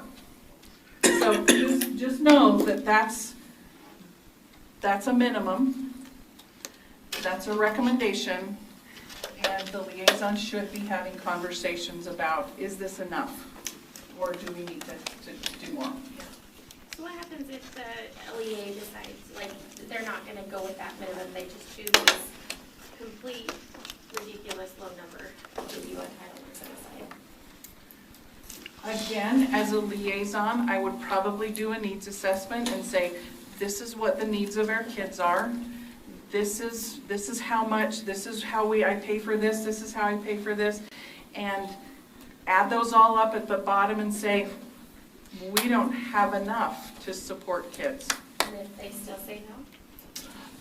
Then you can, well, then we can happily monitor your district under Title I and McKinney-Vento to ensure that that's the minimum happening. I heard of a district that they gave their liaison $1,000, and that's what they have to help support the students. What? $1,000. So I just wanted to ask. There is no hard and fast, other than it can either be based, it should be based on a needs assessment, honestly, is what it should be based on. And then this other is kind of but there should be coordination and communication happen to determine this set aside. So the other bucket of money is really your homeless education subgrant, or a McKinney-Vento subgrant. And in the state of Utah, you have 12 McKinney-Vento districts. 12 districts or LEAs that are receiving McKinney-Vento funds. Is that on a 3-year cycle? Yes, we are on this. We are currently sitting in the second year of a 3-year cycle. At the beginning of each of those cycles, there's an application that goes out to federal programs and federal program directors in April, and it's due in June, at the beginning of June. And then those applications get reviewed and approved, ideally just after July 1st. Because we, as a state, receive federal funds on July 1st, and so we want to disperse it as quickly as we can. So we base that off of your previous year, your previous 3 years student count. We get an average of that, and then based on the amount that we get as a state, that gets divvied up per pupil. So if you are interested in receiving just a little bit more for your McKinney-Vento program, next year, it would be next year in the spring, be looking for a McKinney-Vento subgrant application, because that would be another way, and then that would be another 3-year cycle. So that's another way. The other way is through these ARP Homeless 1 and Homeless 2 subgrants. This is one-time money that was approved because of, to support kids that were impacted by COVID. These were unprecedented amounts that we received. And so you look at the amount here of, 3,500, 350,000, 340,000 that you normally get on a, annual basis versus the $4 million. This is the first time McKinney-Vento programs have really had a dime to rub together to support kids. But I just really wanted to help you understand that there's really 3 pots of money. And I was talking at lunch and I went, I always like to add a 4th one, and I call it an angel fund. And the reason that I do that is because all of these is homeless set aside. They have some red tape, they have some guidance. The subgrant has some ARP, but if you have a way in your district to receive donations, and then you can come up with a way to then distribute those, sometimes you can provide services to students that are experiencing homelessness with those angel funds. Just an example, during COVID, there was one district that I was working with, and they said, Suzanne, we just got a call from this elderly couple that they didn't want or need those COVID impact checks. Can I donate it to your school in behalf of homeless kids? And they went, we don't have a way to do that. And so they came up with a way that they were able to receive donations, and then they were able to use those funds. And I thought, wow, so if you have a way, I know many people have an education foundation that they can tap into. So sometimes your angel fund is making sure that you're connected to an education foundation. But if you have a way to receive donations in behalf of McKinney-Vento students, it's really helpful. So I just want to go through really quickly allowable uses of funds for Title I homeless set aside. So there's really 2 governing principles. The first one is the services must be reasonable and necessary to assist homeless students in taking advantage of educational opportunities. And the second one is that they must be used only as a last resort when funds or services are not available from other public or private sources, such as public health clinics. And those local discretionary funds, I would call those angel funds. But you're not going to go pay for immunizations when you can get immunizations paid for through your health district. So after you have, utilized all of those other public or private funds, then you could use these. So I think of these as kind of a last resort fund. Oftentimes these again are used for liaison stipends or salaries, transportation, but those kinds of things. So examples of allowable expenses could be clothing, shoes, student fees. You can read that list. But again, when it says immunizations, I'd probably go to the health district before I paid for them.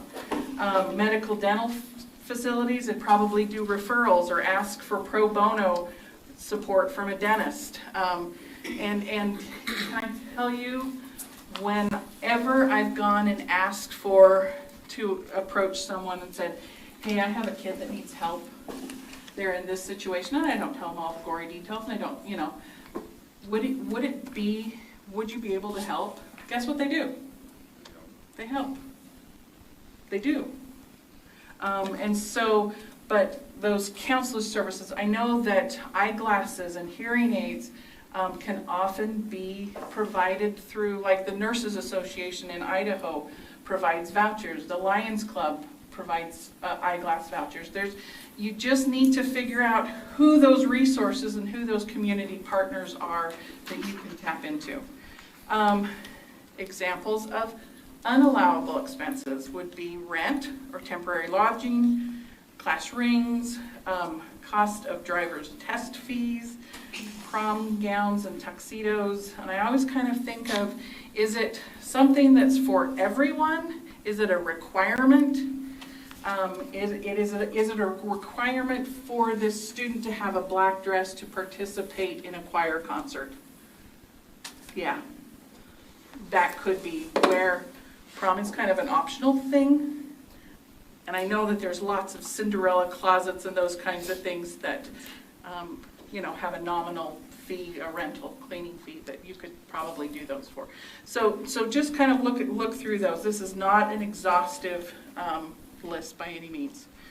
So when we look at McKinney-Vento subgrant funds, there are specifically 16 things that are authorized uses for those funds, and you can look through those. I don't want to because we're just we need to move on. But I want you to really look through those.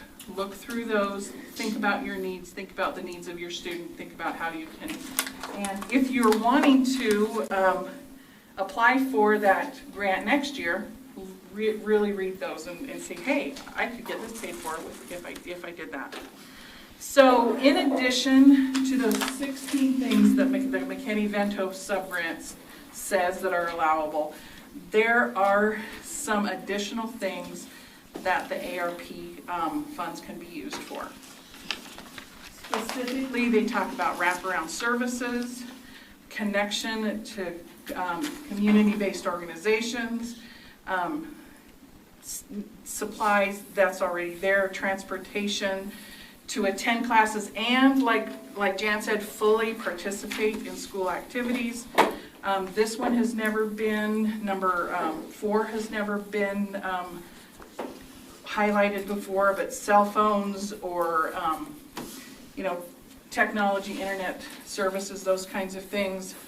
And then number 6, they've kind of opened the door to something that we've never seen before, but they said paying for short-term temporary housing when it is the only reasonable option for safe housing.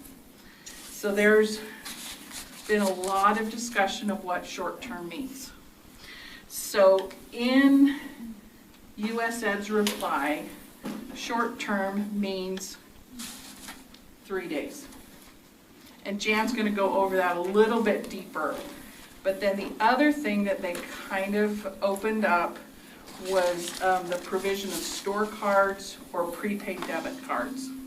And again, that's kind of, we had a little bit of that conversation. If you're choosing to do that, you absolutely have to have ways to document who's buying them, what they're for, who it was given to, who it was, those receipts and those kinds of things. You have to have a really, really good paper trail to make those work. But just, I just wanted to give you an idea, because a lot of times liaisons just are kind of unclear of the different pots of money that they could actually draw from. So with that, I'm going to turn this over to my friend, because we've just published a really exciting allowable use tip sheet.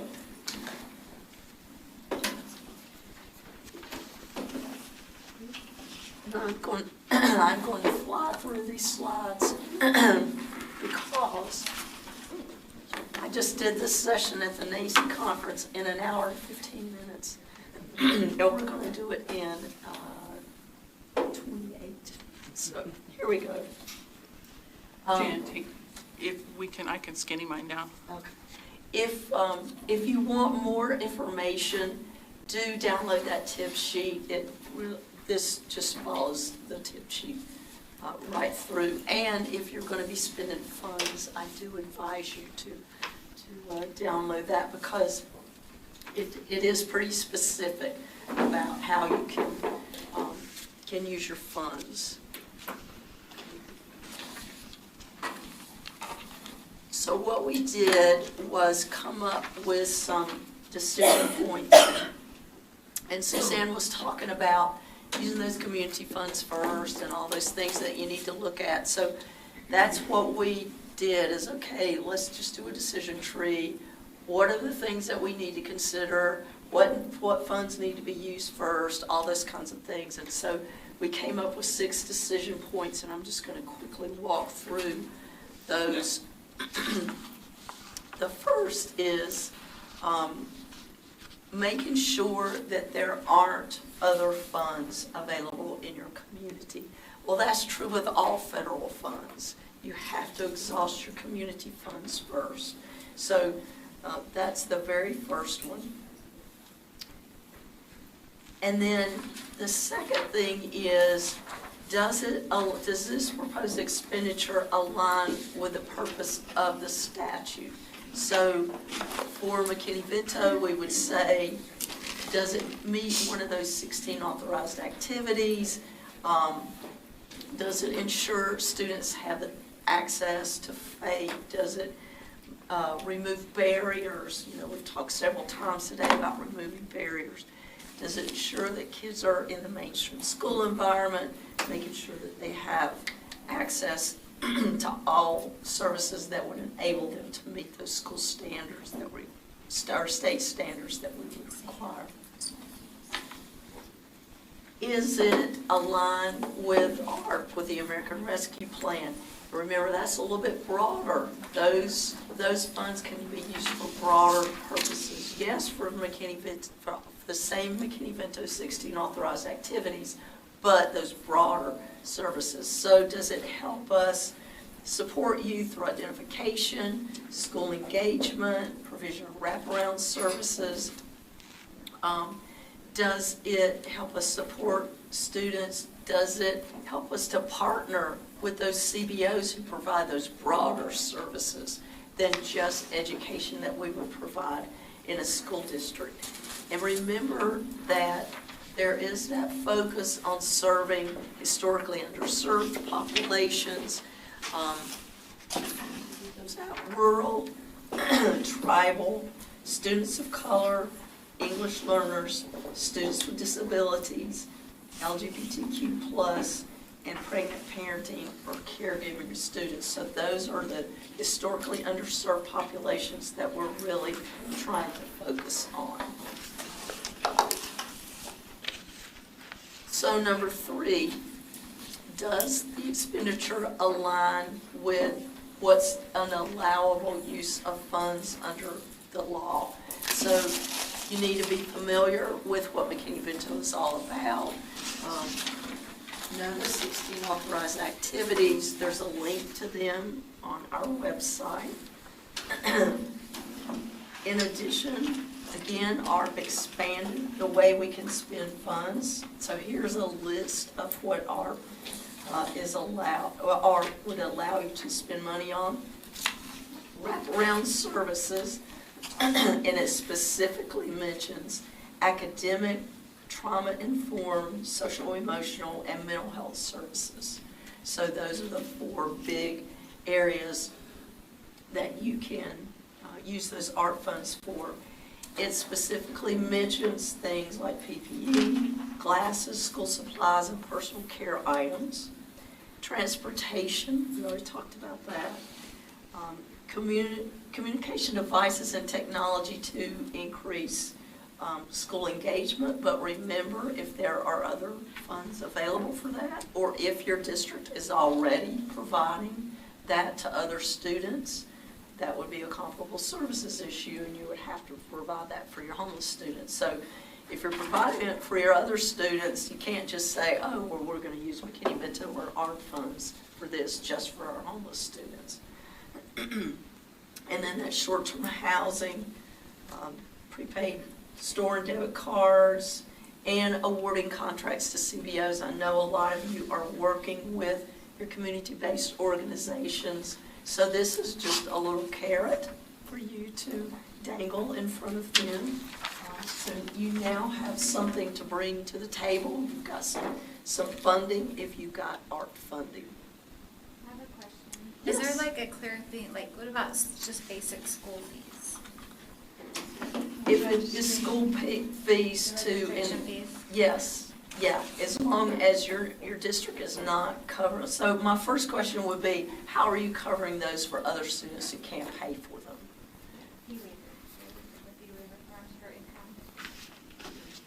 A fee waiver for, I'm For sorry. income, for low income. It just usually means the school just loses out that money. Right. There's, like, we don't get to reimburse ourselves, we just give them the registration for free and we just take it as a loss. What sort of registration? Just to attend school, like, your class fee, just every school has a registration fee, every public school in Utah does. Oh, okay, I was not aware And of we that. have and that's when she was talking about fee waivers, it's kind of confusing because we have a fee waiver system in Utah, but if students qualify for that, they can go to school, their registration fees are all just wiped clean, but the school just eats it as a cost of doing business. If the school is going to eat it for other students, I would not use McKinney-Vento funds or ARP funds for that because you're already covering it for other students. That's why you always want to look at your district and community resources first. That's a good question. Okay, so decision point number 3. Sorry. Apologies. Water.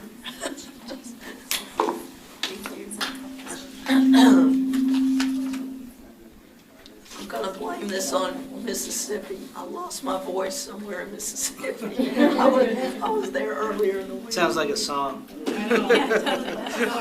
Art in San Francisco, I don't know about my voice in Mississippi. It's a country song. Okay, so decision point number 4. So does the expenditure align with the statute's comparability requirement, which is what we were just talking about? So if an LEA provides some sort of service or resource for all students, then you can't say, oh, we're going to single out our homeless students and pay for them with McKinney-Vento or ARP funds. But if your district has a particular program where they're just serving a group of students, but not all students, and you want to add your McKinney-Vento students to that, then you could use this funding.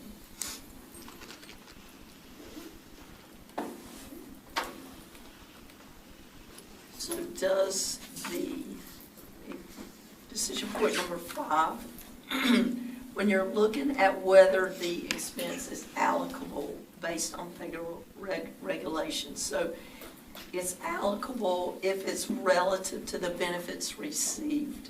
So does the cost and the benefit kind of match up? Again, if you want to add homeless children and youth to a program that's already serving another group of students, you can do that. That would be fine. But you can only cover with McKinney-Vento or ARP funds, you can only cover homeless students. If this program, maybe you've got a program that's serving all at-risk students, then McKinney-Vento kids should already be in that program and be covered in that program, so you wouldn't be able to do that. And let's see. Oh, there also is the caveat that we're really using these funds to serve students primarily. Obviously, there can be some benefit to the family, like with housing. If you're going to put a family in a hotel for 3 nights, it's good, the whole family is going to benefit, but it's primarily for the student. That's fine as long as it's primarily for students. So you wouldn't pay for anything that would benefit solely a parent or solely other members of the family. So you just have to be careful about that. And then decision point number 6. Finally, we're looking at the impact. So looking at the amount of the expenditure and the number of students it would serve. So it's going to look really different if you're looking at the cost ratio benefit of supporting one student to attend an out-of-state a debate competition versus maybe using that same amount of money to support a program at a shelter for all those students with a supplemental reading program. That's going to, you got one student for one event versus multiple students that's going to last for a while. So we're just looking at whether it's necessary and reasonable to be necessary. The expense is essential to enable students to attend school, participate fully in school activities. If it's reasonable, then the nature and amount does not exceed that which would be incurred by a prudent person under the circumstances prevailing at the time the decision was made to incur the cost. That's your federal government legalese. What I like to say is, does it make good sense? Does this make sense to spend this money on this particular thing? So basically, after gathering all the relevant information, you say, does it make sense to spend this amount of funds? Is this the best decision that I can make based on the information that I have at the time? That's the bottom line. Yes. I'm just going to comment. I like to tell my parents, I like to tell them 2 things. McKinney-Vento will cover the have-to-haves, not the nice-to-haves. And then also, but I tell them, but if you need anything, reach out to me anyway, because I do have the foundation and other resources available, and it's nice to know what they need as well. Right. And then we can work with social workers or whoever. Right, exactly. You use federal funding for what you can use federal funding for, and the rest you can make referrals. That's why those community organizations are so important. Yeah, so ultimately, you'll need to document student needs overall, doing that needs assessment, consider the effectiveness of activities and expenses on all students served by the program, so you want to make sure that you're getting broad-based impact. And let's see, the final thing is just some good questions to ask. Is it necessary to achieve the goals of your program? Is it necessary to enable students to attend school and participate fully in school activities? Is it reasonable, considering the expected impact and the cost relative to what's spent on other students and activities? Here are some resources about ARP funding, and I didn't even ask you, how many of you got ARP funding in your districts? So a few of you, okay. Yeah, pretty good figure, okay. Any questions about any of this? Yes? I just want to touch base again, and we kind of already have a little bit, but I just want to make sure I'm completely clear. The decision point number 3, prepaid store or debit cards needed to purchase materials for school engagement. Can you touch on that a little bit? Because when we had written the grant for that and had added that in, I did go and purchase, like a good chunk of money in cards that I thought would be sufficient for students in order to, have that participation in school. And then I know the state kind of confused and disputed that, and I ended up having to take it all out of my donation account. So can you touch a little bit more on that for me? On the actual use of the cards? Full. Like, I just want to make sure and maybe brainstorm even, and maybe this isn't the time, but with other, LEAs or liaisons here, what you do with that, how you work that. So from the federal government, they would talk a lot about fraud, waste, and abuse. And the point is, and I think the reason some districts choose not to use those cards, it goes back to what Jeff said. It's difficult sometimes to track what they're using those cards for. And you need to be able to document that, especially the gas, because there's so many other things that they could buy with those cards. But if you have something set up with a particular store where kids can go in and buy shoes, and they know they can only buy shoes, and the store knows that, that's perfectly fine. If you just hand them a gift card and say, here, willy-nilly, go, you know, whatever. I know that's the easiest thing to do, and I totally understand why you would do that. It's just really hard to track that and to not have somebody come back and say, which I've heard often, oh, we saw somebody using that card for fill in the blank, something they shouldn't have been. And I'm just curious even then why it's even in there if it's such a controversial situation or issue. Honestly, the things that the U.S. Department of Education has approved spending our funds on has shocked me. And people have always used gift cards and those store Visa cards and gas cards. But a lot of the other thing, and they are now sort of backpedaling and saying, oh, well, it's okay. We're going to say you can use all this stuff. You can pay for all this stuff. But it's really up to your district and state. Well, yeah, it is, but let's be sensible and reasonable about it. You want to make sure that your district is not going to get in trouble for the way that your funds are spent. And I understand that. It's that fine line between what really makes sense. I mean, at some point you want to trust families to, you hand them a card and say, go buy your kid clothes, and you hope they're going to do that. But yeah, it's got to be a little deeper than that. Any other questions? I was going to say, I think Walmart is coming out with a gift card now that's, you can't buy alcohol or firearms or oh, that would be important, yes. that's either they have it or they're coming out with that, so. Yeah, so that would make you feel a little bit better.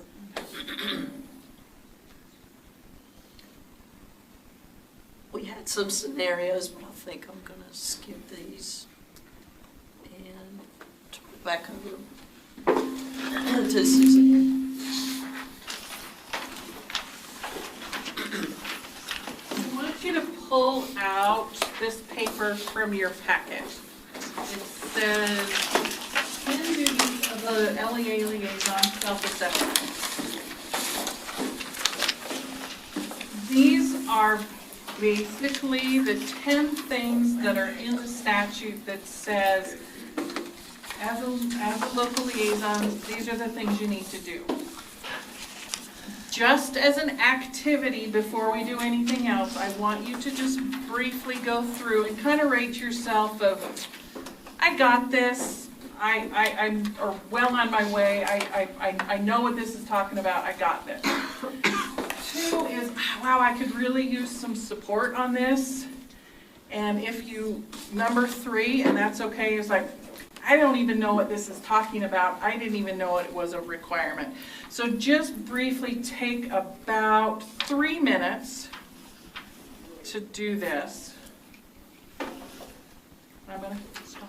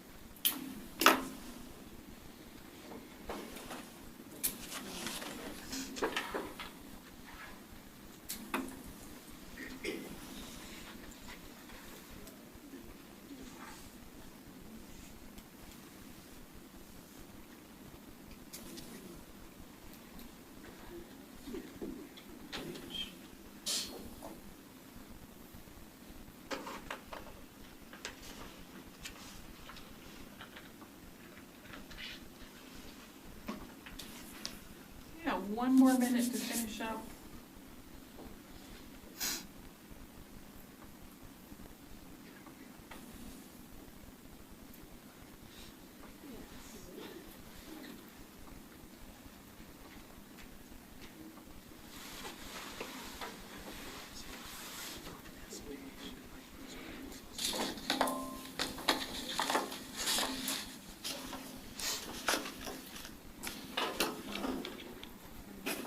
Okay, we're gonna come back in 5, 4, 3, 2, 1. Thank you. Just reading through there's things that you went, wow, I had no idea that, and that's okay. What I would really like to do, and as Jeff and I were taught, and Jan and I were talking about really how to organize this day. One of the things that was a goal that he wanted to accomplish was to really get you guys connected to each other. And so what we're going to do, and thanks for being really patient and flexible, do I have Northern Utah, Cache Valley, north of Sardine? My Cache Valley people left. I've got a Logan person here. Got a Box Elder someplace.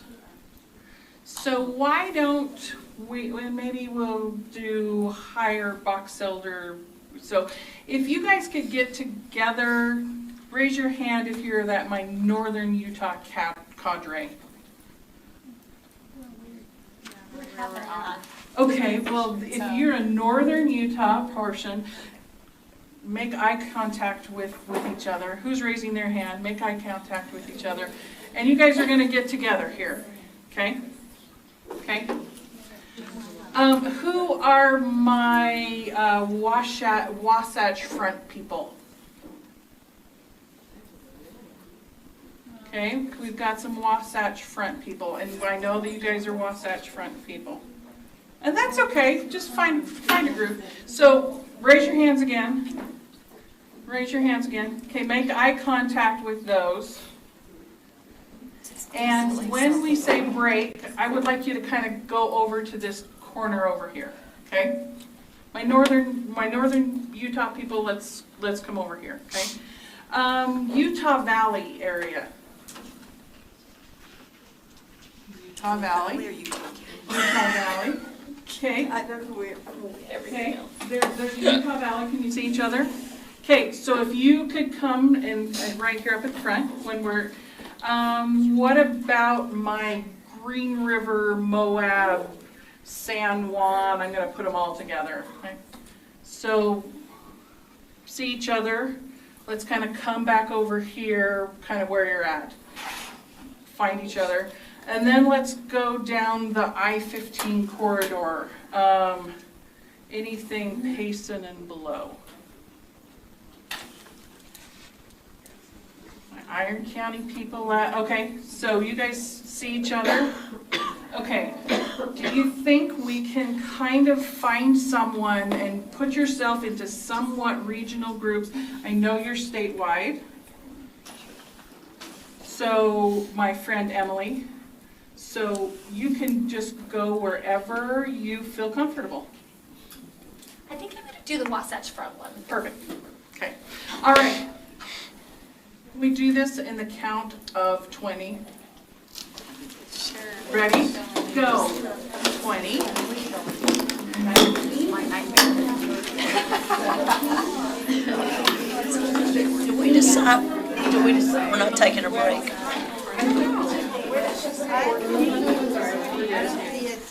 13. 12.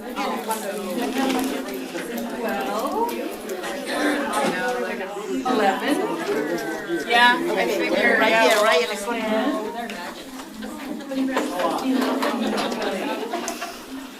Thank you for counting slow. 8. 7. You guys are still late? 6.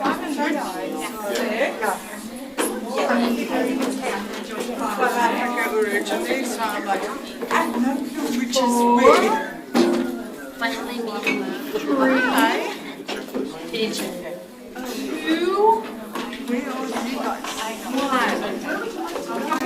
we're back in 5, 4. Now I know where I am. Like that. 1. Eyes on my nose. Thank you so much, everyone, for doing that relatively quickly. What I would first like you to do is just take really some time. If you guys want to kind of push these two tables together, that would work. Or add up another chair. Okay. Just as an FYI, these are your people. Yes. When you get a call saying, hey, my kid has moved to your district, now you're going to be able to say, oh, I know that person. I met them once. Okay? And so briefly, what I would like you to do is just go around and remind people of your name, where you're from, because like I said, if a kid bounces from district to district, district to school, these are the liaisons that you're probably going to communicate with over the phone and say, hey, we need to work on transportation for these kids. So we're going to take 5 minutes, okay, to just introduce yourself.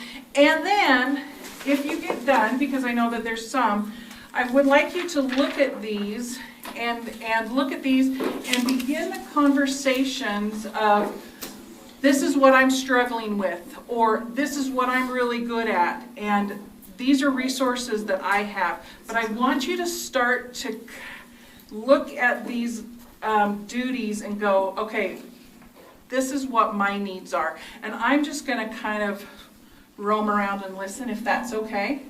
So, ready?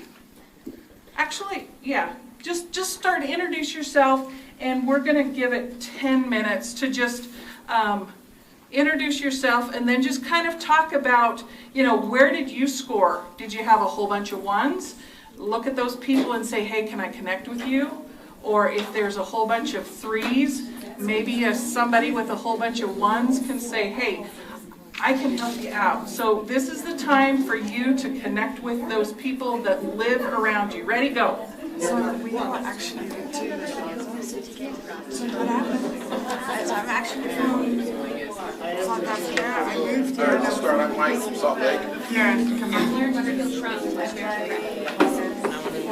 For a position that I want to get, so that's how I ended up there. So they just started this by our school. So we didn't have anything going on. From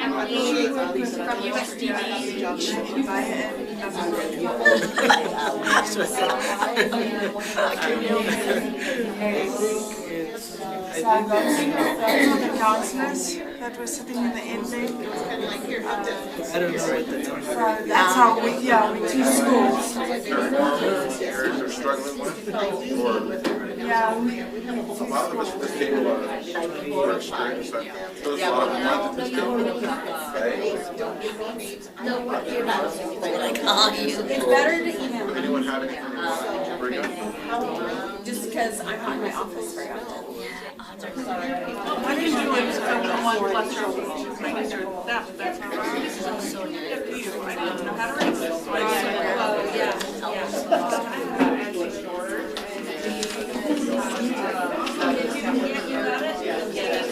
For a while there, they. Yeah, well, that was with my predecessor. She will admit it.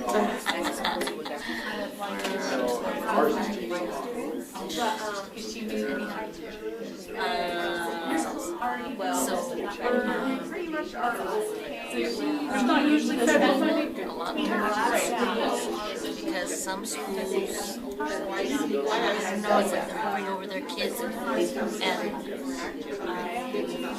You're trying to let them know that you can help them, resources not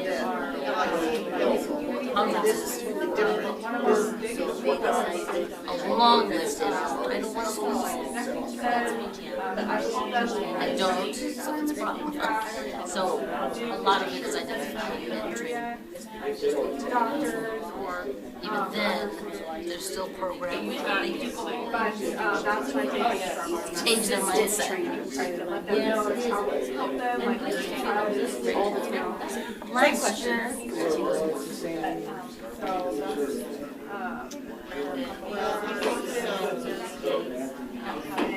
I'm meeting with JJ, this is my only one that's new, is that, I already met with, No, that's power section. Yeah. JJS meeting.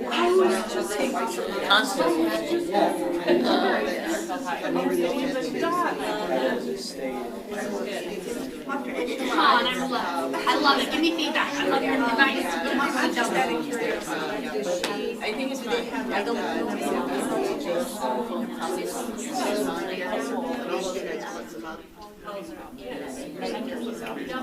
Double that, or are they on their own?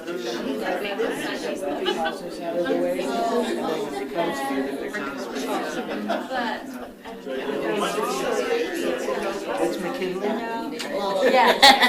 They just keep saying homeless, and I'm like, don't call them homeless. We don't say the H word. Yeah. We're the only ones without it. We're the only ones here. Locally, not, you know. I'll be first in line. And then they don't We have very few. follow up with it. Community, so I can throw everything to them, and then they never follow up and contact us. So I get the families, tell them to call me back, to get in touch with me, so that I can connect them to the community services. Okay, yeah, so, I refer them to, so it just feels like they're always putting it off, and I'm like, no, hurry up, you gotta get in touch with me, get it done. but we got in front of registrars at the secondary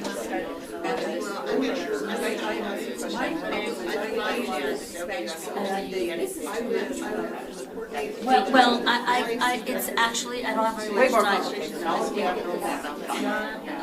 What I did is I gave them a copy of the brief. I'm feeling, you know, I understand what you're talking about, that frustration. Being them our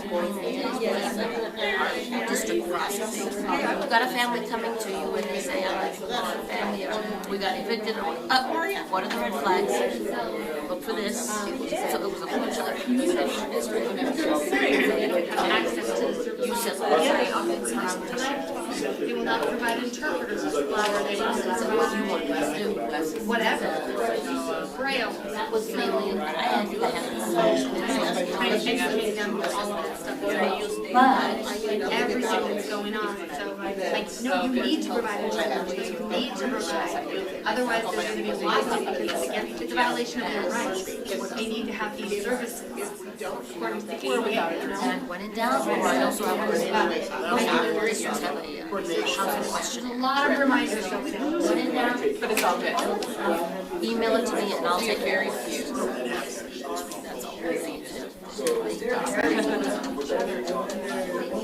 It's the red flags of what to do.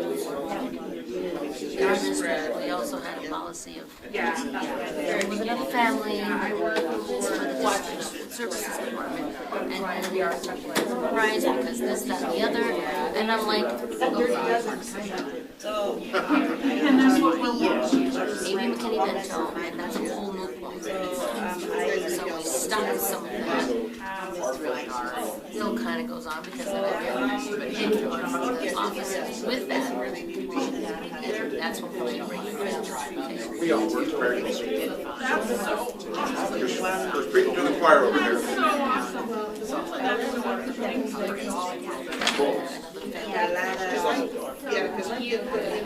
Well, that top part, but don't send them on a goose chase, which is a barrier, because very few don't have cars. We do notary in our office. And, well, yeah, but I mean, their office to do the notary, because they can't get it. Or whatever, so we're, but there's a lot of identification that still needs to take place. The guy got away. Guys, we fall under Jota. Yes. So this, your guys' stuff is set up. Well, you know what? That's why I said I'm coming for training. I'm so glad you guys are because as long as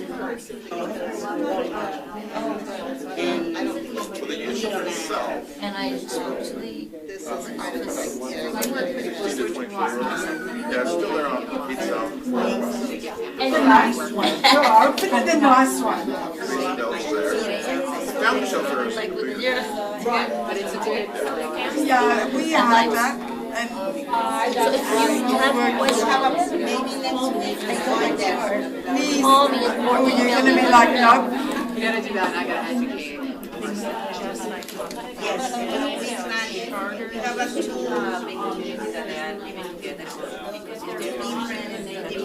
Because there was a list, so one of the things that,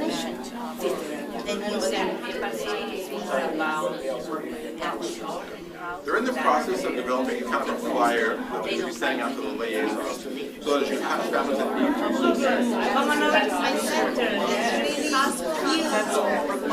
must have, the must have. There's not space, then this is the next steps. They know right now that houses are That is public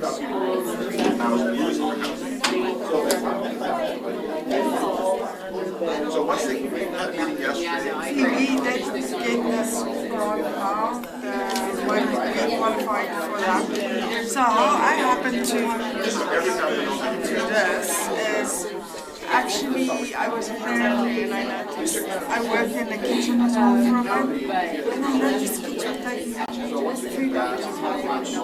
So I started raising questions like what's going on here. got it fixed, so that'll go out over the next week.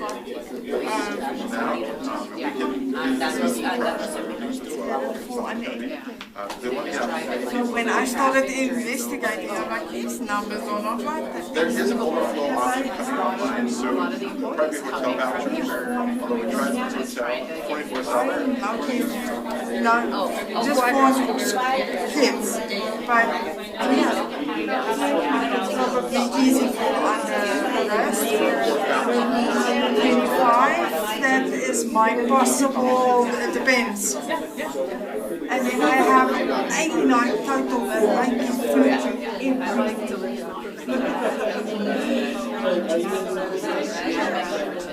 national average is about. Catholic churches that have so they can have in and out. Yeah. So I don't know where else it would. I know Jim mentioned the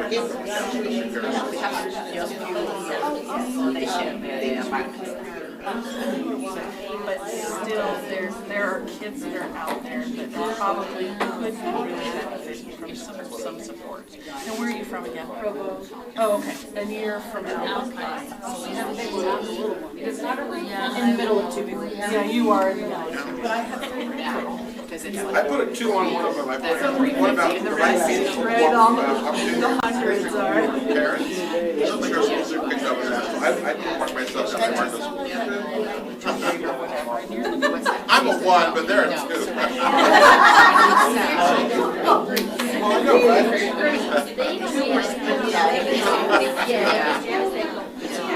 I never met her physically, but finally I have. And I met someone from the Sue Hayes. At the NACI conference a couple years ago. And it's like, because I know my daughter just When you think about it, that's what's Next trying to reset the mindset. So, yeah, this is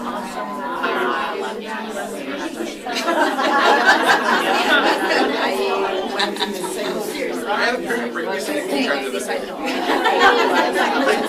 called me like, I have to shift for you. And I'm like, okay. I need to park it out. okay, can we come back together in 5? I was like, I said, Well, the nice thing I drink it straight, you're weak.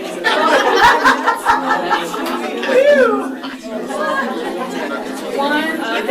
where you're at. Let's go.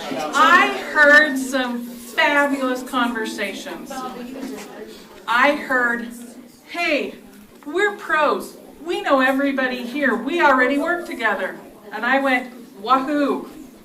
And I was over here, and there was one person that was texting themselves this name because the district right next to them had lost them. And they were going, hey, I think they're in your district, and they were going to do follow-up. And I went, yay! And I had another conversation of, I met her on a webinar, but wow, we really needed to connect. So, yay! And these are your people. These are your people. They're the ones that can help you. I also heard, in relation to this, it's like, I kind of got this a 1-ish. Or, I think I know what I'm doing, but wow, I could use a little bit of help. And you know what I heard? Is like, hey, we have some resources for that, and we could connect. So, yay! Like I said, these are your people. This is who you need to connect with, you need to know, because, oh, and then I heard another one is, yeah, we had one of your students, and we contacted, and they were great. And so yeah, you guys are doing the great work. It's been hard during COVID. So I hope that you are able to find this really beneficial. What I would really like to do, and I was trying to do it this morning, and technology has not been my friend today. Usually I'm pretty good at it, but it has not been my friend today. I'm going to work with Jeff to send out a survey so that you can put your answers in that survey and shoot them to him. Because what he's going to do as a follow-up is he's going to go, okay, well, hey, maybe I could partner these people together. Or, hey, maybe I could get this person to help with some training. Or, wow, I might need to do some training to charters. Or many things that he can do to help in his planning.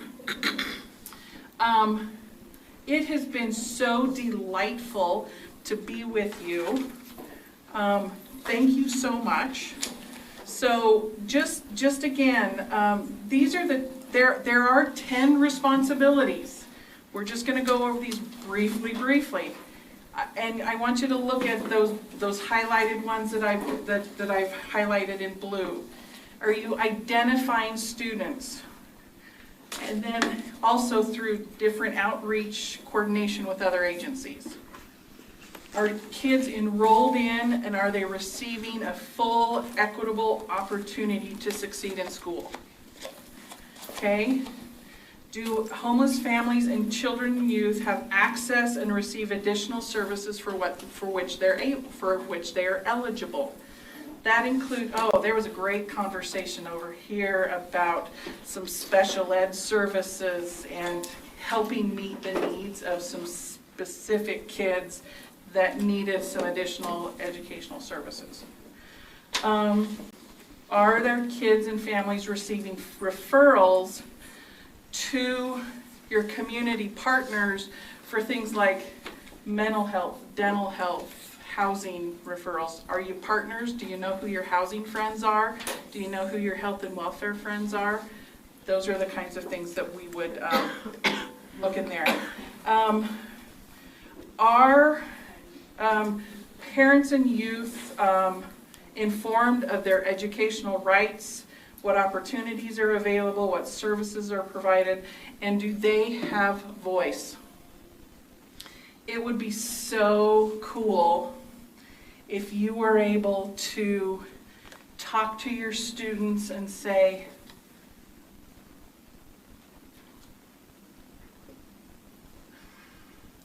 what did we do that helped you? What could we do that would help you? If you have a senior that you helped to get to graduation. Let them share their story with you of these are the things that really made an impact. Chapin Hall did a study a couple years ago that they said it wasn't just the tangible stuff like the clothes and shoes and backpacks and food. It was the intangible stuff that really made a difference in their lives. That's that mentoring, that's that checking up. It's that I felt comfortable in school. So it's not just the tangible stuff, it's the intangible stuff. You gotta ask the kids and the families what is helpful. Don't just assume that you know what they need.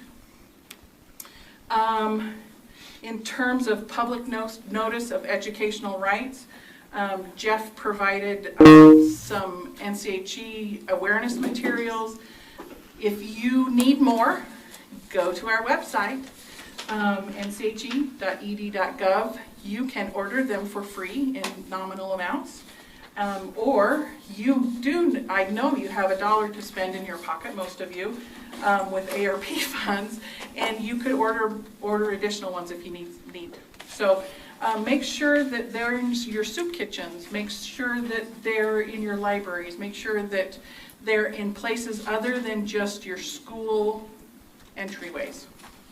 And sorry to interrupt for just a sec, but everything that's out on that table is available for you. So if you didn't take more because you thought, oh, we'll leave some for some more people, don't do that. Just grab them. If you want them and you're going to use them, go ahead and grab them. We can always order more, get them out to you guys if we need to, or as you heard, you can order yourselves some as well. So please feel free. We don't want to keep any of those because those are specifically for you to take out and disperse and post wherever you see fit. My favorite resource, can you hold that up, my friend, right there? I really like this. That's my favorite one. Hold that up. It's called the Parent Pack. And if you open it up, after you have worked so hard working with the family to get birth certificates and immunizations and, school records and those kinds of things, you can put those in that and say, these are important papers. Don't lose this. But at the same time, guess what it does? It shares their educational rights with them. So that's my favorite one, especially when kids and families are highly mobile. If you just say, don't lose this one has really important stuff in it. That's one of my favorite ones. In terms of disputes are mediated, they don't happen very often. If you're doing all of that really good communication stuff like Jan was talking about. Are they informed of their transportation services, especially to their school of origin? This is a really important one. Do your school personnel, do they receive annual training in what McKinney-Vento is? Do your staff members, do your paraprofessionals, do your lunch ladies, do your transportation people, do they know how to connect with you? Do they know what the definition is if they suspect a kid is experiencing homelessness? They don't have to go into it really deep with the kid because, you know what, kids will share anything with that really nice lady out on the recess grounds, on the playground, they will. And if that really nice para, who sometimes is overlooked in trainings, they are aware of it, they can help you with your identification. And then, do our unaccompanied youth receive those counseling, and I wouldn't want to say it broadly, do our homeless children and youth have that counseling, they have that hope for the future? And then do unaccompanied students, are they provided with that verification so that they can provide that to their financial aid people for their FAFSA? Okay, here's a challenge, and I saw some of you doing this too. Can I get your phone number, or here's my card?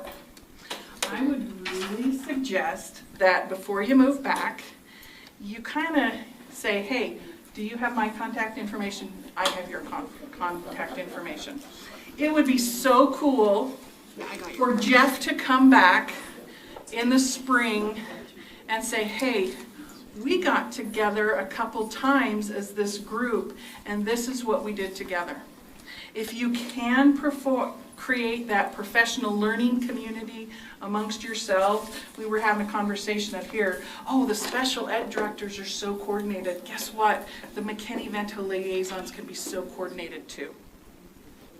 That would be my challenge to you, is really get to know those peers and who you work with and who's your partners in your neighborhood. If you can agree to meet 3 times, that would be awesome. If you can't, at least connect. If you especially are aware of kids that are moving. Again, if you want a thinking partner, someone really does answer the phone. Someone does really answer email, and we would be happy to help you be that thinking partner. Jeff is a great person. It was so fun yesterday traveling down to southern Utah with him because I got to know him better. He's such a resource, a great resource. Connect with him. And with that, I'm going to turn it over to Jeff because he has some kind of oh wait, there's more updates for the year. So. Yeah, sounds good. Do it as fast as I can. Thank you guys for sticking with us the entire day. I know it's a long day. I don't know about you guys, but live meetings is still a little different for me after 2 years of not having them. So sitting in a chair for a long time is really difficult for me. So I know that some of you feel the same way, and so I appreciate that you are still here and still actively engaged and still smiling. You guys are still happy, so that's a good thing. I appreciate that very much. I do want to thank our interpreters. If you could give them a round of applause. They have been phenomenal all day long, and I encourage you, if you ever have a need, please get in touch with them. They are fantastic. Okay? Monitoring. Monitoring will happen, and it will be coming to all of you within the next 3 years. However,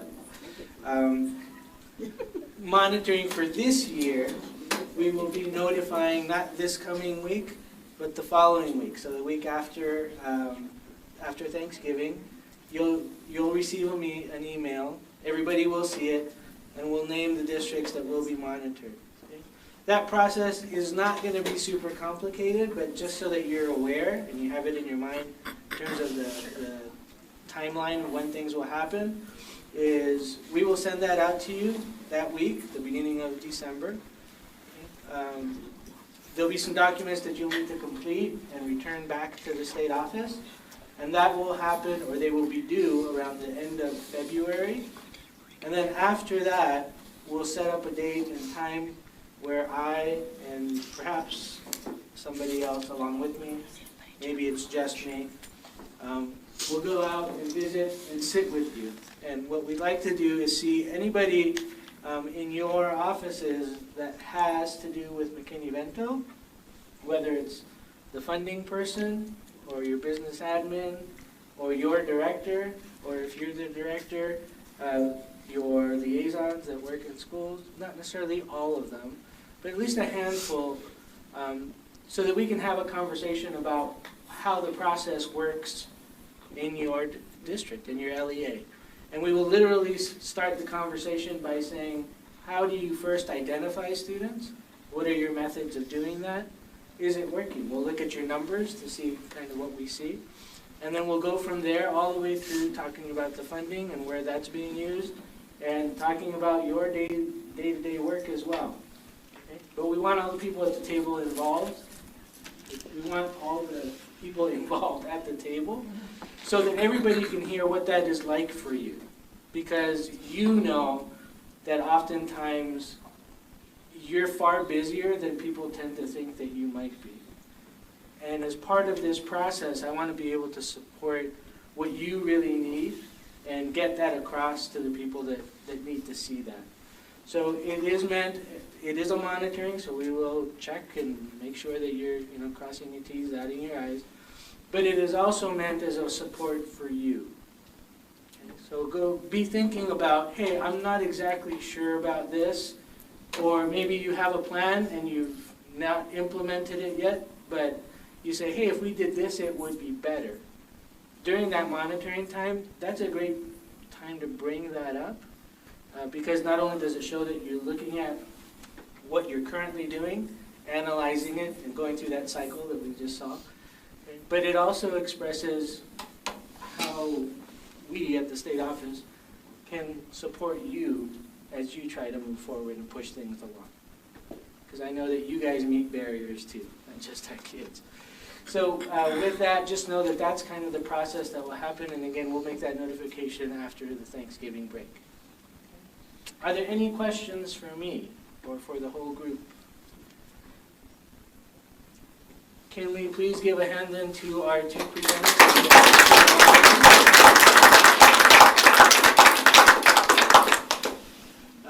With that said, I don't have anything else for you except to remind you that, again, our October 1st count was 15,499 kids. As you can see, that's up from several years ago.